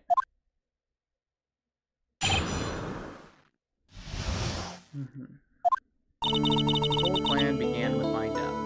A stupid plan hatched by Morgan Fay to install her own daughter as the next master. But for it to work, Maya Fay would first have to die. The idea was for me to kill Maya and then have the blame pin on Iris. The plan went wrong, but it seems to have succeeded anyway. So that means you really are... Wait a minute. Did you just say the plan was to kill Maya Fay? Yes. Do you have a problem with that? Don't give us that nonsense. There's no way that... Watch yourself, trite. If you got a problem, solve it during cross-examination. That's one of my rules. Mr. Godot is correct. And by the way, that's one of my rules as well. To kill Maya? Could it be true?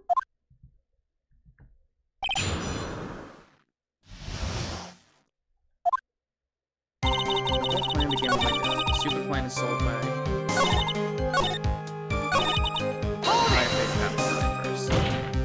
I would have to die? But why? For our bloodline to succeed as the main family, thus making Pearl the new master, the remaining descendants of the current master had to be taken care of. Objection!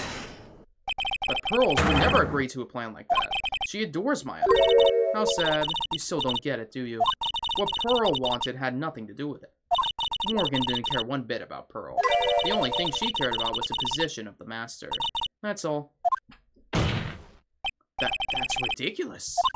She was willing to sacrifice anything and anyone to achieve her goal. The life of her daughter, and naturally, the life of Maya Fey as well. How could anyone do that? The idea was for me to kill Maya and then have to Iris.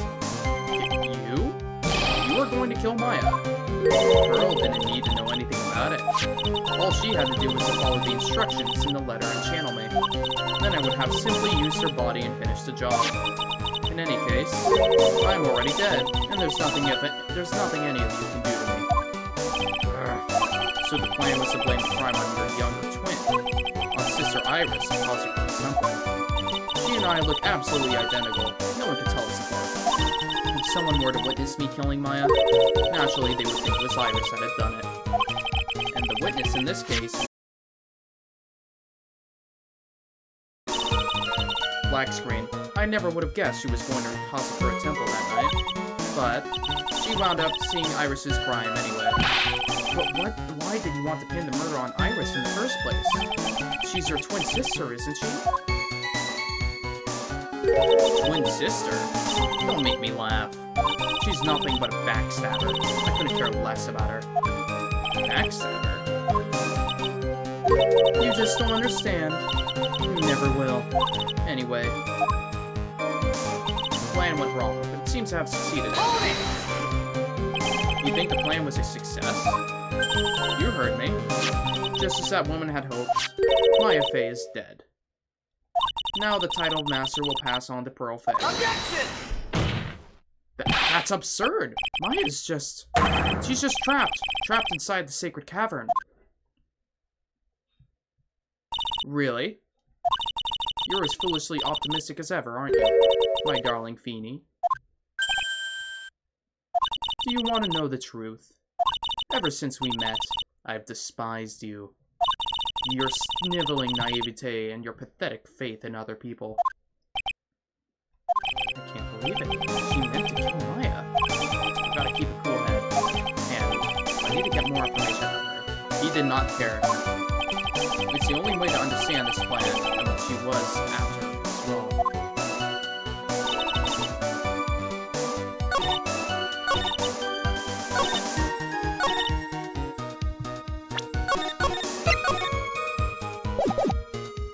But what about, you know who?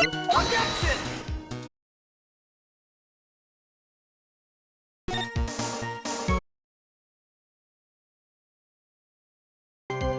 Ooh, back-to-back weird connection stuff. But it's fine. Okay, let's see. Stupid plan hatched by Morgan Fey to insult her own daughter as the next master.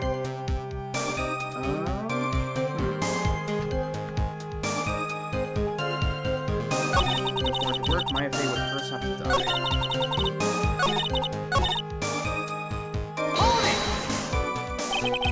You're talking about Pearl Fey? Yeah. Duh.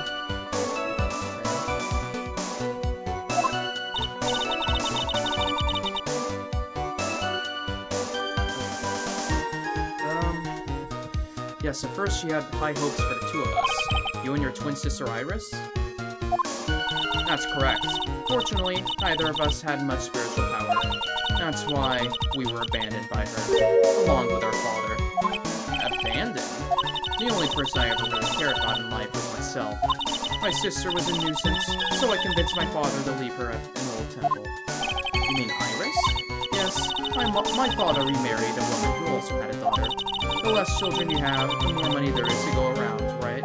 And on top of that, my father had absolutely no interest in children in general. How horrible. The really horrible one was that woman. That bitter, vengeful woman. It was her stubbornness that gave birth to that child, Pearl Faye. She was born with an abundance of spiritual power. Unfortunate for her, Morgan Faye heaped all of her broken hopes and dreams onto that poor child's back. All because of her pathetic dreams of having her bloodline become the main family.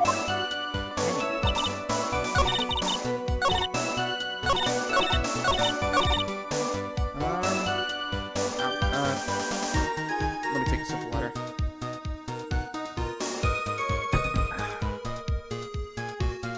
I'm just gonna go through here. I don't know why I did it backwards. Hold it! You were executed last month, correct? Yes, I was hanged. It wasn't exactly pleasant. How did you manage to discuss the plan? When did you talk with Morgan Faye? Last year, she was transferred to the same detention center as me. Since I was on death row and she was my mother, it was actually pretty easy to meet with her. I see. So that's when you discussed the plan? Ha! Are you crazy? At first, that woman was planning to kill me as well, even though I'm her own daughter. All to make Pearl Faye the master of Kurain? She's a cold, twisted woman. She thought she could finally regain her lost honor. The honor she lost when her younger sister, Misty, took her place as the master. Ever since that day, she's been working on this plan. Plan, huh? I just want to know one thing. What did you personally think of Morgan Faye's plan? I told you already, didn't I? It was a stupid plan. It had no point, no value other than fulfilling her own greedy desires. Yes, it was certainly nothing to be proud of. Okay, Edgeworth turned off the lights for some reason. If that's how you feel, why did you help her carry it out? Why would you do it? Why would you kill... Oh, it happened again? Wowzer, wowzer. Ignore that. You may not understand it, being the kind and gentle soul that you are. You may not be able to appreciate why someone like me would help a woman like that. So tell me, why? Isn't it obvious? I'm not like that woman. I only act in my own self-interest. The reason I helped her was for myself. For my own personal satisfaction. What did you say? So this woman, Dahlia Hawthorne, she had her own reason for wanting Maya dead? She said it earlier. Is she doing this just to fuck with Phoenix? She said it earlier like, oh, she's your girlfriend, right? I think she's deadass doing it out of spite at this point. Do you understand why I would kill Maya Faye now, like Faye was? Obviously, it's because you were helping Morgan Faye. Helping? Don't make me laugh. From the day I was born to the day I die, I never helped anyone. I lived for myself, and in the end, I died for myself. I thought that was obvious. So she wasn't actually cooperating with Morgan. She was just using Morgan and her plans so she could accomplish her own goal. All I wanted to do was kill Maya Faye. That was the only way I could think of to get revenge. Revenge? It looks like I have no choice but to present that piece of evidence. I can't believe it. She meant to kill Maya. I've got to keep a cool head. And I need to get more information out of her. It's the only way to understand this plan, and what she was after as well. Well. Okay. Oh.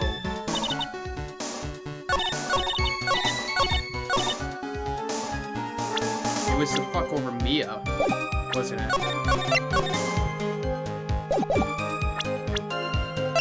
Objection! Could it be... She doesn't care about Phoenix. Oh. That your actual goal had nothing to do with Maya Faye herself? As I said, none of you have the power to punish me anymore. Because I'm already dead. Well, I had the same problem, you see. You can't punish the dead. And you can't take revenge against them, either.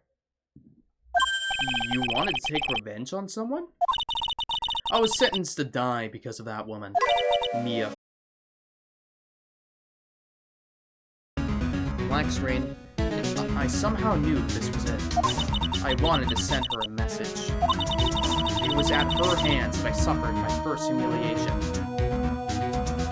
I wanted her to feel the same pain she made me feel. sadly, when I realized revenge was impossible, I gave up. And the reason it was impossible?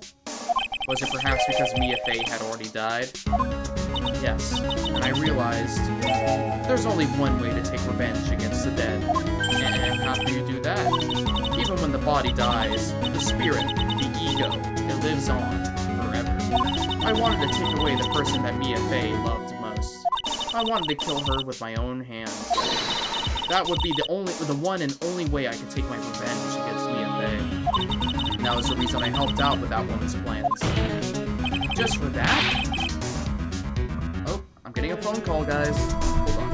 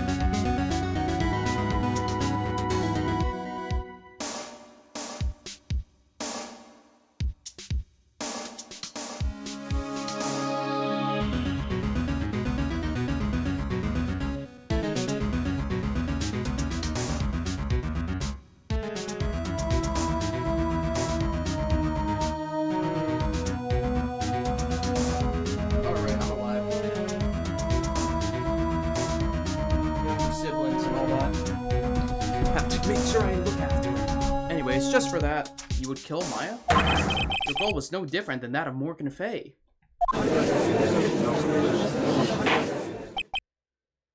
As they say, the apple doesn't fall far from the tree. Ooh. What a cruel plan. Cruel, cold, and heartless. Don't waste your time preaching to the dead. I've already told you, there's not a thing you can do to me. Grr. That night, at about 9:30 p.m., I materialized into this world. I quickly pinned my hair up and put on a demon warding hood. I then picked up the staff that was by my side and left Hazakura Temple. So, it was at least Unome who channeled her after all. Interesting. That ridiculous head nun never noticed a thing.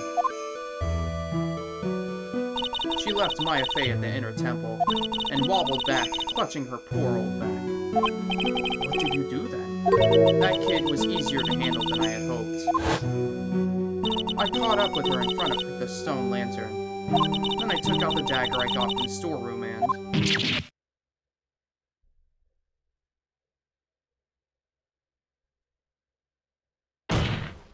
So then you're saying you stabbed Maya? It's strange, but I don't have a clear memory of what happened after that. What does that mean? No clear memory. I don't know. I think I was stabbed. I think I was stabbed. You were stabbed? At the last minute, Maya Fey must have stabbed me. I'm sure of it. Objection! That's not like her at all. Maya wouldn't stab a French fry with a plastic fork. Anyway, I suddenly lost consciousness. But before I did, I scrawled her name on the lantern. Just as I was passing out, I wrote Maya behind my back. I had hoped it would cast suspicion on her. I can't believe she was thinking of that until the bitter end. That's where my memory temporarily stopped. It stopped? I see. I don't have any memory of actually killing Maya Fey with my own two hands. My very last memory was... Maya's terror-filled eyes. When I woke up after that, I was in the sacred cavern surrounded by darkness. You were in a sacred cavern? The entrance was sealed with one of those trick locks. Somehow I had been trapped in there. But how did you wind up in there? I'd like to know that myself. Anyway, I was worried. I didn't know whether or not Maya Fey was dead. I swore I wouldn't return to the underworld until I knew I had killed her myself. For a ghost, you're one tough cookie. I wanted to get out there and make sure she was dead, but I couldn't do it. I couldn't get up. The trick lock stopped you? Huh? I didn't know how to remove it. So then you're saying you are actually confined against your will inside this sacred cavern? Yes, I want to get rid of that annoying lock as soon as possible. But it wasn't easy. I kept getting interrupted while I was working on it. Interrupted? It was early in the morning, but someone came into the training hall. What? Who? Could it have been Maya? I thought the same thing, but I couldn't see. Why not? If someone had spotted me, I would have lost my chance to take revenge, so I made sure to hide myself well in the back of the sacred cavern. That morning, only 2 people could have gone inside the training hall. Maya and Pearls. Pearls went there to cover the hanging scroll in gravy. Still, I finally managed to remove the lock, but I was too late. What do you mean by that? The flies had already started to gather. The bridge had been fixed and the police had started their investigation, correct? Naturally, I couldn't go up. So instead, I returned to the cavern and put the lock back on myself. I realized I wouldn't get a chance to see Maya's corpse as I had hoped. But just then, Lady Luck showed up. Lady Luck? After that big earthquake, she showed up all by herself. The real Iris? She said she'd come make sure the sacred cavern was alright. Stupid girl. I came out from the sacred cavern and got a feel for the situation.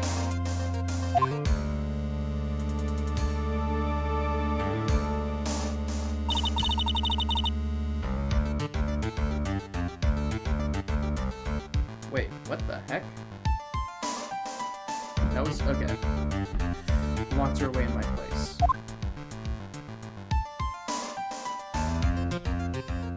I had finally learned exactly what had happened. It was then that I learned that the plan had actually succeeded. What do you mean your plan had succeeded? I had misunderstood one thing, you see. That night, the one that had summoned me, I had assumed it was Pearl Fay. Well, of course you would have assumed that. It was written in the instructions. But I was wrong. The person that had actually called my spirit back was Missy Fay. Picture book author. What? Well, that's really the only possibility, isn't it? After I lost consciousness in the garden. It was her body that was left lying there.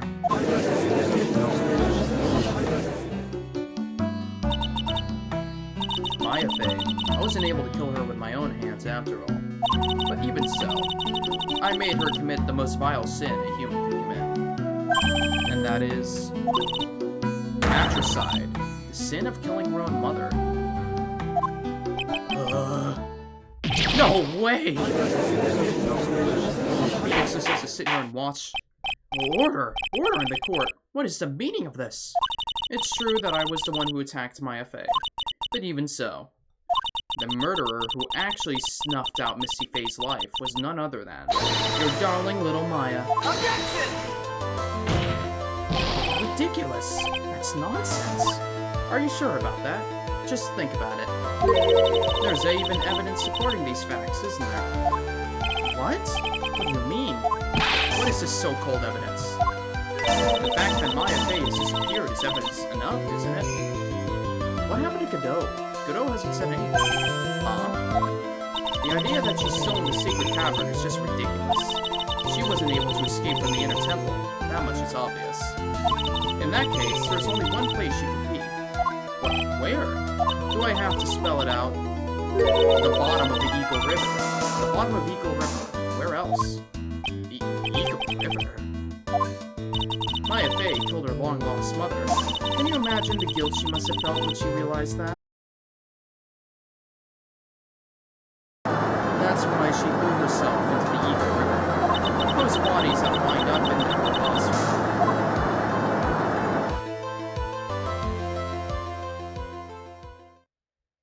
So, what do you have to say now, Beanie?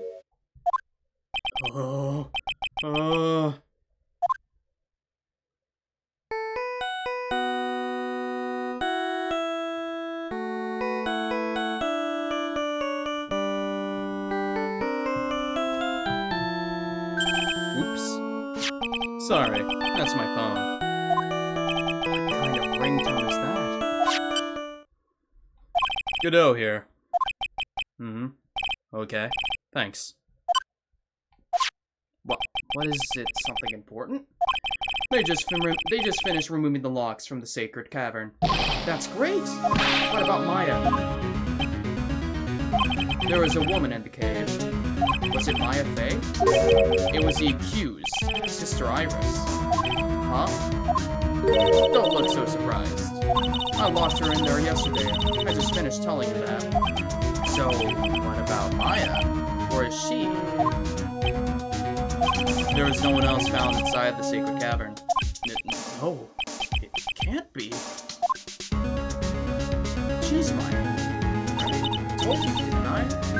She's dead. No!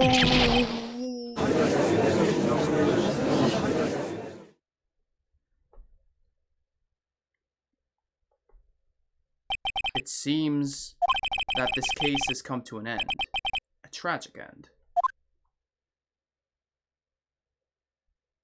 Sadly, it appears the killer of Elise, also known as Missy Fey, was her own daughter, Maya Fey. Overcome with guilt for what she had done, Maya Fey jumped to her death into the raging waters of the Eagle River. Can't be. Ha!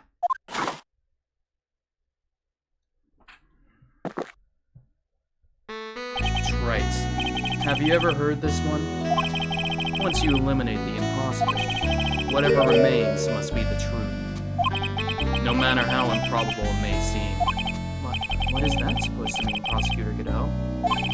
According to this witness, Maya Fey threw herself into the Eagle River. However, is that really the truth?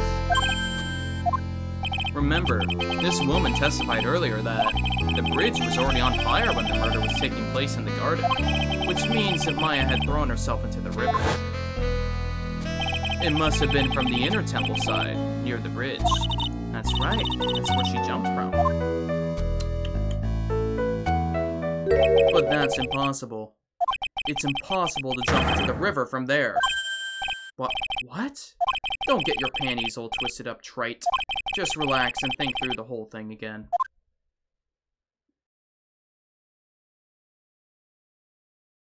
Black screen, but I just assumed then that... who we're seeing before us right now is just Maya. So it's impossible? Maya couldn't have thrown herself into Eagle River? Well, Mr. Wright, Miss Hawthorne claims Miss Fey threw herself into the river from the inner temple side. Do you have any evidence that refutes this claim? Yeah. Take that! It's impossible to jump into the Eagle River from the inner temple side. No one knows that better than this witness. What did you say? 11 years ago, you jumped into the very same river. Just take a look at this overhead map. As you can see, below the cliff on the inner temple side is a big rock. Oh, you're right, black screen. She wouldn't have reached the river if she had jumped off from there. In other words, if she had jumped, we should be able to see her body in this photo. Ah. Ha. So you finally figured it out. No!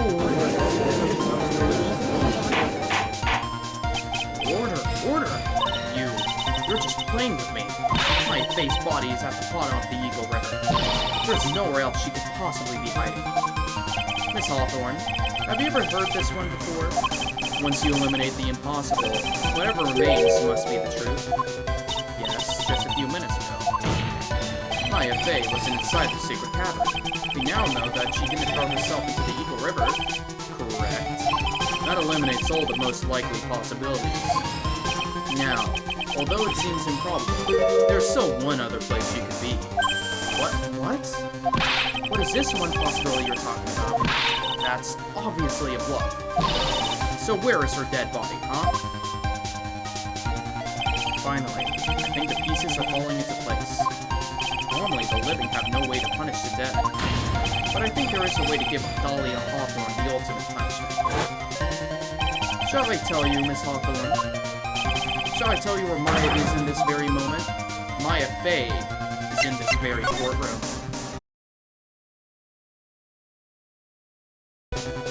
We're back. There is only one possibility left. Namely, she's right here in this very courtroom. What? Maya Fey is here. You say she's here in my courtroom?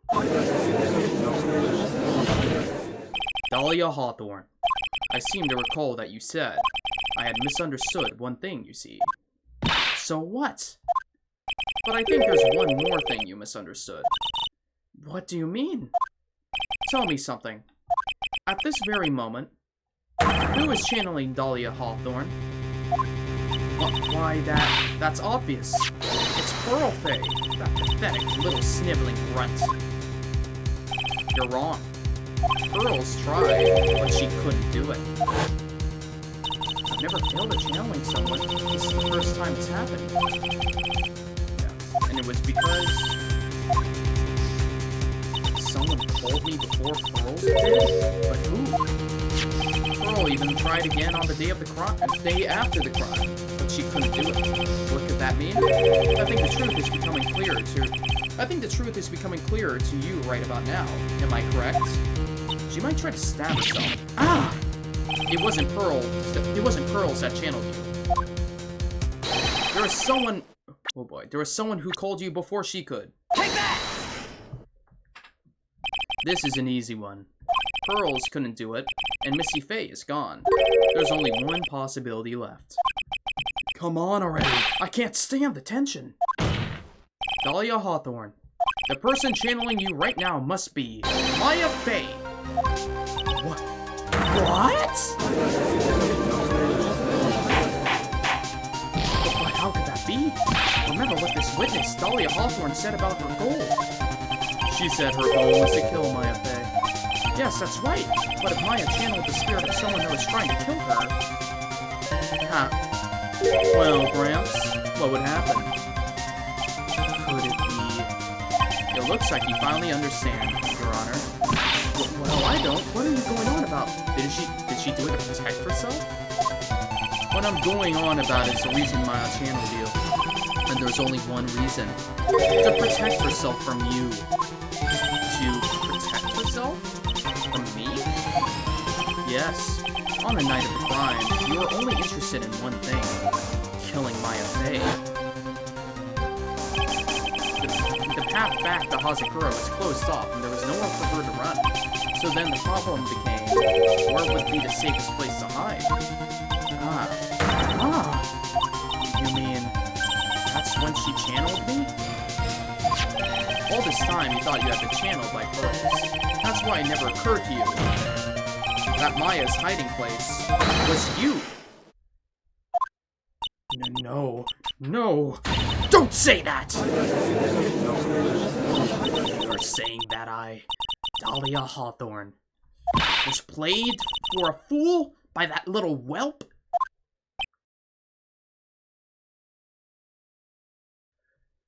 Maya Fey killed herself. Isn't it obvious? Objection! Sorry, but no. It would have been impossible for her to jump into the Eagle River. This was the only avenue of escape open to Maya. The only way that Maya could disappear from the inner temple. I don't believe you. A stupid little girl like that who has never been out in the real world. She could have never come up with a plan like that. Who could have given her such a brilliant idea? Well, me, of course. Mia? Mia?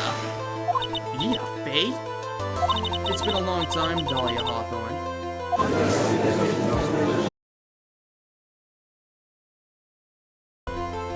Disconnect. Godot is gonna tweak out here. Also, I have a theory that the reason why the disconnection stuff is happening more is because we're getting later on in the afternoon, and I think the live that gets trippy around that time. So it's true. It was you. Yes. Huh. Here's something else. What are you doing here? That hair. It's Pearl's, right? Tell me something, Dahlia. I want you to think back to the night one more time. You had just cornered Maya in the inner temple's garden, and then, in the final moments of the fight, you lost consciousness.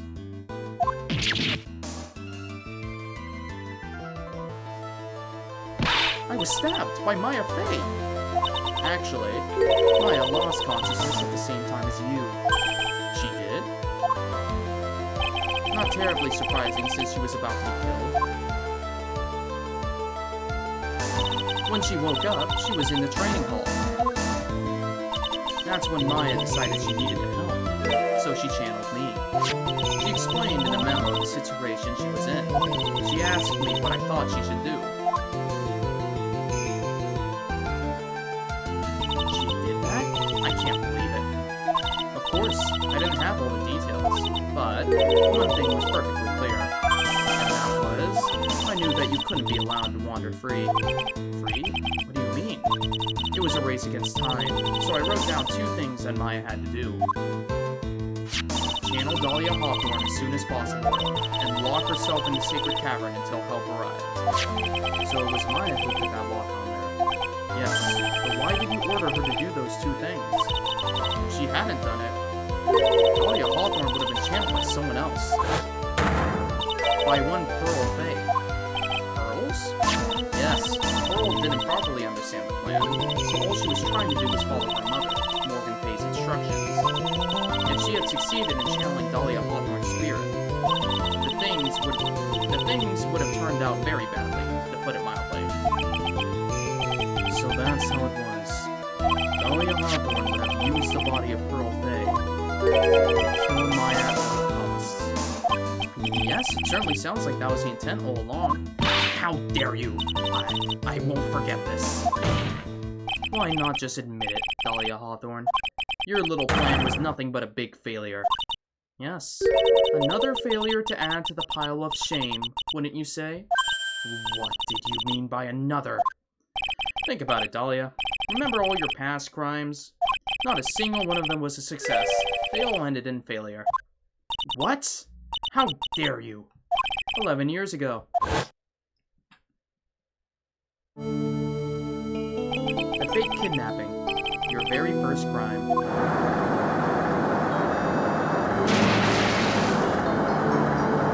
got your hands on the $2 million diamond, bud.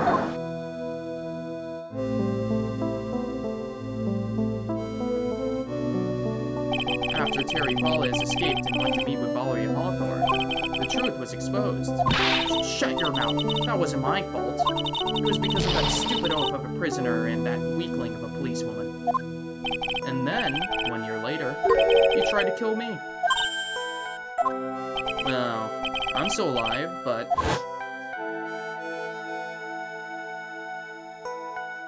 you wound up killing someone else.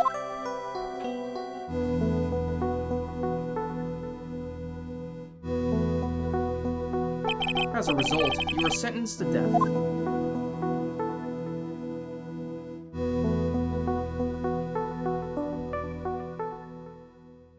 It's one stupid move after another for you, but it's no longer funny. You, wipe that smug, happy-go-lucky smile off your face. And now this. You messed up again. You let Maya Fey escape, even though she was right there in front of you.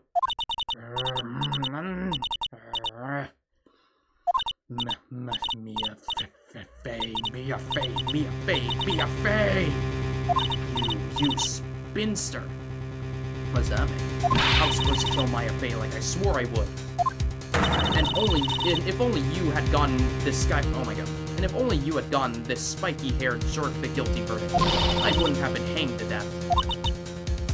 True. But I think you finally understand, Dahlia Hawthorne. You will never defeat me. What? What did you say? Whether you're alive, dead, or somewhere in between, you will never defeat me. As long as I'm around, you're destined to lose for all of eternity. I remember what you said earlier in the trial. You said there was no way we could punish you. because you are already dead. What about it? And then you said, even when the body dies, the spirit, the ego, lives on forever. That's very true, Dahlia. And that's exactly the punishment you'll never be able to escape from. For all of eternity, you'll have to remain as Dahlia Hawthorne, a miserable, pathetic, weak creature who can never win at anything. And for you, there is no escape from that. No hope of freedom. Since the day you were executed, the narrow bridge that once stretched out in front of you has burnt to a crisp. You're wrong. It can't be. How could I lose to the likes of you? It no longer matters. I don't care whether you win or lose anymore. The only thing I want is for you to come out of Maya's body right now.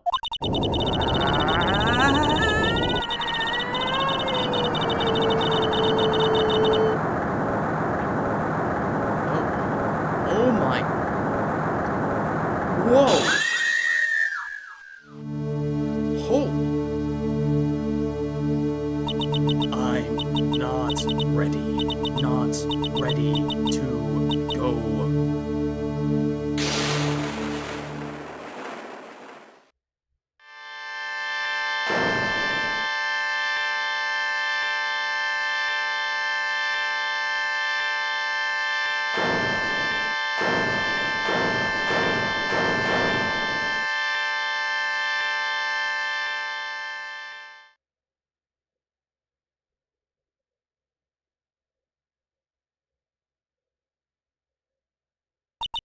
Nick? Sis? Hooray!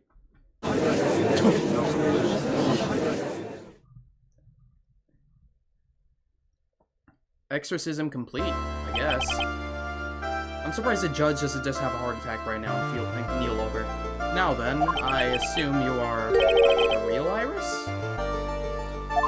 Yes, I was just rescued from the sacred cavern. I must say you and your twin sister are indeed identical from what I can see. In any case, it appears that everything has finally been cleared up. Mr. Godot, what happened to Dahlia Hawthorne? If you ask me, Your Honor, it looks like she went back to hell. To the hell she came from. It looks like she went back to hell. It seems that Missy Faye wasn't the only victim of this crime. Maya Faye, as well as the young Pearl Faye, were also victims of this wicked and selfish plan. Yes, Your Honor. The tragedy of Medium Valley has finally come to an end, it seems. It would be best for everyone if no further attempt was made to channel that spirit again. Your Honor? Yes, what is it? About this whole spirit medium thing. It's almost weird how comfortable you seem to be with the concept now. Well, to be frank, my younger brother is quite judgmental. He often criticizes me for not studying hard enough. That's why I made a concerted effort to study up on the Korean channeling technique. Hey, isn't that the New Year's issue of O, the Cult? I've seen quite a few things in my many years on the bench, and in all of that time, I've finally learned this one thing. Each case is different and takes place in its own world, if you will. In order to fully understand that world, first we have to immerse ourselves in it completely. And that's where my brother and I used to differ. Never thought of it that way. At any rate, it's time to pass judgment in the case of Iris of Hazakura Temple. Objection! No, Godot, you cannot be serious. Don't drag it out. You're a little too fast with that gavel, Your Honor. What do you mean by that, Mr. Godot?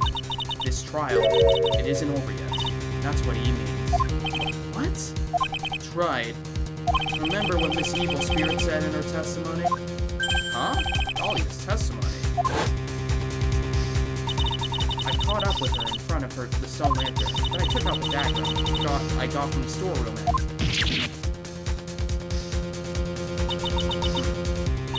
Strange, but I don't have any clear memory of what happened after that. I think I was stabbed.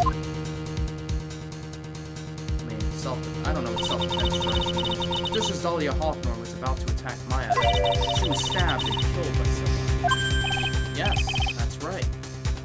The person that was ultimately killed was the spirit medium that channeled Dahlia. At least you know. No, Missy Faye. But who killed her? We still don't know who did it. This isn't over? Oh God, no. Unless someone else is found guilty, the accused is still on trial. That's a stupid rule.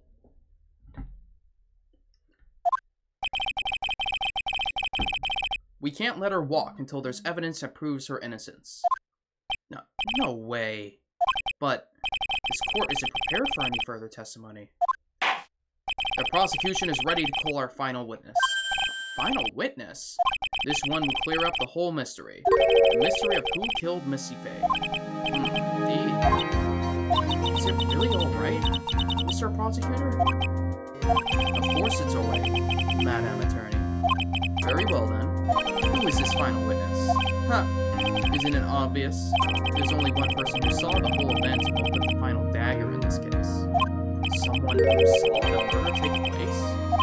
The very person who saw her mother killed in front of her own eyes. You mean Maya? She can't testify after what she's just been through.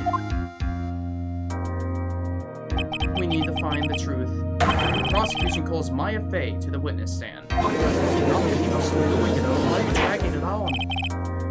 Oh my goodness. There is a whole trial still ahead of us. Very well, but first we'll take a brief recess. We'll have to wait for Miss Faye to recover before summoning her. Once we retrieve the doctor's permission, we will proceed with the trial. Hey, Trite, I've got something to say to you, so listen up. What is it? I don't think much of you as a lawyer. It's always the same with you. You somehow manage to just squeak by without even a faint understanding of the case. Some beautiful woman always seems to come dashing in at the last minute to save you. You've got some nerve. But that's not going to happen this time. This time, you're going to have to do this by yourself. Huh? That's enough. This court is now in recess. Man, February... Oh my... I cannot believe we're still going, guys. Oh my god. I'm truly sorry about everything. You are working so hard to defend me. But I was missing all day. We didn't even have a chance to talk. I'm gonna be honest, I thought this would have been around the time that we finished, because I knew it was 2 days. I guess, well, whatever, we'll keep going. When I met Iris at the training hall yesterday, all I know is once I'm done with all this, I'm gonna go order some pizza and enjoy eating food. They had already switched places, and Iris was inside the sacred cabin.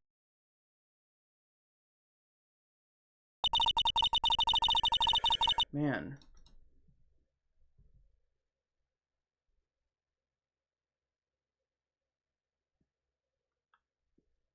Okay. Okay.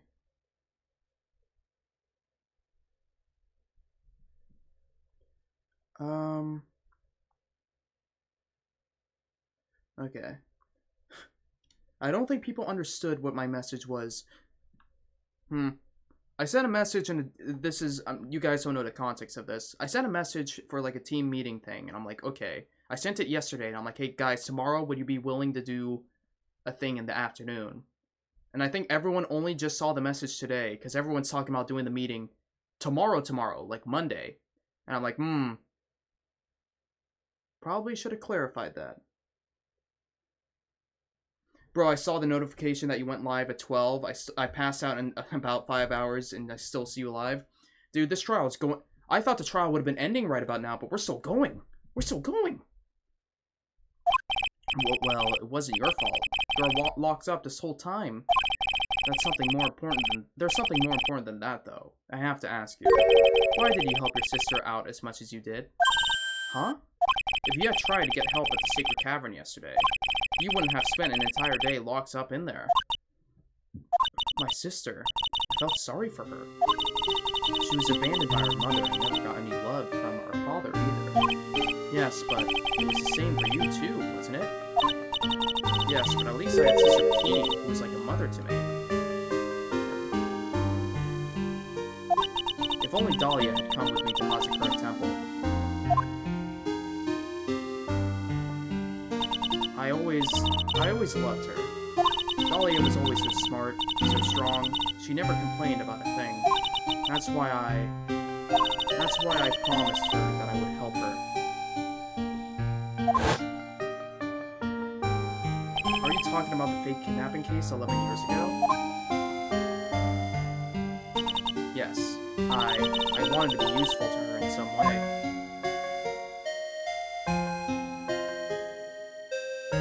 But as usual, I was too cowardly. At the last minute, I ran away. Because of that, Dahlia's stepsister, Valerie, ended up. That was the case that wounded Mia so badly.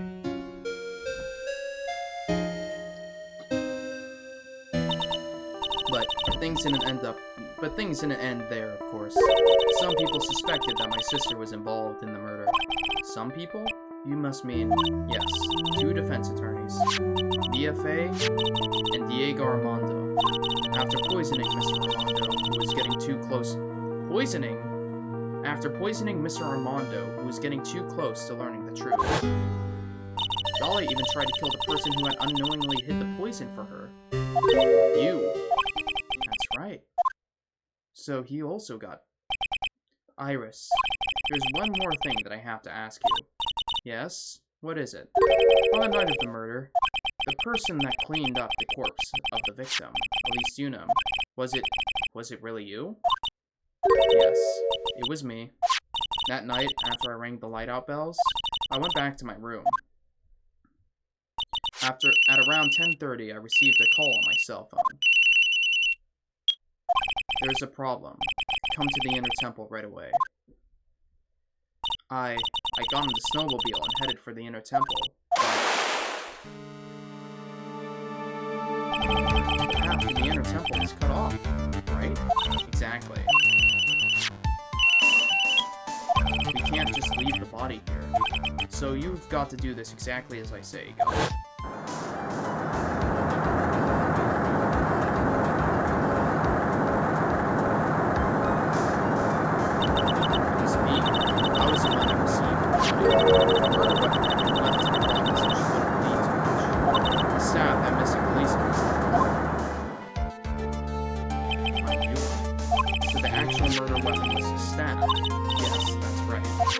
I brought the body back to Hazakura Temple from the snowmobile.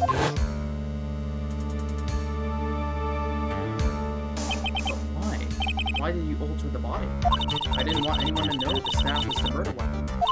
I didn't want to leave anything that would lead back to Misty Bay. So I dressed her in a robe and stabbed her with a shichishito. I wiped the blood off the staff's blade and left it next to her on the ground. Iris, just tell me one last thing. Tell me the name of the person that called your cell phone. The real killer.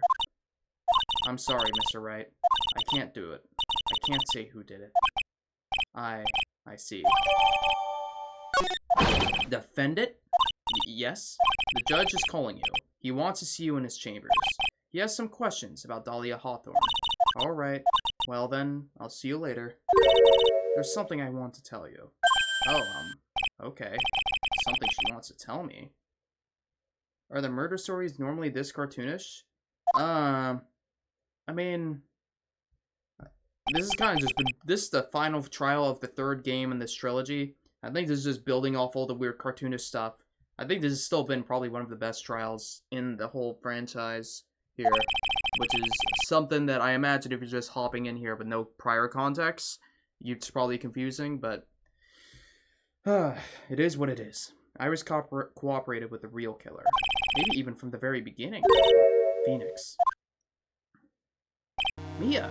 How is Maya doing? Physically, I'm not worried. She'll recover completely.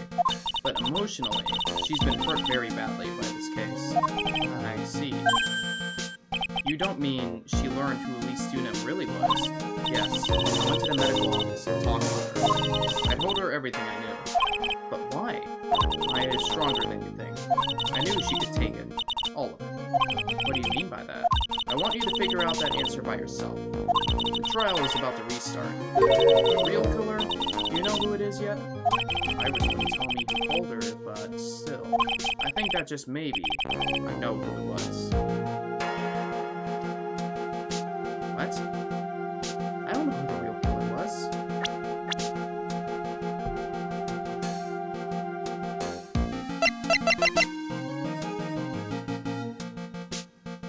I have no idea. Genuinely. This is a problem. I don't know. Oh, unless we're gonna...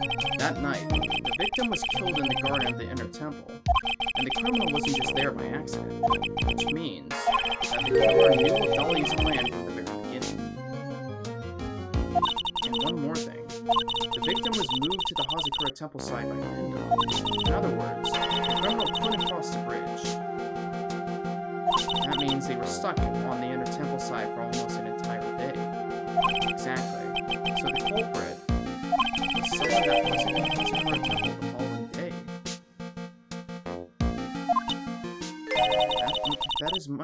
That's as much help as I can give you. The rest of the battle is yours to win? I don't...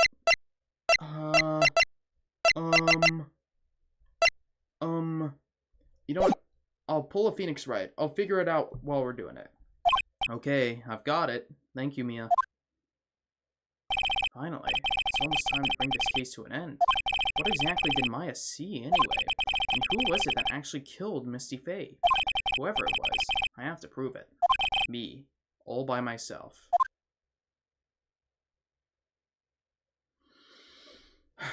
Well, we're in the final stretch here.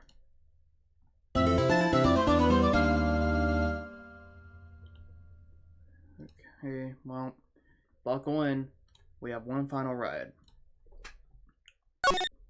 I think. Yeah. I didn't expect a 3-part trial. February 10th, 3:36 p.m. Oh my god, that's like 10 minutes. That's 10 minutes after... Oh my god. If we had been 10 minutes further, because right now it's 3:26 for me, we would have been exactly the same time. Let's do this. Now then, before we proceed any further, I'm going to announce the results of the test we had performed earlier. Tests? Yes, tests. On the bloody dagger that was found stuck in the pine tree. Oh yeah, that. Totally forgot about it. That's the weapon that Maya Faye used to plot with the victim. So what are the results? Was it the victim's blood, or... Due to time constraints, the whole test was impossible. However, there's one thing we can say with certainty. The blood that was on this dagger was not the victim's blood. That is all. Now then, let's restart this trial. It wasn't Misty's blood on the dagger. Then whose was it? Was it Maya's? That doesn't match the victim's. I'm sure both the defense and prosecution know this, but this trial is rapidly coming to a close. Both sides will need to show some firm evidence with their claims. I understand, Your Honor.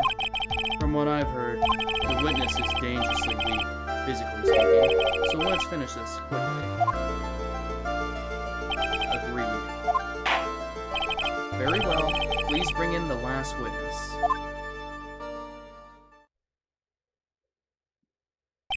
Witness, please tell us your name and profession.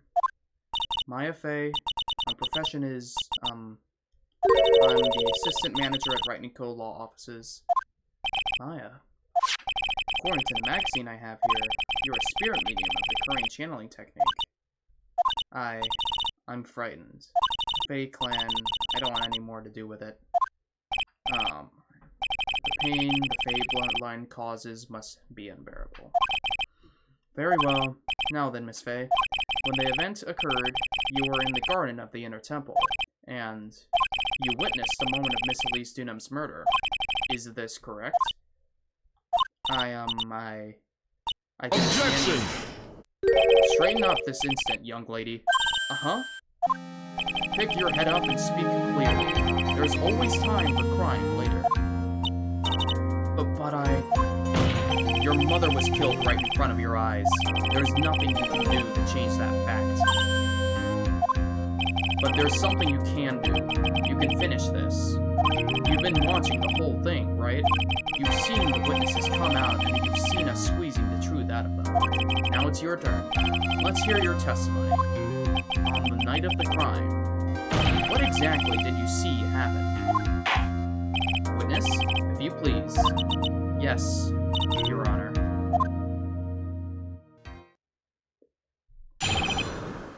At the inner temple. I was passing through the garden on the way to spare prep room when it happened. Suddenly, someone struck me over the head. I stumbled, and I ended up against a stone lantern. I think I screamed, "Help me!" Then something warm splashed over me. That's when I lost consciousness. Okay, I'm gonna guess it's a classic anime thing. Maya was being attacked by Demon Lady. Mother came in to save her, got stabbed in the back. There you go. Oh wait, I'm stupid. That's not how that makes no sense, because she was being possessed. Ignore me. So you were struck on the head. I suppose it must have been this staff. Maya, the person who hit you. It was Dahlia Hawthorne, wasn't it? I'm sorry, Nick. I couldn't see. I don't know who it was. Maya, think hard. Sorry, Nick, but I really couldn't. Huh. Can't say it was an especially good night for young ladies to be walking around all alone. It seems that it will be hard to determine the criminal through testimony alone. Very well then, Mr. Wright. Please begin your cross-examination. Maya, hang in there. She doesn't look well at all. Alright, Maya. Here you go. Buckle up, because you're in for one last ride here. Okay. What was it? Passing through the garden. Suddenly someone struck me over. Hold it! Who did it? Who hit you? Who did it? Ah, well, I didn't see who it was. I was hit from behind. You didn't see the person? But after that, your attacker was in front of you. How can you not see who it was? Oh, let me think for a sec. I'm sorry, I just can't remember. I is really having a hard time. What should I do?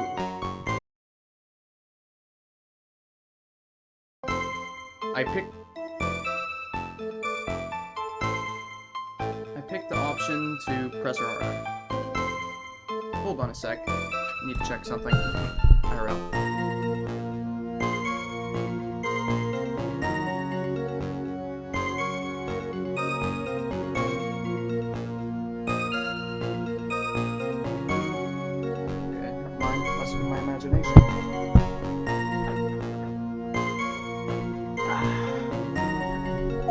Why didn't you see this person?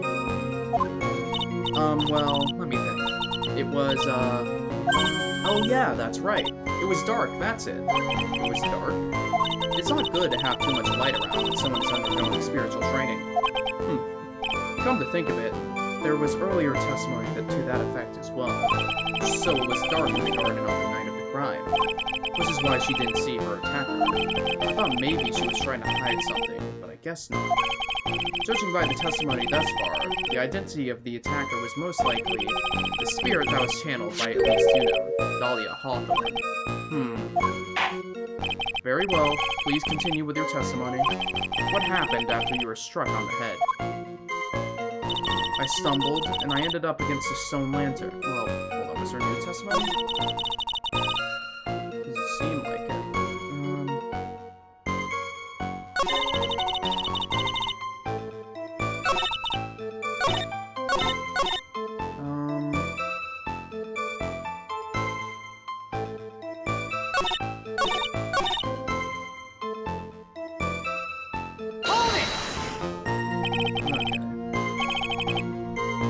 You think you screamed, but you're not sure? Listen, I was a complete wreck. It It was dark and I couldn't see my attacker. Was it a man? A woman? An adult? A child? I had no idea. I was scared out of my wits. Believe me, my dear, I'm certain I would have soiled my robes. I thought this person might attack me, so I... Anyway, I'm pretty sure I screamed. I thought that was my last hope. Wow, sounds like poor little Maya was really out of her mind. But I wonder what she meant by last hope. What do I do? Wait a minute, Maya. What's this my last hope stuff? What? What do you mean by your last hope? No. That's what you said. You said my last hope. Huh? What? I said what? Look, you were facing an attacker you couldn't see and you screamed, right? You screamed, "Help me." Yeah. But you testified that you screamed that because you thought it was your last hope. Oh, well, you know, that's like, what do you call it when that happens? Maya's not doing so well up there. Oh, yeah, oh, that's right. I remember now. I was facing my attacker, but that's not who I was screaming at. What did you just say? Yeah, that's right. It was the person behind my attacker that I was yelling at. That's who I was screaming to for help. Ah! But what is it now? I messed up. I didn't mean to let that slip out. Huh? Witness, are you absolutely sure of what you're saying? Behind the attacker, there was another person? I am? Well, I meant to keep that part secret. What have I done? Huh. It takes a ton of pressure to make a diamond. That's what I always say. A ton of pressure. You're in a court of law here. You can't make things up or try to hide things in this chamber. Witness, the information you just presented is vital to the case. I want you to add it to your testimony. Wrong. Objection! There's no light. So there was a man standing behind your attacker?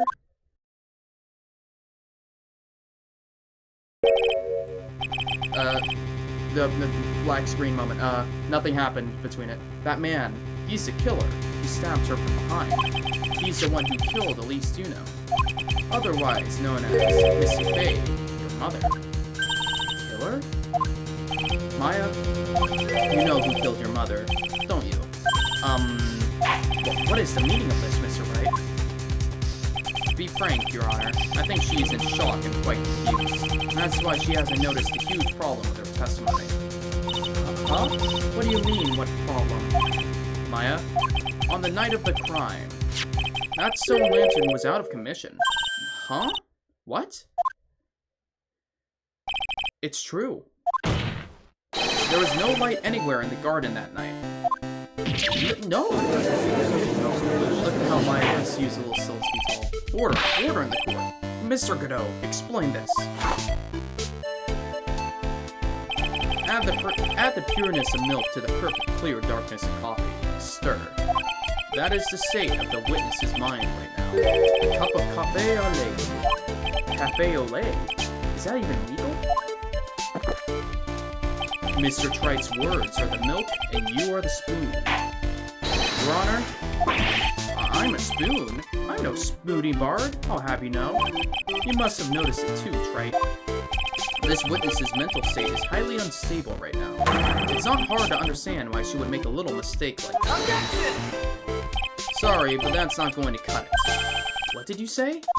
If there is truly no light in the garden, then there's a fatal contradiction in the witness's last bit of testimony. And Nick... May I? Recall the witness's statement about her attacker. She said that she didn't know if it was a man or a woman, an adult or a child. And yet, the witness could describe a person that was standing behind her attacker, and she quite clearly described him as a man. In other words, that would have to mean that Maya actually saw our mystery person, despite it being so dark that she couldn't see the face of her own attacker. No. No! Maya, why are you lying? Oh my god, stop doing that. Order. What in the world does this all mean, Mr. Wright? Are you saying Miss Faye saw the real killer under pitch black conditions? Objection! Trite, do you have any idea what you're proposing? How could she have seen in the dark? There is no other light source at the scene. Objection!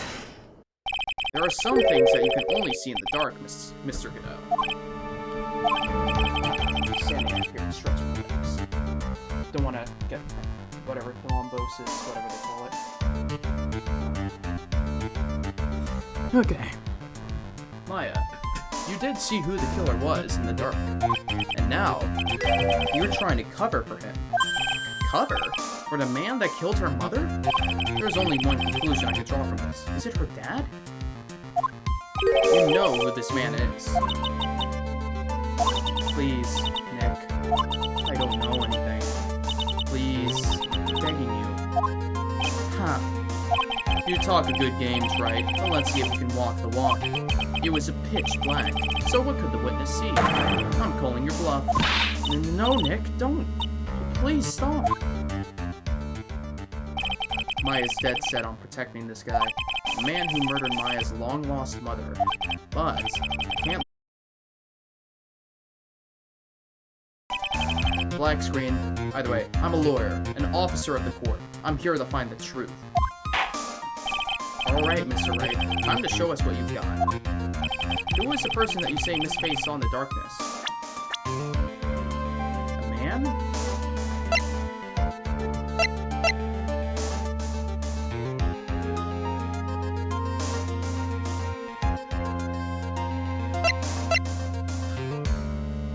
Edgeworth. Problem is, by process of elimination, how many guys are there? Godot? GUMSHOE? Larry? And Edgeworth.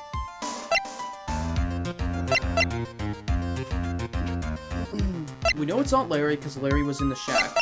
GUMSHOE... No? Leaves me Godot. And... Is it actually Edgeworth wasn't there? He was overseas.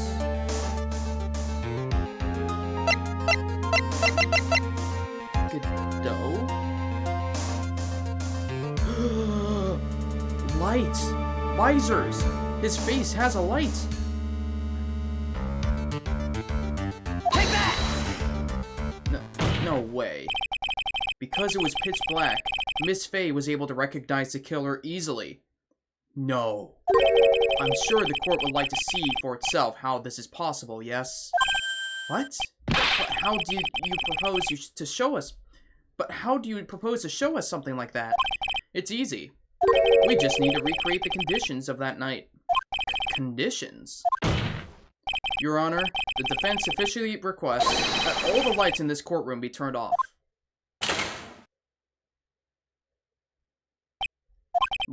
What? This is... But it can't be. Huh.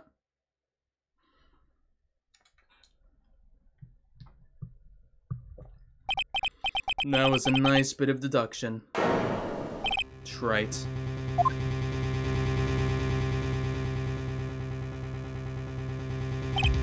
Well, everyone, this is the man Maya saw on the night of the murder. Order! Prosecutor Godot, what is the meaning of this? I just got an ad and I forgot I was in a live stream. It do be like that. Surely you must be shocked to hear yourself accused of such a thing. Why aren't you denying it? Huh.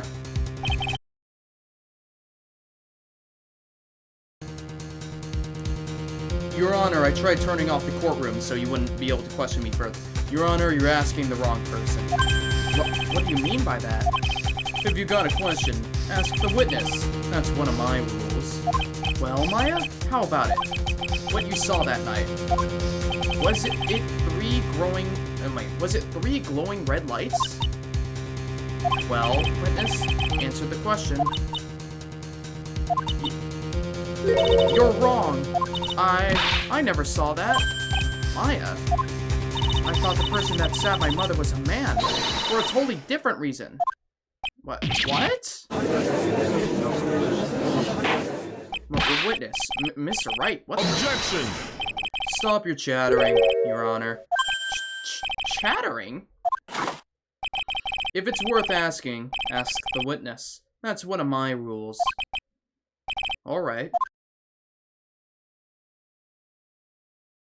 Curse you, reconnection. Well then, let's continue with the testimony. Please tell us how you knew the killer was a man. Yes, Your Honor. I didn't realize it until after I woke up, but...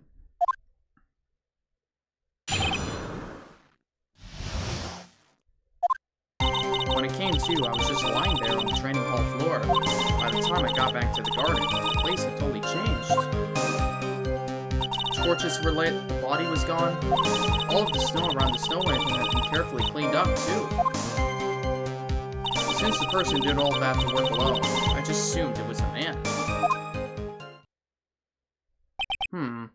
So it was after the crime took place the witness came to think the killer was a man. Yes, that's right. I'm sorry, Your Honor, No need to apologize. It's as Mr. Godot said. You're utterly exhausted. It's only natural that you will be a little confused. Also, if you consider the situation you described, it doesn't seem too much of a stretch to assume the culprit was a man. Mr. Wright, proceed with your cross-examination. Well, I guess...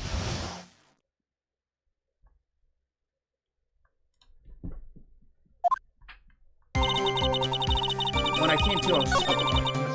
Hold it! So you lost consciousness when you were in that garden, is that right? Yes, I think it's happened when the victim was stabbed. So then the person that carried you into the inner temple, it could have only been the killer. That's what I think, too. So the killer carried Maya into the inner temple. By the time I got back to the garden, the place had totally changed. Hold it! Naturally, the killer must have done it, right? Yes, I think so. But why would the killer tamper with the crime scene like that? There must have been something the killer was desperately wanted to hide. I don't know. It looks like she doesn't even have enough confidence. I think I need to gather some more information before I ask her again. Hold it! The torches were lit? Yes, that's how I noticed the whole scene had changed. I mean, who else could it be? The killer probably lit them since it'd be impossible to do any cover-up work in the dark. However, if that's true, there's only one thing that still bothers me. Why did the killer go to the effort of moving the body? That's true. It's hard to see how any of that would be... It's hard to see how that would be of any advantage to the killer. The only one who would gain anything from that would be... the only person that was at the inner temple, Maya.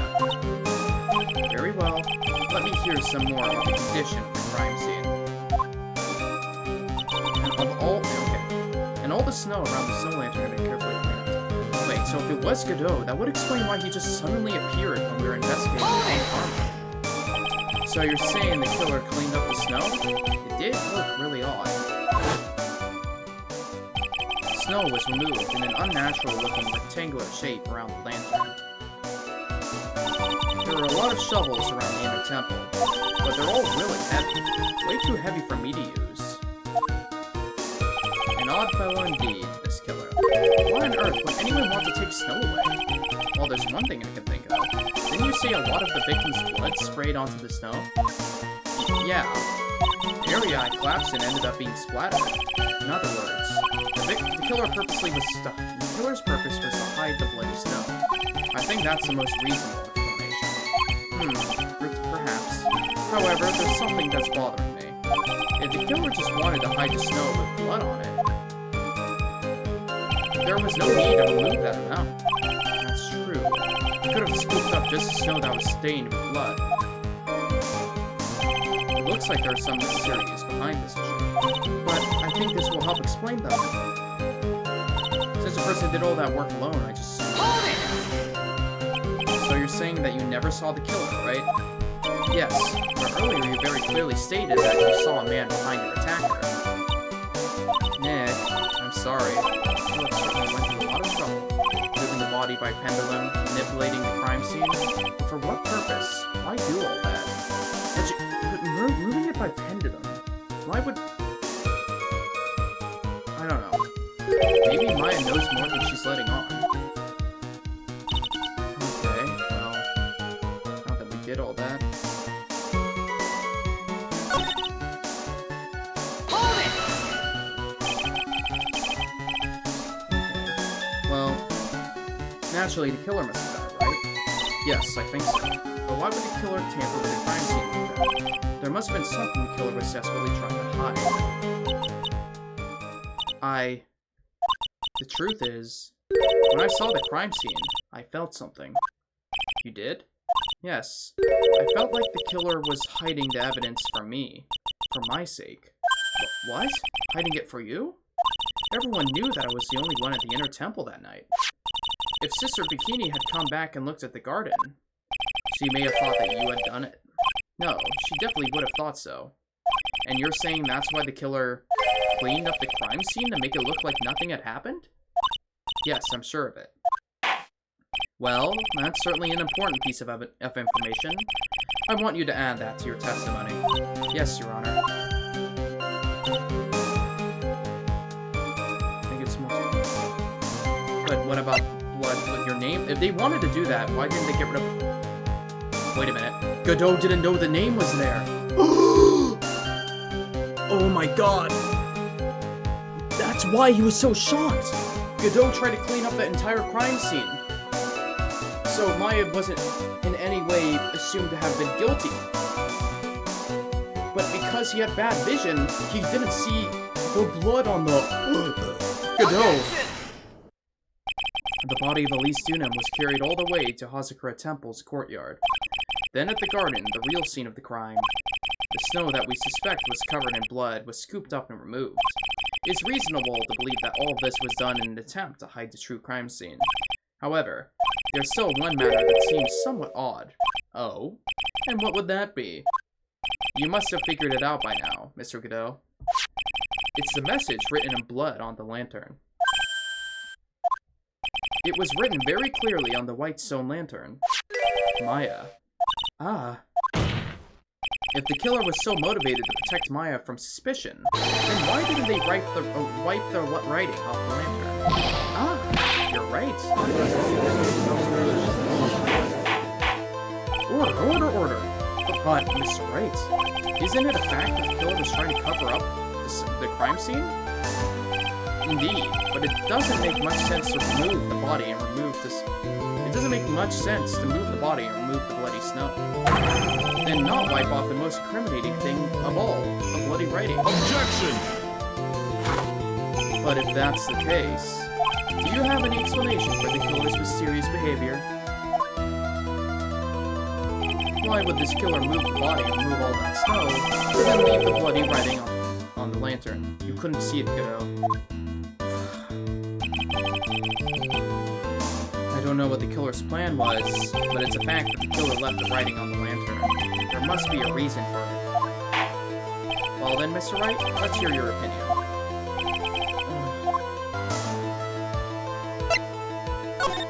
Damn it! Prosecutor Godot, earlier in this trial you gave me some good advice. Once you eliminate the impossible, whatever remains must be the truth. Maybe you're not as dumb as I thought. The real killer wanted to disguise the fact that a crime had occurred there. If that's the case, they wouldn't have left the bloody writing on the stone lantern on purpose. Therefore, it must mean that they didn't notice it. But that doesn't make any sense. The torches were all lit and everything. There's no way any normal person would miss something as glaring as that. You're right. Bro, the murderer is a psychopath. They don't need a good reason to murder or anything. It's about establishing motive. You don't want to just, like, be like, oh, they were just crazy, and that's it. Because that doesn't explain, like, just because you... Oh. Cut off. Man. Usually, when you claim that someone killed someone else, there's a motivation behind it. More than just, they were crazy, you know. You're right, there's no way any normal person would. What?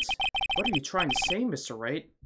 There's only one person involved in this incident who could have missed seeing the bloody writing altogether. And who would that be?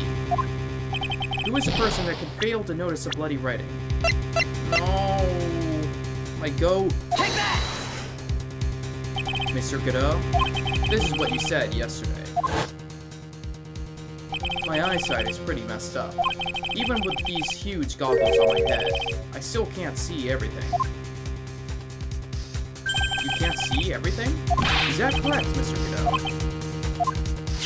This lantern was submitted as evidence today. I would like to ask the court to think back to the moment it was first presented. This lantern? There's something written on it. Why, it's written in blood. Nonsense. This lantern, it's as clean as a whistle. Mr. Godot, just admit it. There are certain colors you can't see, correct? You can't see red? You can't see red on a white background, can you? That's right. We went through this once before. During the poisoning case at Tribulations. Did we?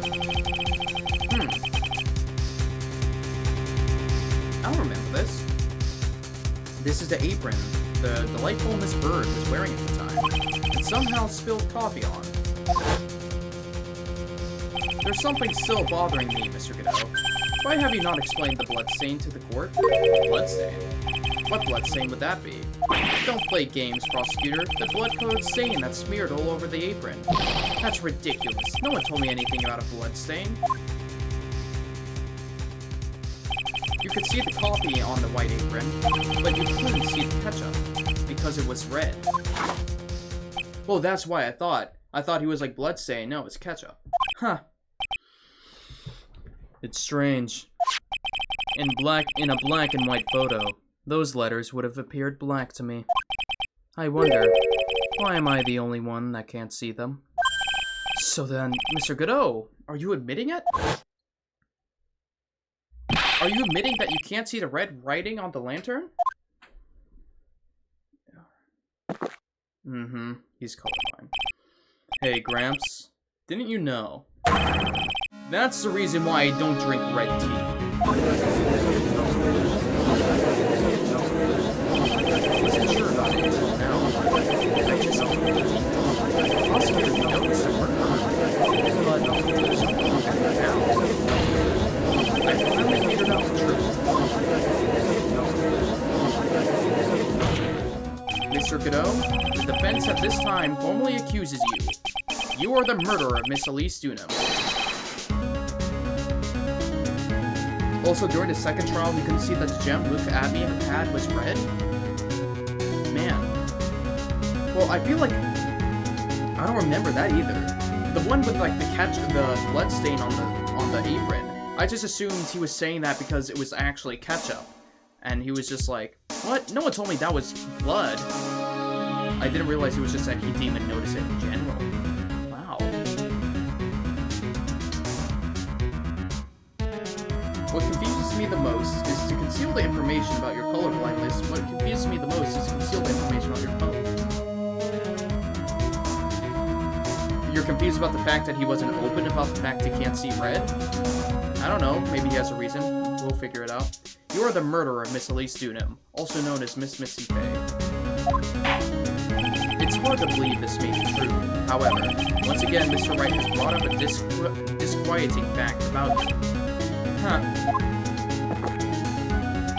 Just make sure you don't fill out the indictment in red ink, Gramps. Come on. How does a little graffiti make me into the killer? Besides, it's not like it's my name that's written there. Objection! I'm certain that the killer wasn't able to see the color red. This is rich. Do go on, Wright. The answer is right there at the crime scene. In the snow. The snow? How so? Well, for example, why did the killer move all that snow? Oh, because he couldn't tell where exactly it was? Your Honor, you said it yourself. If he wanted to hide the bloody snow, why not just take out just that area? Yes, why didn't he take out just that area? Ah, could it be? Yes, the killer couldn't see the red blood that had seeped into the snow. And so he had to remove all of the snow. He couldn't be sure of where the blood had landed, so he removed the whole area. Objection! Isn't it more likely that the killer couldn't see the blood because it was dark? Not a chance. The torches were all lit. He would have been able to just... oh my god. He would have been able to see just fine. It seems that once again, this trial has taken an unexpected turn, to say the least.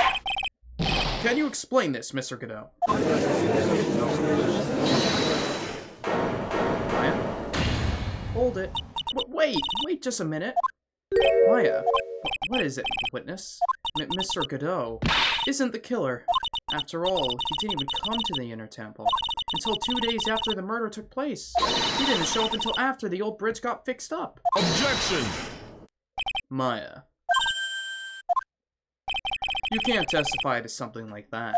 Why? What do you mean? I may not look it, but I'm... Eek! After the murder happened, you didn't even exist. She didn't... I'm afraid I don't follow. Are you senile, old man? We established this just a little while ago. After the murder, this witness was unconscious for a long time. Because she was a channeling Dahlia Hawthorne. Oh, that's right.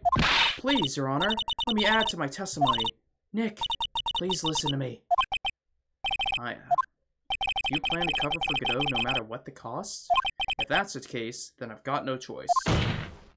Your Honor, let's hear her testimony. If it means we're going to hear the whole truth, I say we should not silence her. Huh. Nicely done, Trite. Very well. Let's hear the witness's testimony. Please tell us what happened at the Inner Temple after the murder. Yes, sir. After I woke up, I began channeling, and my spirit left me, as it were. But little Pearly was there at the Inner Temple, too.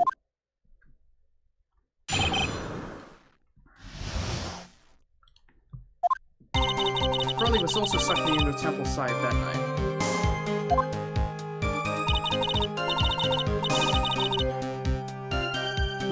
Okay. Next morning, she looked around but couldn't find anyone. The next day, when the bridge was finally fixed, she was in the spare prep room. That's when Mr. Godot arrived at the Inner Temple for the first time. Wrong. He found Pearly first and cheered her right up. Wrong. He found us. We found him, so to speak. Who is this Pearly? That's my little cousin, Pearl Faye. So when did you hear about this? Oh, just a while ago, when I was in the medical office. I'm terribly sorry, but what you heard from someone else is simply not admissible as testimony. What? Come on, Pearly would never tell a lie. She's way more honest person than I'll ever be. Real smart, Maya. You always know the best things to say when you're under oath. Huh. The prosecution has no objection. We believe the witness.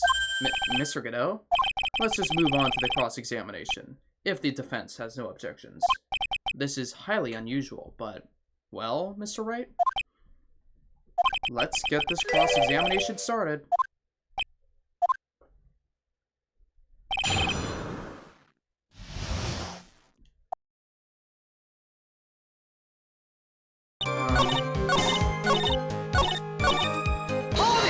Hold it. He cheered her up? That's what Pearly said. She said he was a very nice older gentleman. Thank you for looking after my cousin, Mr. Godot. And here I was, thinking you are nothing more than a coffee addict. Huh. Cut it out. You're making me blush. This guy is really beginning to get on my nerves, in more ways than one.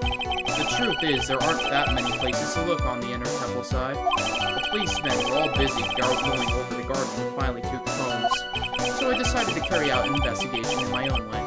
Godot style. I'm the same way. I like to hand down verdicts in my own way. Judge style. Maybe I should ask some questions. Phoenix style.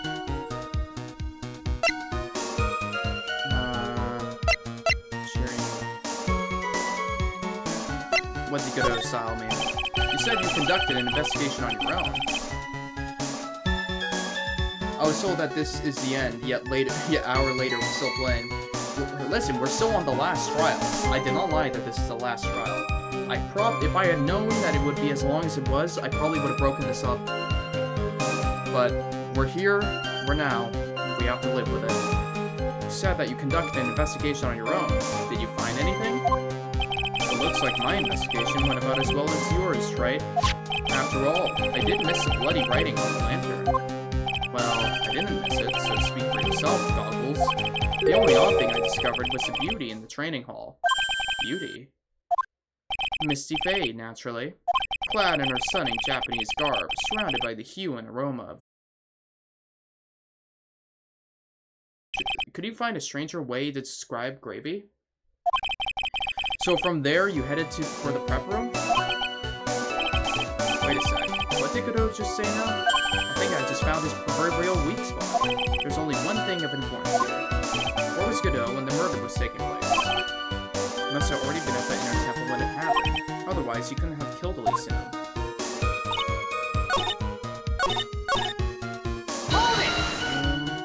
So it was your first time on the inner temple side, Mr. Godot. That's funny. Am I imagining things, or did the defense just ask me a question? Mr. Wright, please save your questions for the witness. What you heard from someone else is simply not admissible as testimony. Those are your words, Your Honor. Touché, Mr. Wright. Oh well. What do you have to say, Mr. Godot? Hot nights and even hotter coffee. That's what I always say. If it hadn't been for this case, I would have never visited there. I never would have visited there. A freezing cold temple in the mountains? I think I'll pass. So we had never visited Prosecutor Temple or the Inner Temple, huh? Huh. You want to say something, Trite? It's just like I thought. Godot is lying. If his first visit to the Inner Temple really was after the incident, he shouldn't know about that piece of evidence. Very well. Please go on with your testimony. After fixing the bridge, the policeman came over to the Inner Temple side, right? Yes. Then Mr. Godot... Mr. Godot... Bum, bum, bum. Mr. Godot... Mr. Godot...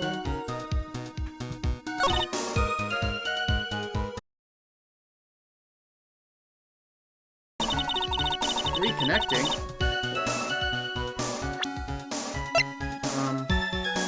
Was on lit. No. I'm trying to prove that he arrived there sooner.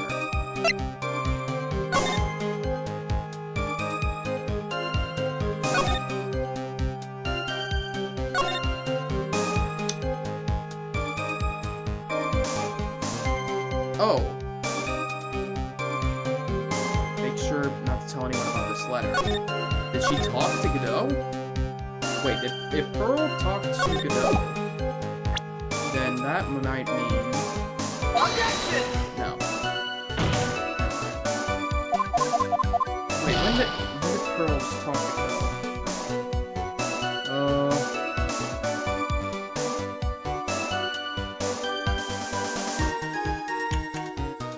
No. It was, wait, I know what it was. I know what it was. Also, I just remembered I should probably save. Wow, I hadn't saved in nearly an hour. Okay, shoot. Godot, Pearl, he noticed the grave. That's what it was. Objection! Mr. Godot, the first time you crossed Dusky Bridge and went into the Inner Temple was long before the murder took place. Well, why do you say that? Because he just made one fatal slip-up. The hanging scroll in the training hall. Hanging scroll? But Mr. Godot is right. That scroll shows a picture of my mother. But how would he have known if there is gravy on it? Maya, I know you know who it is, but here's something you didn't know. By the time the bridge had been repaired, 2 days after the murder, the hanging scroll in the training hall looked like this. What's that wonderfully delicious smell? The morning after the crime, someone covered it with gravy. Gravy? But why gravy, Nick? Because gravy was much more than a condiment to the culprit. Well, Mr. Godot, if you really hadn't seen the hanging scroll until after the murder, you wouldn't have had any way of knowing that it was Misty Faye. Wait a minute, Nick. Yes? Take another look at the hanging scroll. Look at the top. There's a crest there. Ah, that. It's a mark of the master, correct? Exactly. So if you know the meaning of the mark, then you could guess that there is a picture of Misty Faye on there. True, but Mr. Godot described what was underneath like this. Clad in her stunning Japanese garb, surrounded by the hue and aroma of Western tastes. Oh. Yes, it's possible that he knew what the crest meant. However, he couldn't have known that she was wearing Japanese clothing. Mr. Godot, on the day of the murder, you were hiding in the inner temple, long before the crime took place.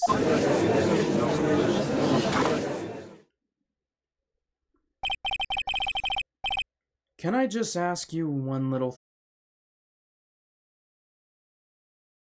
Ignore that. What is it? This whole theory of yours, it all rests on a certain assumption. Then I knew beforehand that a crime was going to be committed. That's right. Otherwise, there's no reason for him to sneak onto the crime scene. Of course, Mr. Godot knew about the plan. Huh? What did you say? Is it really possible that another person knew of that plan? Well, Mia knew about it.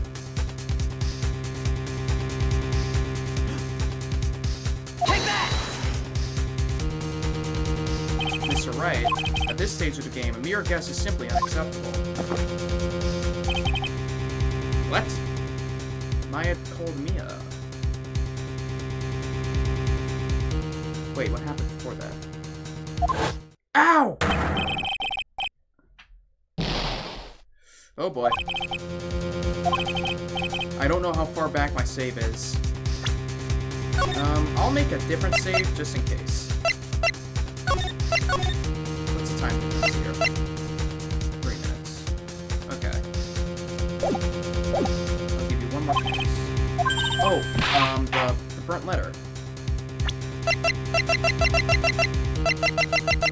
Take that! Oh boy.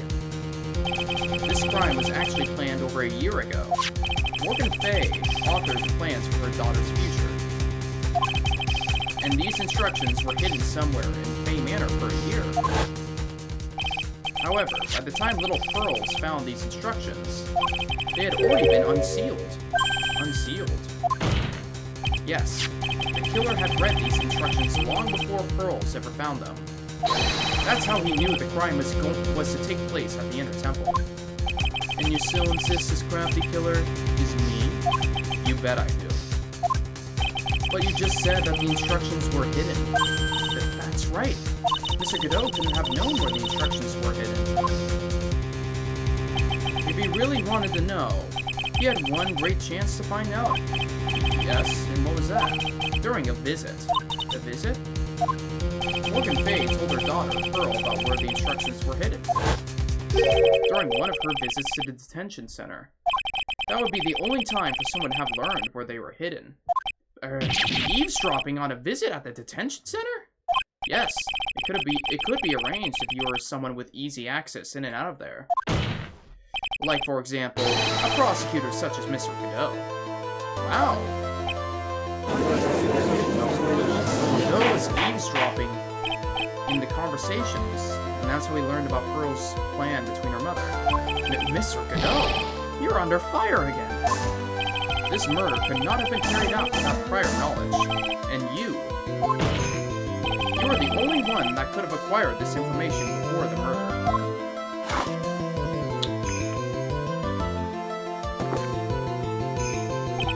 Humans are afraid of the dark, and yet, at the same time, we're fascinated and bewitched by it. Maybe that's why humans shrink with the darkness that is coffee.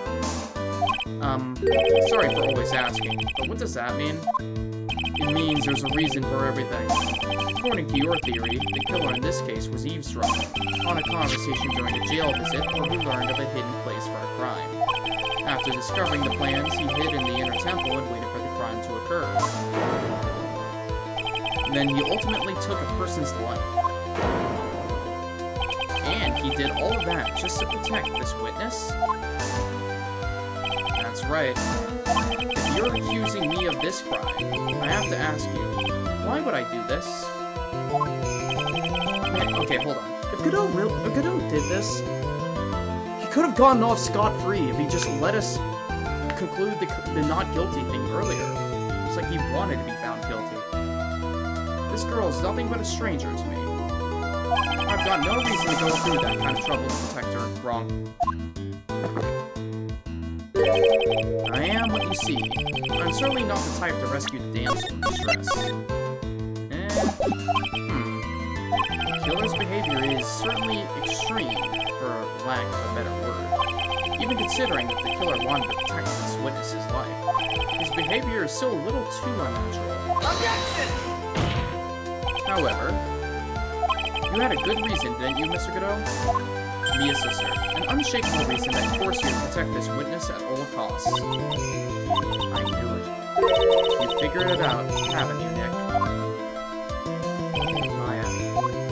I guess you were doing your best to cover for Godot. For the same reason, huh?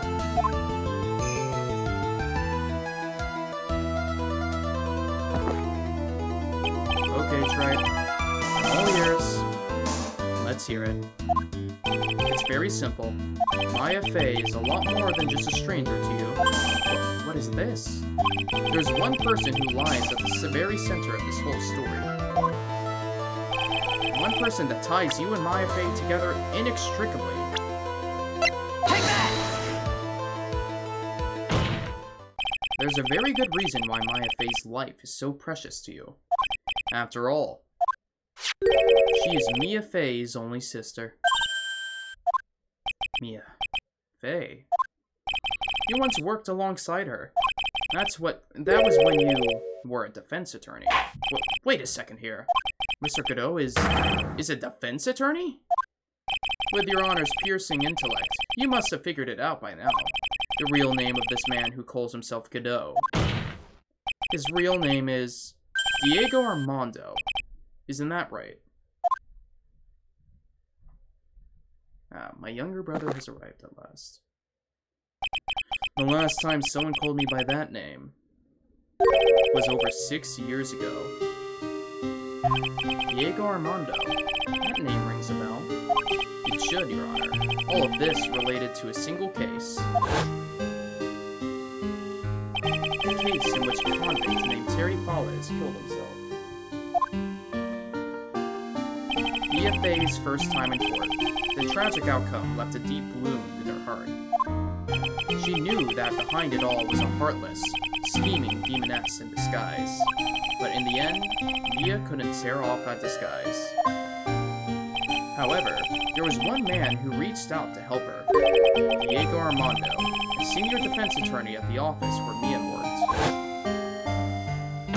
It's my fault. It's all my fault that Mr. Falles killed him. Mia, you can't cry yet.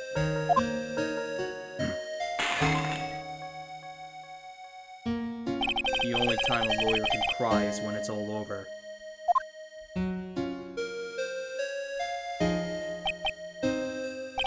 I was moved by her. The way she put all her faith in her client. That pure sweetheart of hers. That's why I could never forgive Dahlia Hawthorne. Me and I thoroughly investigated that fake kidnapping incident. Then one fateful day, Dahlia wanted to meet with me. It had been 6 months since the trial. We met in the courthouse cafeteria.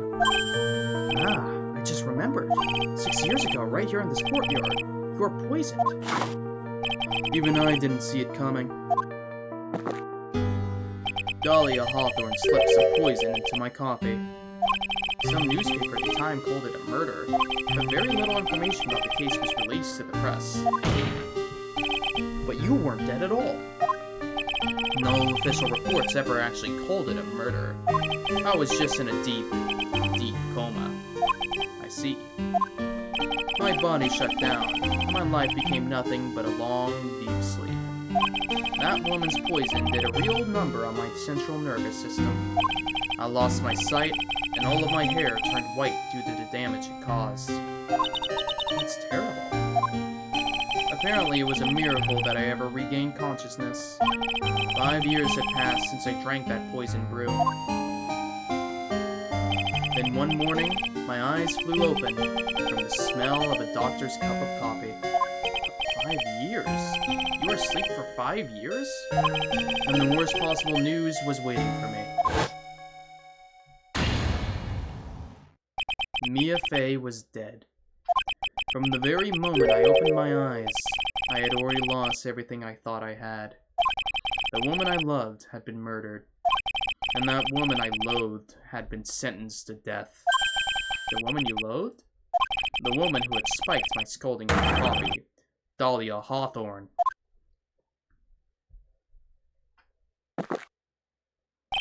Ha! Good old Mia. She didn't let me down. She got her revenge before she checked out. In the end, there wasn't anyone waiting for me when I woke up. That's so sad. For someone like me, for someone who's had slept away for their best days, there were only 2 reasons left to live. And it was for those 2 reasons I decided to become a prosecutor. If I may ask, what were your 2 reasons to live? The first was you, Trite. Huh? Me? If I hadn't drank that stupid poison, Mia Fey would have never died, much less the way she did. You were the only one who was there to protect her, but you let her die. It was all your fault. It wasn't like that. I wanted to see for myself what kind of man you really were.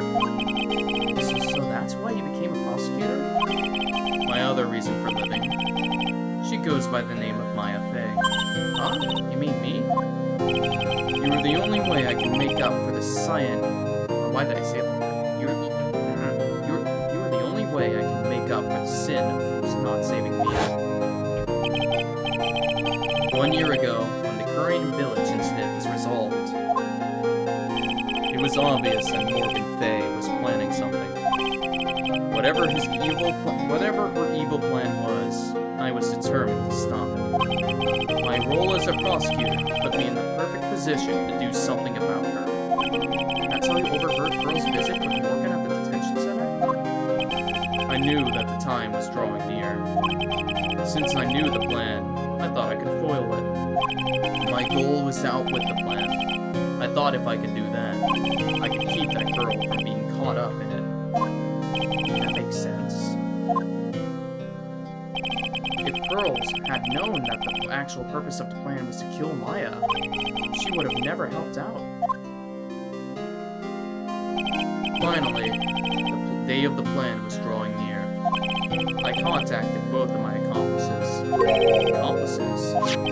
Iris of Hazakura Temple and Misty Faye.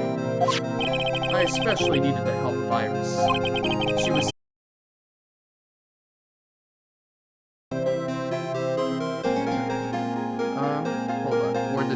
I just want to make sure everything got cut off. She was to take the fall in my backup plan in case we couldn't control Pearl Faye. But how did you contact my mother? She had been missing for almost 20 years. Oh wait, that's mine. Officially, yes. What? What do you mean, officially? You've heard about it, haven't you? About the strong ties between the main family and the government. How did you mention it? Yukini did say something to that effect. She said that Master of Curry had great authority. Even without her official position, Misty Faye still wielded great influence. The police had been keeping an eye on her movements all this time. That's how I was able to contact her. Again, because of my position as a prosecutor. So my mother was cooperating with you? Don't ever forget. No matter how far away you were, no matter how far away from you she was, she never stopped thinking about you. She was always... That's why I knew she would do anything to protect you. If you want to know how strong her resolve to protect you was, look at her staff. Her staff? The one with the sword in it? The day the plan was to be carried out arrived soon enough. We met for the first time at Hazakura Temple. That's when your mother showed me her special staff. I realized it then, just how far she was willing to go. She was ready to use that sword to protect you from Morgan Fey if necessary. Yes, even if it meant paying the ultimate price. Oh, mother. That night, the night of the crime, There was just one way to stop Morgan's evil plan. You mean pearls, don't you? We had to make sure she didn't channel Dahlia Hawthorne. Well, Pearl, what are you going to do tonight? Oh, that's why. Well, if you'd like, you can come to my room. Perhaps we can read some books together. We thought we could prevent her from playing her part in Morgan's plan, but she never showed up. She was worried and followed me to the inner temple. That was the thing we were most afraid of, and that's why. And that person is playing games. Missy Faye had to do the channeling herself. She channeled Dahlia Hawthorne into her own body. What? What do you mean? If she channeled the spirit first, then Pearls wouldn't be able to do it herself. As Master of Terrain, Missy Faye's power was supreme, so that's how it went down. She channeled Dahlia Hawthorne so that Pearl Faye wouldn't be able to.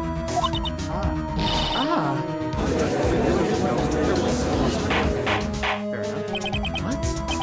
Is this true? My role in the plan was to make sure no one was going to hurt Maya Faye. That's why I hid myself at the inner temple. Just in case you needed to be saved from Dahlia Hawthorne. Godot. Anyway, that's all I'm going to admit to. Trite. Huh? There's no doubt about it. You're a great defense attorney. But you're going to have to do the rest yourself. The background leading up to the incident has been laid bare. There's just one question remaining, Mr. Wright. Who killed the victim? There are only two possible suspects right now. Maya Faye, and I'm sad to say, you, Mr. Godot.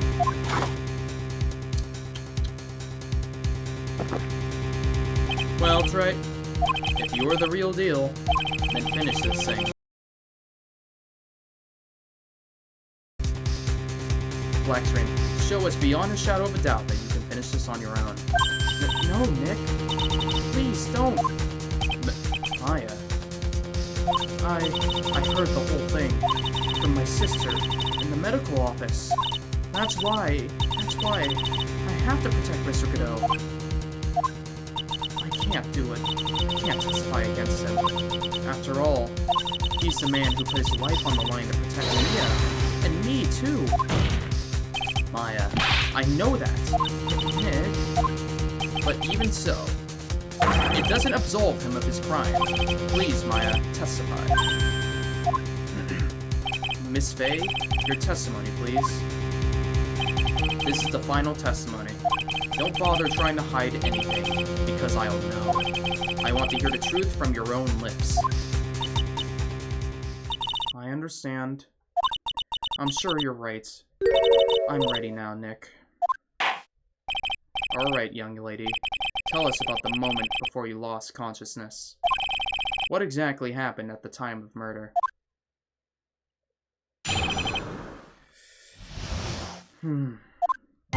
Just before it happened, I think I saw some red lights. 3 of them. I thought I'd ask for help, but just then I was splattered with blood.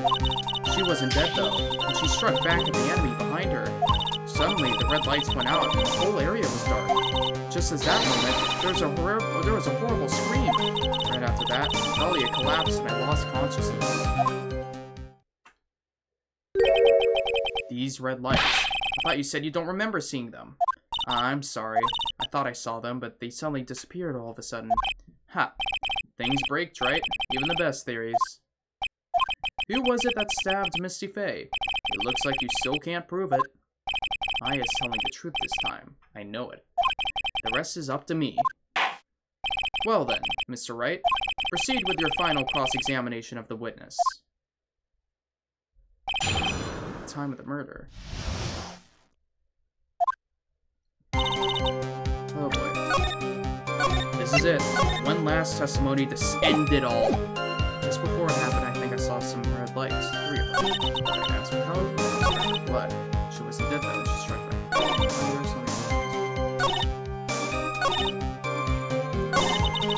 There's a horrible scream. Were you the one who screamed?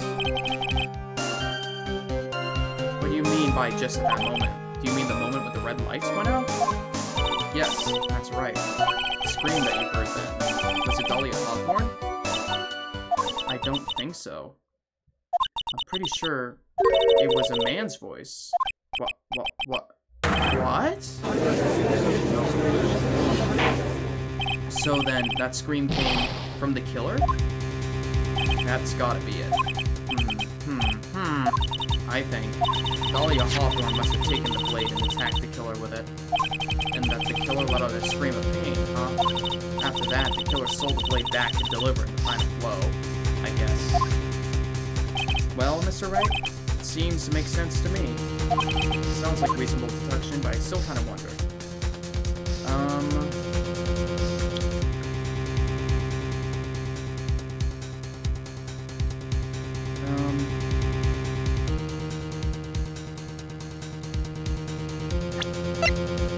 Yeah. That's Godot's blood, isn't it? I'm sorry to say this, but that interpretation would create an enormous contradiction. That makes sense. After all, my deductions were almost certainly never correct. Remember the testimony she gave before the killer let out a scream. Maya said she had already been splattered by the victim's blood. In other words, the blade and the staff had already been plunged into the victim. Ah, is that right? She couldn't have struck back with a sword that was already stuck in her body. The weapon that caused the killer to let out a scream must have been something other than the staff. If you're so sure about that, then don't keep us waiting any longer, right? There's only one thing I can think of. That could have been used as the weapon here.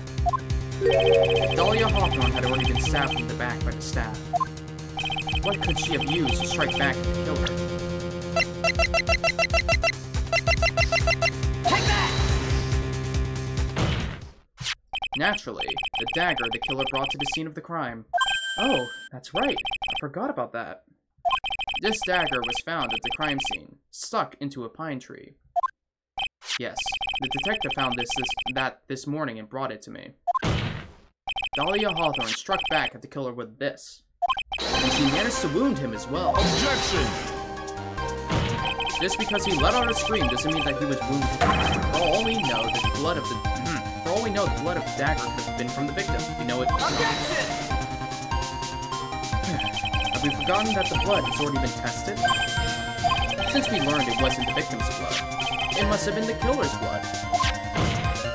The killer must have a wound somewhere on his body. So you're saying the blood on this dagger belongs to the killer?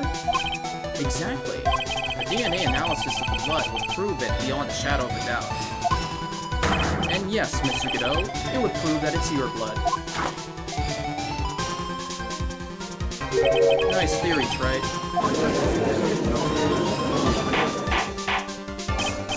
Order in the court. Is this the end? Have I done it?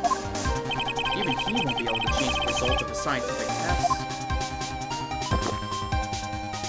Huh. Let me ask you something, Trite. Let's just say that it turned out that I was the killer. Do you really think I would be stupid enough to leave evidence like that? What? Just think for a second. This dagger was found this morning by a detective and brought to me. There was already blood on it, correct? But even so, I was the one who brought this dagger here to the courtroom. Yes? What does that prove? Well, if I really were the killer, I could have washed the blade off and then planted another person's blood on it. It can't be. In any case, there's one thing I can guarantee, Trite. That blood, it doesn't belong to me. Not a chance. What? In any event, it seems to be established that the killer was wounded. Alright then, witness. Continue your testimony. Wait a minute. What's the problem? I know I probably shouldn't say this, but there's a big contradiction in Nick's explanation. Maya? This dagger, you said that it wounded the killer? That's right.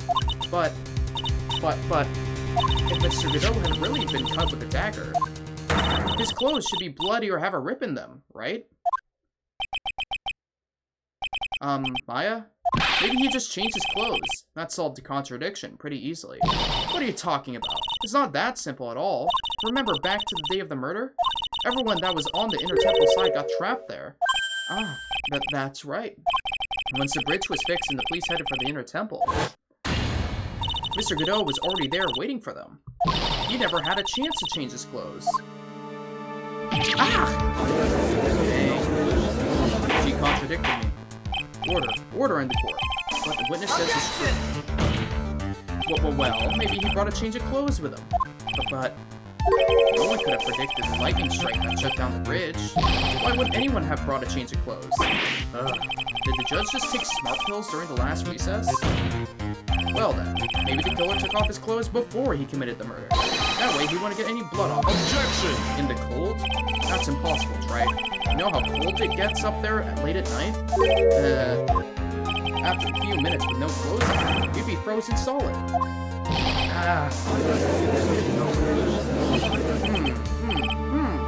Ha. So that's all you've got. I knew you weren't tough enough to finish this. Right now, if Mia Fey were here, she would have closed the book on this case already. If Mia Fey were here? Come on, Trite. Can you do it or not? How about it, Mr. Wright? You've accused Mr. Godot of being the killer, but can you prove it? Have you got even one piece of evidence? The question isn't whether I can prove it or not. The fact is, I have to prove it. That's the only choice I got. I have. I was taught that it's one of the rules of being a lawyer.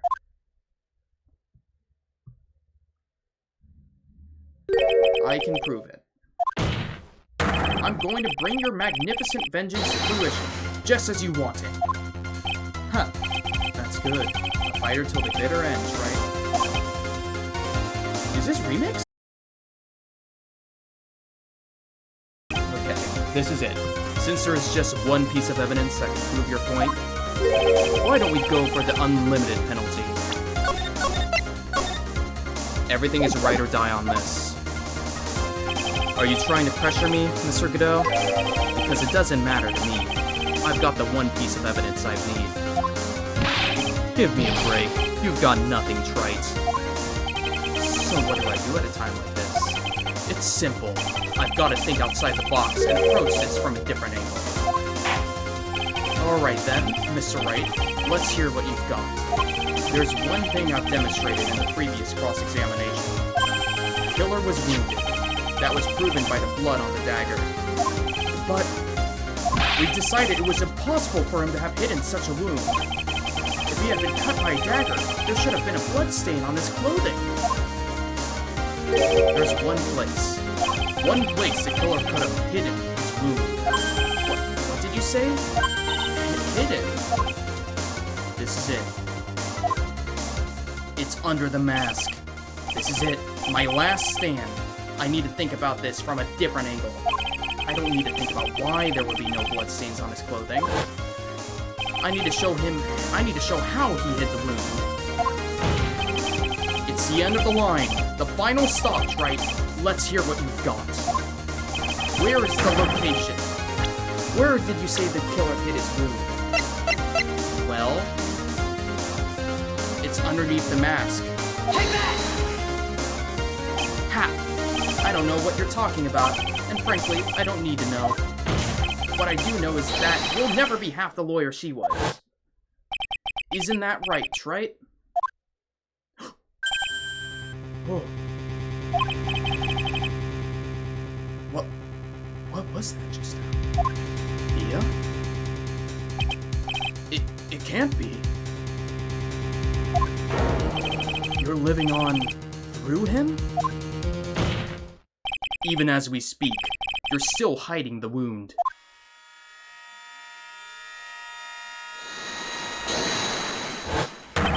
It's beneath your mask! During the... It doesn't matter how you try to hide the truth. The evidence will point through. During the fight, the red lights given off by the killer suddenly disappeared. Seconds later, the killer let out a scream. That's right. Your mask went flying off your face. Mr. Godot, would you mind removing your mask?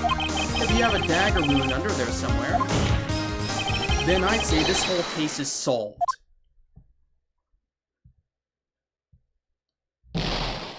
Ah!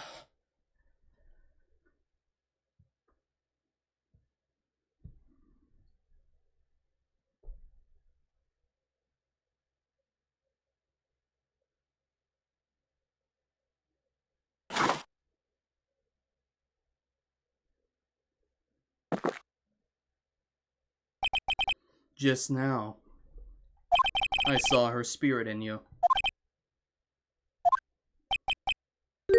I never liked you. 6 years ago, you helped the woman who put me to sleep by hiding her bottle of poison. And then, while I was sleeping, you let Mia die. But you don't care. You didn't care. You just kept living your pathetic, happy-go-lucky life. You even had the nerve to follow in her footsteps as a lawyer. I could never forgive you. That's what I thought. Mr. Godot? But I was wrong about you. I knew it from the very beginning. The truth is, the only person I can never find it in my heart to forgive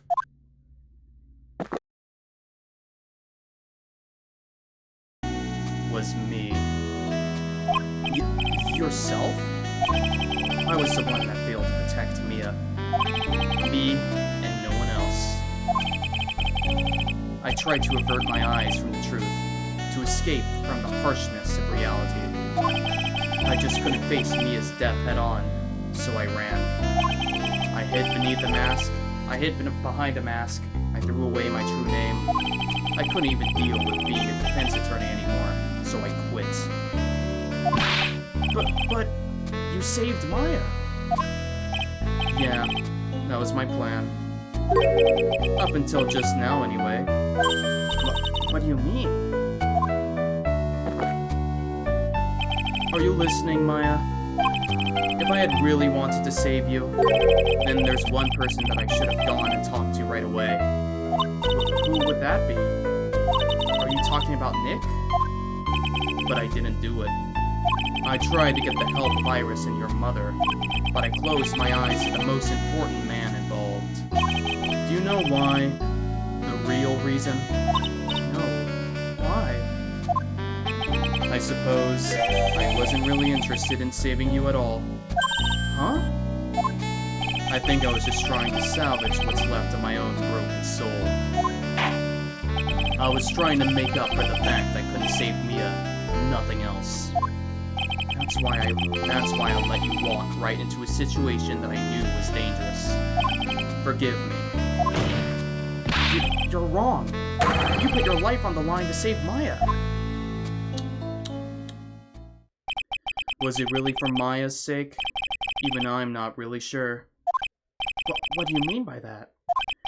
That night, in the darkness of the garden, when I saw her silhouette, a part of me must have known the truth. The truth that it wasn't really Dahlia Hawthorne standing there in front of me. It could have been Misty Faye, or even that little girl, but I still picked up the blade. It was like I was dreaming. I'm not sure exactly what was going on in my mind at that point. Was I really motivated by the pure desire to protect Maya Faye? Or was it something else?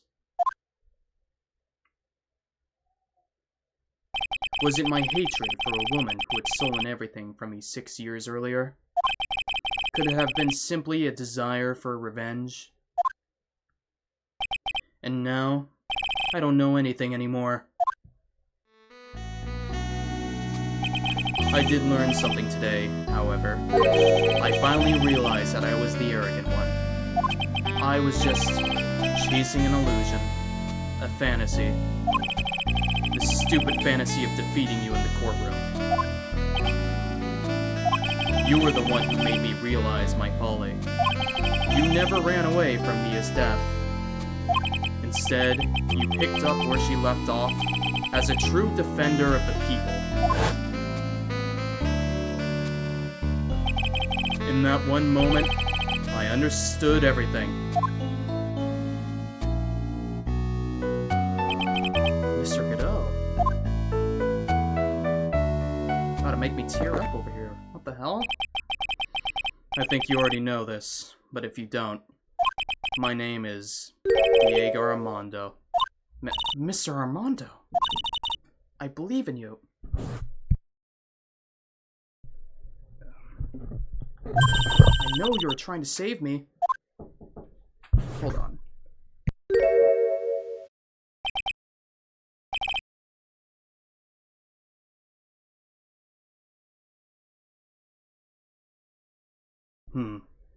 Thanks. Your wound. It's bleeding. Ha. Did you forget already? In my world, the color red doesn't exist. These must be my tears. Tears? Ever since I woke up from my coma, I think I've been waiting for this very moment. Mr. Armando. You do well to remember this, Maya. The only time a lawyer can cry is when it's all over.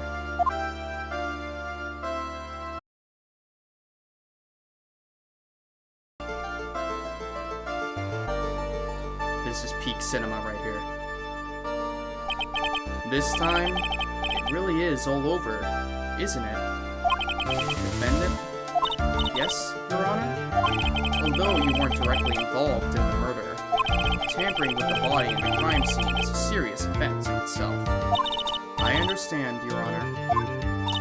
Mr. Armando explained that to me very carefully. I knew the risks, and I willingly cooperated anyway. Very well.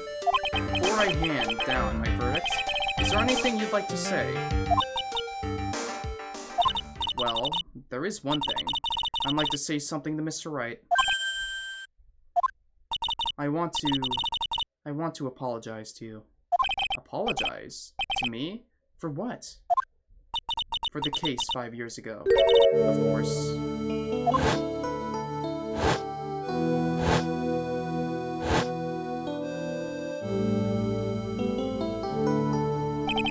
I just remembered. Weren't you poisoned by your own lover? Not exactly, but yeah, something like that. Even now, 5 years later, I can hardly believe it. She was going to do it. She was planning to kill me. It's not all that surprising. The two of you hardly knew each other.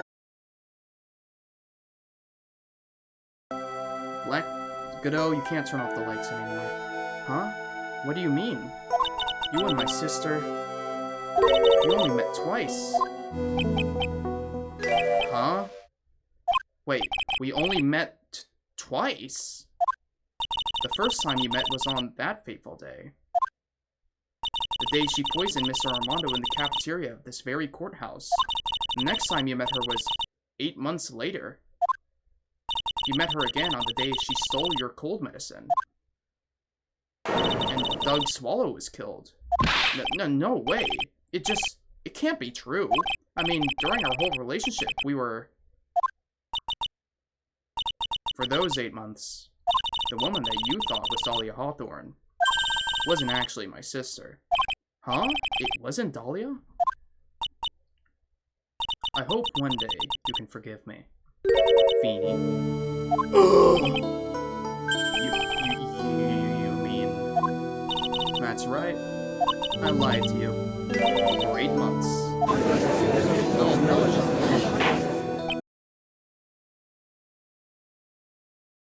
And the court goes wild. What? But why? Why would you do such a thing? Ever since she gave you the bottle that day, my sister was trying to get it back as soon as she possibly could. Because of the police investigation and their surveillance. She couldn't move about that. She couldn't move about freely. So that's why you... My sister From the beginning, she was prepared for the worst. Prepared for the worst? She thought that you might somehow discover the truth. That's why she was always ready to deal with you at a moment's notice. You mean she was ready to kill me? You mean she was ready to kill me, don't you? She already had so much to answer for. I didn't want another sin on her soul. I begged her not to do it, and she agreed to give me a chance. And that's why you came to me? You came to get the bottle handed back from me in her place? But I couldn't get you to give it back. I failed at something even as simple as that. 8 months passed, and I still couldn't get it back from you. Finally, my sister couldn't wait any longer. She didn't consult me about her plans for you that day. It was the first time that had ever happened. That was a bit strange, wasn't it? Up until that day, you two were partners in crime, and she would confer with you. I think she must have noticed. Noticed what? My feelings for you. If I had found out she was planning to kill you, I would have done whatever was necessary to stop her, even if it meant her life. Or mine. Iris. After spending those 8 months by your side, my feelings towards you, they changed. I have something to say to you, too. Yes? You really are the person I always thought you were. Even after Dahlia Hawthorne was found guilty, I still believed in you.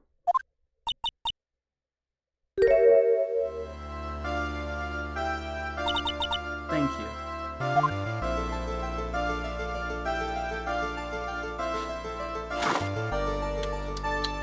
Well, that was melodrama.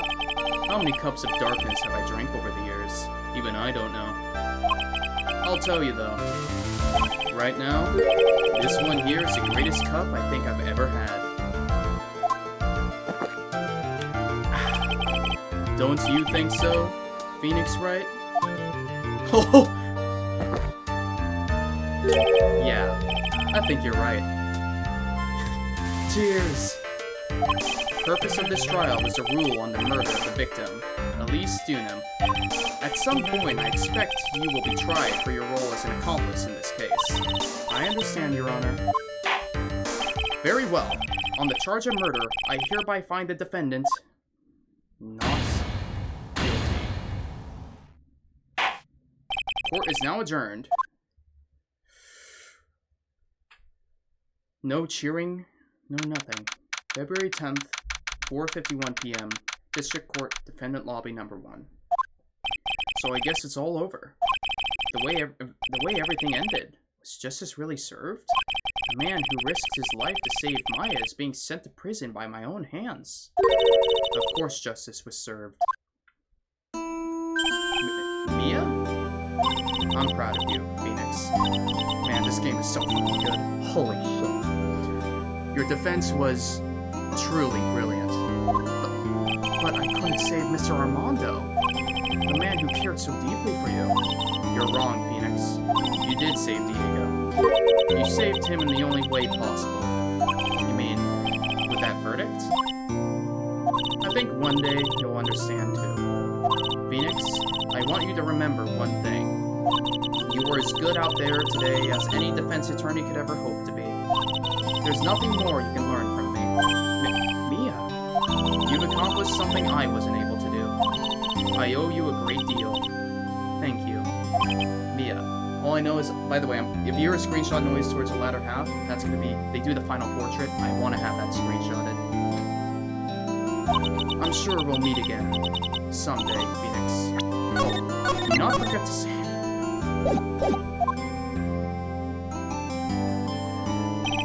I've handled a lot of cases, seen a lot of things. And along this journey, I found myself asking just one question.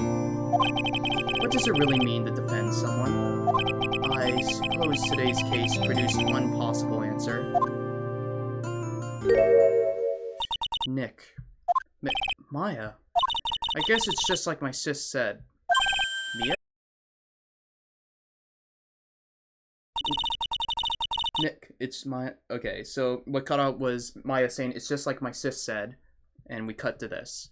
That night, when I channeled Mia to get her advice on what to do, This is what she wrote back in my notebook. Don't worry. Phoenix will save everyone in the end. But... Come on, cut it out with that gloomy face. Can't you see? Me, Sis, and I'm sure Iris, too. We owe you for everything you've done for us, Nick. Maya. How? How can you be so bright and chipper after all that's happened? You were brutally attacked. You even saw your mother murdered. Youch! Franziska? Still as softy as always, Phoenix Wright. Hey! Excellent work. Excellent work, Wright. Huh? Mr. Edgeworth? When did you get back? Oh, that's right. I guess no one filled her in on that. Edgeworth and Franziska have actually been helping me. Helping you? If these two hadn't been here on the first day of the trial, the defense wouldn't have gotten anywhere. Wow, but where were you, Nick? I heard he fell into a river and caught a nasty cold, which forced him to sleep all day. Yes, he laid in bed shivering from his fever with Iris's hood pulled over his head. Oh, ouch. Talk about embarrassing, Nick. You definitely need more training. Anyway, thank you, Mr. Edgeworth. And you too, Franziska.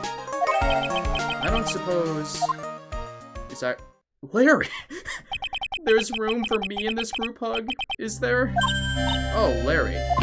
What's with the, longer than usual face? I realized something when I was reborn. I realized that Larry was never of any use to anyone. Not even once. That's not true, right, Nick? What? You're asking me? Well, Nick, is it true? I've got a place in this world, right? Huh? Oh, yeah, of course. I knew it. Everyone would be better off if I were gone for good. Phoenix, say something before he, kills himself, please. No. Oh, yeah. Those portraits you painted. They were really good. Isn't that right, Edgeworth? What? Me? Why are you making that face? Huh, Edgy? Oh, well, yes, indeed. I certainly can't say they lack resemblance. Do you really mean it? What about you, Francie? Did I draw you well, too? Wow! My beauty can't possibly be captured by mere crayon. Nevertheless, I recognize the effort you put into it, and that's worth something. So then you'll do it? Like you promised? You're going to model for my next picture book, Francie with the... Ah! Don't get carried away. Huh. Is he gonna do a group portrait? Well, how about that? Well, how about that? I guess painting portraits is the only thing I'm good at. The painting of Pearl was pretty darn good too, if you ask me. Huh? Now that you mention it, I haven't seen her around. Pearls? Where could she have gone? Normally she would have made a beeline for Maya. Oh, I'll go look for her. BRB. Hey, Pearly. Right. You seem to be uncharacteristically puzzled. I suspect you are worrying about how Maya can be so cheerful despite all that has happened. Yeah. To be honest, I can't understand it either. Franziska. That's right. She lost her father fairly recently as well. I think I understand how she feels. Maya is a much wiser person than she appears, and I think she realizes something. Knows exactly the time when she needs to be as strong as she can. What do you mean by now is exactly the time? Maya wasn't the only one that was badly wounded by this incident. In fact, there was someone that was hurt far more deeply than she. I believe it's for that person that Maya is trying her best not to cry. Someone who is hurt more deeply than Maya. Edgeworth. I think I'm starting to understand, too. Ow! Then tell me, Phoenix Wright. Pearl. Take that! Pearl Faye. The poor kid. After all, the reason that she worked so hard to follow the instructions was because she loved and believed in her mother, Morgan. It's all for the good of the Faye clan. I'm sure she believed in every last word. She thought she was doing it for Maya. That's why she was so happy. It shows how truly devoted she is to Maya. But it's a cruel irony that it was her exuberance that led to this tragedy. Maya Fey's mother was killed, and Maya herself was put into the deepest peril imaginable. And that's exactly why Maya is putting on a brave face. She's doing it for Pearl's sake, until she can see her smile again. Oh, hey! So this is where you all were. Wow, looks like we've got quite the bunch here today. Ow! Youch! What was that for, sir? Sorry about that, Scruffy. My whip just seemed to have a mind of its own. What's up, Detective Gumshoe? Oh, you know, this and that. Anyway, congrats on your win. Let's go out tonight, pal. Dinner's on me. My salary's just sort of kind of gone down a teeny weeny bit, but it's alright. I made a reservation at a first-class French restaurant tonight. Ah! Pretty good work, Scruffy. That whip was your reward. Detective Gumshoe? You said first-class French restaurant. You don't mean... Très bien. Where else? I knew it. We're doomed. Come on, let's go, everyone. Can't keep Maggie waiting, pal. Hey, you, Fry Baby, you're invited too. Oh, forget about me. Pearl and I will be at the loser shack eating potatoes. You know, Maya's taken an awfully long time to get back. She's still out looking for pearls. Oh, Maya. What's wrong? Nick, what do I do? Pearly, I can't find her anywhere. Huh? I'll bet she just went back home. That's all. I thought so too, so I called the village, but no one has heard from her. This has never happened before. As I figured, she has been badly hurt by this incident. She feels responsible for the tragedy that has befallen you, Maya. But none of this was her fault. What should I do? Detective Gumshoe? Yeah? What is it, pal? Could you guys go on ahead? But what about you?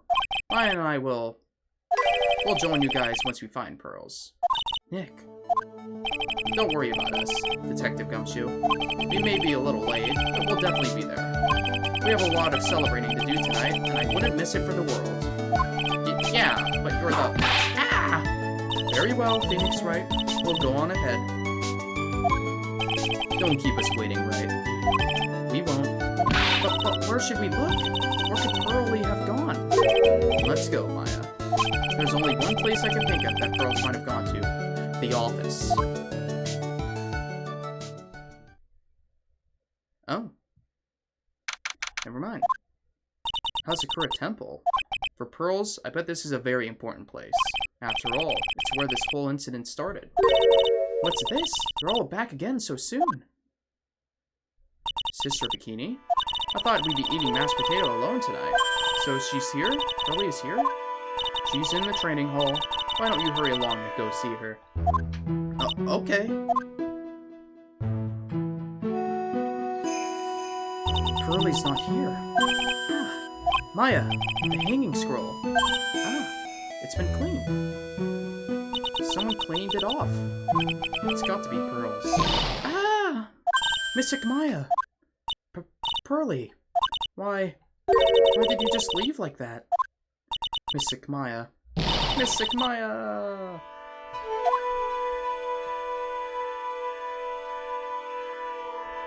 I swore that I would never trouble the two of you ever again. Because it's all my fault that Mystic Maya's mother... That's why you came here? It's the least I could do, to pray for your happiness. You don't have to do that, Pearly. It wasn't your fault. You didn't do anything wrong. Of course, I'm sad my mother is gone, but how do I say this? I'm still happy. You don't have to lie just to make me feel better. No, really. It's true. Come on, phone. The only reason I'm still here at all is The only reason I'm still here at all is thanks to everyone who is there for me. My sis, my mother, Mr. Armando, Nick, and you. If even one of you weren't there, I'm sure I wouldn't still be alive right now. That's why I have to be strong. For all of the people that were there for me when I needed them. That's all I can really do. Mystic Maya. I'm impressed. You truly are the daughter of Mystic Misty. Sister Bikini? Your mother, Mystic Misty, was a strong woman indeed. I want to tell you what she said to me that night. After dishonoring the good name of Karain, I don't have the right to face my daughter. But still, Maya is always my thoughts. It's true. She'll always be with me, until the day I die. Your spirit was with her. That's why your mother was so strong. Even at the end, I'm sure she had no regrets. She'll always be with me until the day I die. Huh. There's a rule or something all masters are to follow, isn't there? To never take the charm off until the day you die? That's the master's talisman. The thing that Misty kept by her heart and would never take off. It wasn't the container that was important. Rather, it was its contents. Oh. That's... a photo? Ah! Mother. It's only natural for living creatures to fight to protect their own lives. But what makes us human is that we fight for others. But who do you fight for? How hard must you fight? That's the true measure of what human life is worth. We defense attorneys are warriors who are constantly challenged by that question. Yay! Actually, better lighting. Even when the battle is that's cute. Even when the battle is over and the bonds that connect us are severed, we always return, time and time again. Mia, Maya, Pearls, Mr. Armando, and Maya's mother too. I learned that from all of them.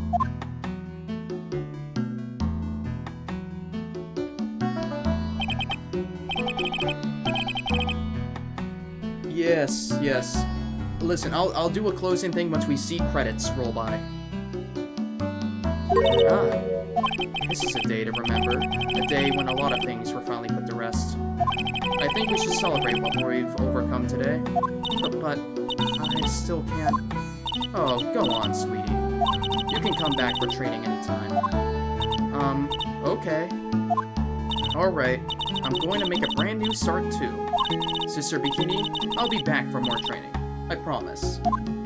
I know, and I won't go easy on you just because you're the future master. I'll make sure to prepare reservations for 3 of you when you come back. Alright, we're going to have a great feast today, Pearly. You know why? Because training is a battle of endurance. Okay, Mystic Maya. I'll eat lots and lots of food tonight. You know, there's one thing I don't get. I probably don't want to, but... What is it, Nick? Reservations for training is fine and all, but why for 3? Come on, what do you think? You're one of us, Nick. Next time you can train right alongside us. Huh? I'll be waiting for you. Sister Bikini will take special care of you. Huh? Huh? It'll be great, Nick. We're going to do the special course naturally. Huh? That's a great idea. After all, Mr. Nick, you'd do anything for Mystic Maya, wouldn't you? Even walk on hot coals, right? We'll have a nice big meal before we come next time. Right, Nix? Nick? You know, I was wondering if I could say just one little thing.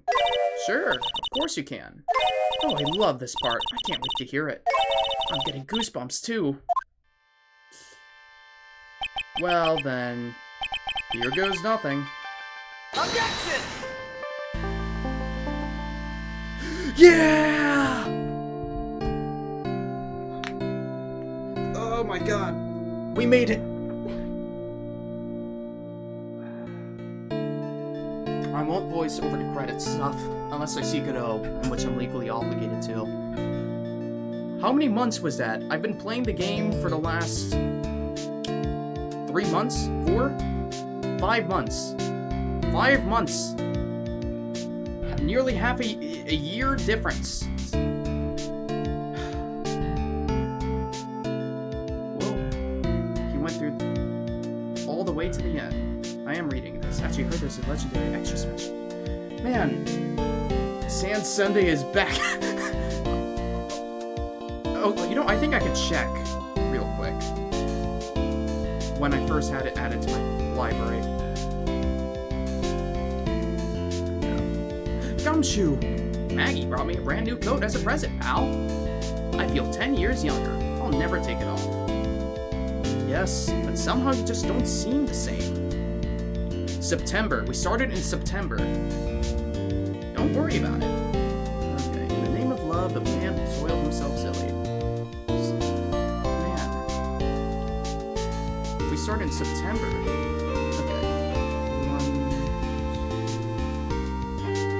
Yes, 3 months. 3 months, we made it through here. Thanks to everyone who stuck with us through all of this. I think, I'm gonna say, this third game kind of saved the entire Phoenix Wright franchise for me in a sense. At the end of the second game, I was honestly kind of gassed out and nearly, like, lost all interest in the game entirely. I know starting the third game was especially hard for me because I was just kind of... The second game is like crazy in terms of how much it made me not care about the series. And the third game that somehow took that disappointment and like made me care, had me thinking about the game, had me thinking about wanting to play it and finish it, and made me sad that I couldn't. I mean... Next week, we'll do our Phoenix Wright tier list, and that's going to be a main video on the channel alongside a live stream prelude. Actually, I might do it. Well, I'll see how I want to do that. But we had Tigray, we had Mask the Mask. Every case here was a banger. Like, I think once I do the tier list for the third game as well, we can kind of sort out all the grand scheme of cases. Like... You know what's funny? At first, now that I'm thinking about this case here, I was a bit annoyed that we were still going, but after this, I'm kind of like sitting here. Sure, I'm probably a bit peeved only because we're sitting through it all in one session. But I feel like cracking my head back into oblivion. Man. Well, that was sweet. I don't even...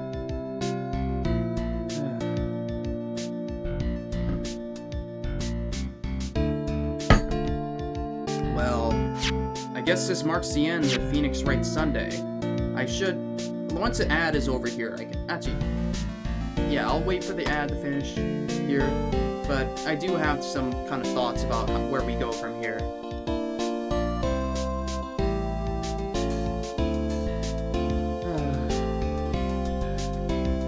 Is the ad over yet? Let me know when ad is done.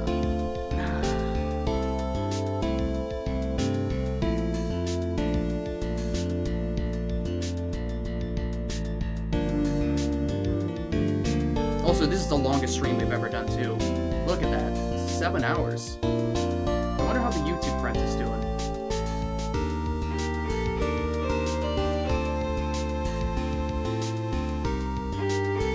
Okay. Yeah, so, as far... Now that that's done, I've thought about where we go... Wait, the little one slapped you so hard you got a nosebleed? Wait, what happened? I just need to pay attention when Godot shows up. But, what's it called? Objection!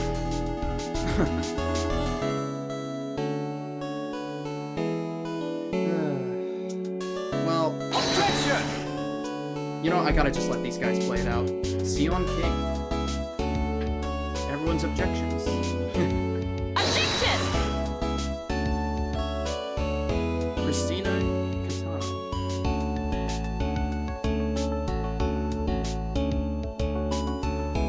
Objection! The GOAT.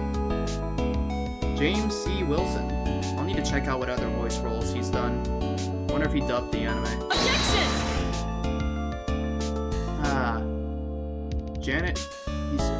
Or Hisu? I don't know how you pronounce it. Objection! Max Payne. Yeah, I'm just letting the credits play out before I do any closing thoughts here. Oh god, old bag. I'm back from a long and tiring vacation and no one is here to greet me? I guess while I was gone, my little whippersnapper buddy quit and now I've got no one. And what kind of lonely, crazy security room is this supposed to be anyway? What's with all the flashing lights and switches? I feel like some sort of space alien. And now what am I going to do with all these macadamia nuts I brought back for everyone? Oh boy. Oh, thank God, we had no old bag appearance in this game. But, okay, I thought about where to go from here.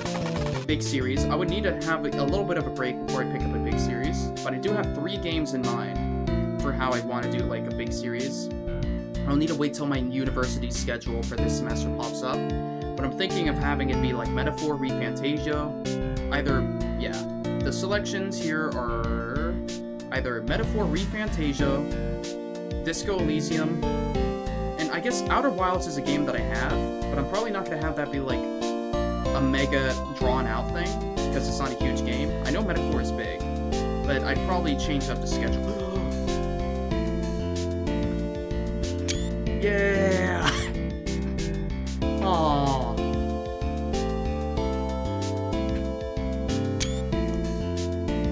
Screenshot that. Isn't that nice?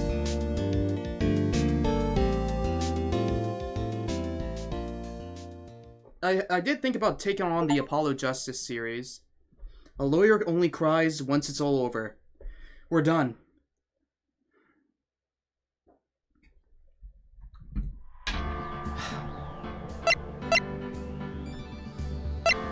We did it. Well, I suppose closing thoughts here in the Phoenix Wright Trilogy. I'm sure I'll have more to say in the tier list video once I've had a week to simmer, but I really do love it. I love it. I love it. I love it. I think I found the investigations to be extremely tedious at times, but I love the characters and their weird quirkiness most of the time. Sometimes there's some misses. I've thought about where to go for here, as far as leaving Phoenix Wright here, or maybe picking up the Apollo Justice series at some point. But I kind of sat down about it, and I realized that the Apollo Justice series is not going to be the same. I know it, you know it, we all know it. I think I'm going to give Phoenix Wright the respect of understanding that this was the trilogy that released, and before I consume any other media, I'll let it rest, I'll let it take its, secure its spot in my brain. I have the very most respect for just what this game managed to achieve through very visual novel-esque gameplay and stuff. I still think that if I were to just talk in a pure gameplay sense, I found myself enjoying other kind of detective games, more like Danganronpa. But as far as like what this series is trying to do, I don't think that's a fair comparison. They have their strengths and weaknesses, and I'm glad that I get through it here again. If I ever make a... Listen, when I have the money to do cosplay, you bet I am betting $10,000 I'll do a Godot cosplay. I'll post it. I'll do pictures. I can do it. Literally, it's an actual character that has a somewhat similar skin tone to my own. 2, how much is... I just need to get the wig, the mask, and some fitted clothing. Sure, it'll be expensive, but I can wear that suit outside, you know, of just cosplay context. Either way, thank you all for sticking with me through 3 months of streaming. It's been on or off, and it was this has been a learning experience for me too. This was the first time I've ever committed to doing a long series where I had a schedule and a time where we streamed it every week. I don't know if I have anything else to say besides sigh of relief, I guess. Yeah, we made it. I think I will reserve my thoughts for what the next long-form series will be, but I know that I'll take the lessons I learned through all of this and keep it close to my heart as we move on to whatever game we see next. Aside from that, thank you all so much for sticking through to the end here. If you haven't already, follow on Twitch, subscribe on YouTube, or join the Discord to be more active in the community. And aside from that, I would also like to shout out a special thanks, not just to people here live in chat, but to all of you VOD viewers or people who may be watching this after the release, whether this be on my main channel or the second archive channel. If you made it this far, congratulations, you made it 7 hours and 15 minutes in. Unless you cheated. If you cheated, yes, I'm talking to you, Daniel. Yeah, I know you skipped to the very end just to see what I'd say. What, you think I'd have something else? You think I'd treat you like you're sane? No, skip back to the beginning of the video and watch through it like everyone else. Got it? Alright, anyways, for all those people not named Daniel, yeah, the message extends all to you. Thank you all for making it to this point. I will be seeing you all again whenever. Just keep an eye out for notifications, and put the headphones down. Thank you all, and I will see you all later. I hope you have a good day and or evening. See ya.